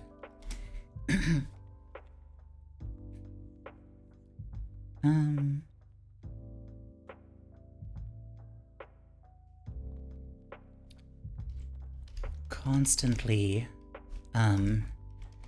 vigilant about whether their needs are being met or something has offended them.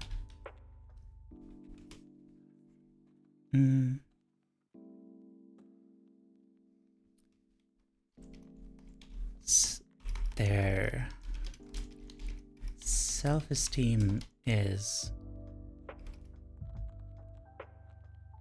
fluctuates entirely based on how others react to them.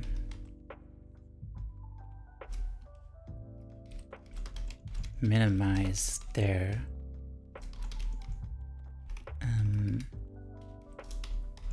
mistakes to avoid criticism.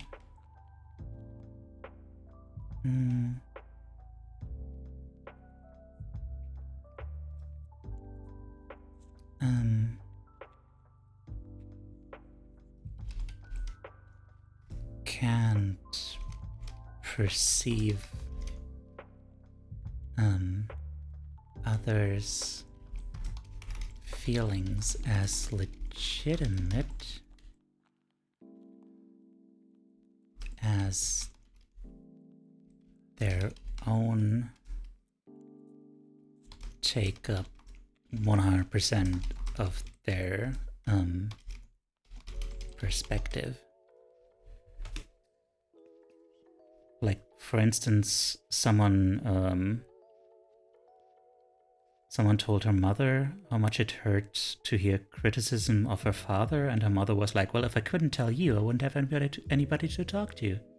Like, okay, yeah, but that doesn't change that she still has needs that you are infringing on.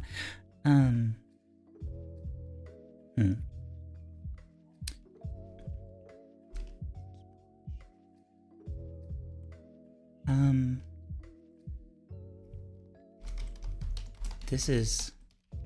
Aw.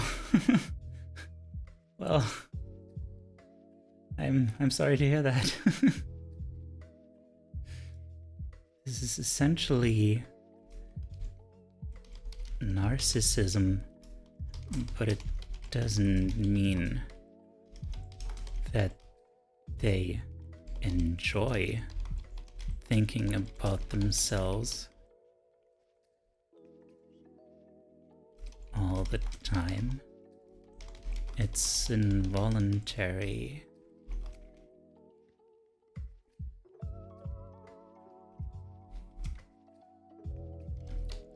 They fundamentally doubt their worth, their core worth as human beings.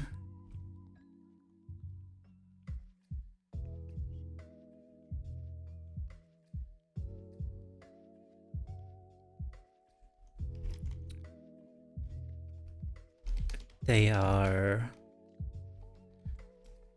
simply put, also victims of emotionally immature parents.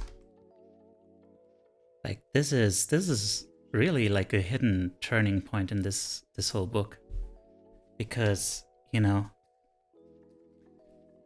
it's interesting because the book really focuses on, like, hey, you are here trying to better yourself, and, you know,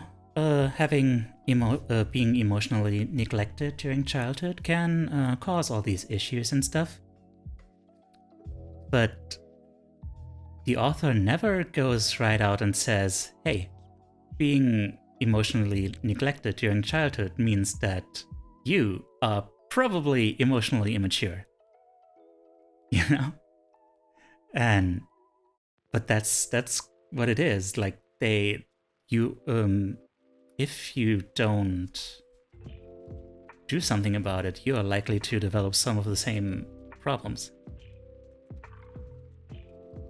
And it's just interesting. It's just interesting how it never quite comes out and says it, but it's there.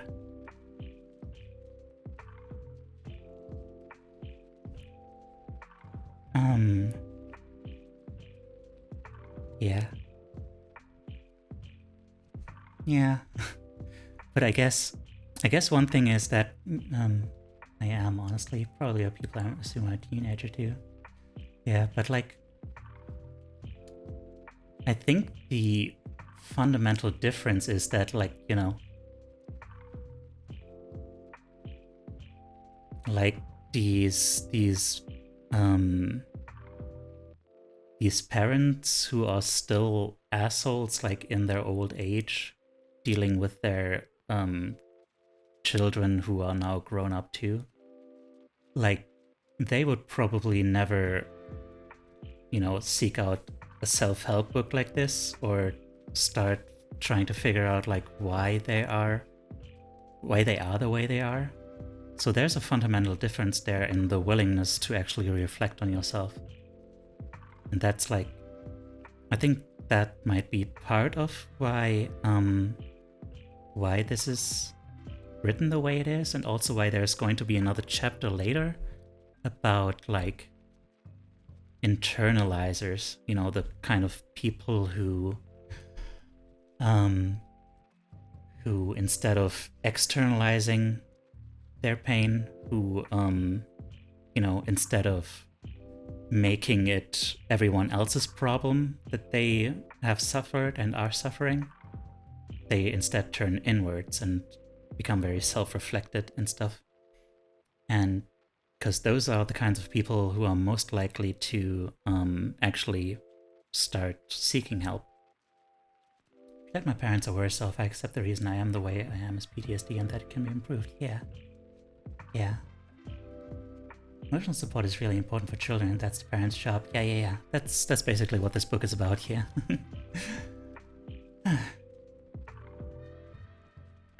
I think this is a good place to end today's session, because this is like this very, very central point.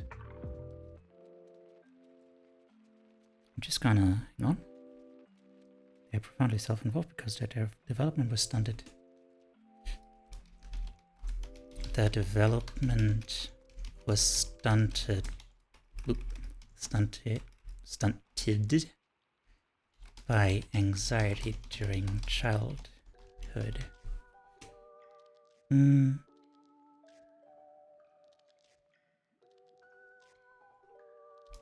That self-preoccupation is more like that of someone with a chronic pain condition rather than someone who's in love with themselves. Yeah. Okay. I think that's gonna have to be enough for today. Gotta rest my throat. And my brain. Today's been a lot. Like, in a good way, really. Like, man. But this is a lot. This is a lot. It's just quite a lot. But yeah, I hope everyone enjoyed it. Ooh. Let's see who we have. Who do we have that we can raid?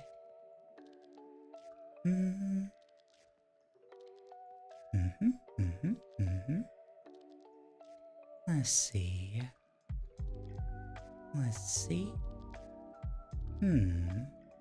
What are we feeling? Okay. I guess we are raiding Mocha. Nice summary, thank you. You did? Cool. I'm glad. Whew. Okay. Got a lot of intro just for reading the summarized version. Yeah, and I mean, this is just a summary, you know. There have been a lot of pages before this, so like, I don't know, I feel like right, yeah. I'm gonna have to get into that later at some point, but I'm gonna summarize all my summaries on the Discord at some point. Yeah, that seems like a good project. Okay. Because these streams are not exactly the, even the VODs are not going to be very convenient for actually looking up what these books say. Yeah, looking forward. I'm glad. So yeah, let's yeah, I feel like an art stream is just the right thing to raid into after this for everyone who's gotten into the chill vibes. So let's raid this mocha art stream. Yeah. Raid 2 a.m. a mocha. Oh, you're very welcome. Thank you everyone for being here. Thank you for hanging out with me and for all your support. And yeah.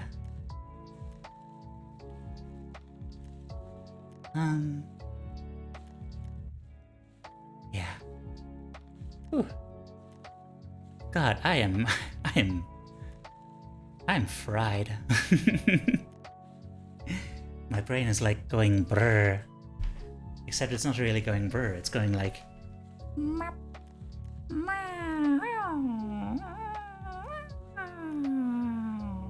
know? I'm not sure if that makes sense. Oh yeah. Oh yeah, no raid message. We don't have a raid message, except maybe raid message. Just do what you want. You are a free agent of chaos. But yeah. Take care, everyone. And you are enough. You are enough just the way you are. But if you want to improve, that's also cool. You can be an even better version of yourself. And always remember that you are loved. Hey, take care. Bye-bye. Thank you. Thank you.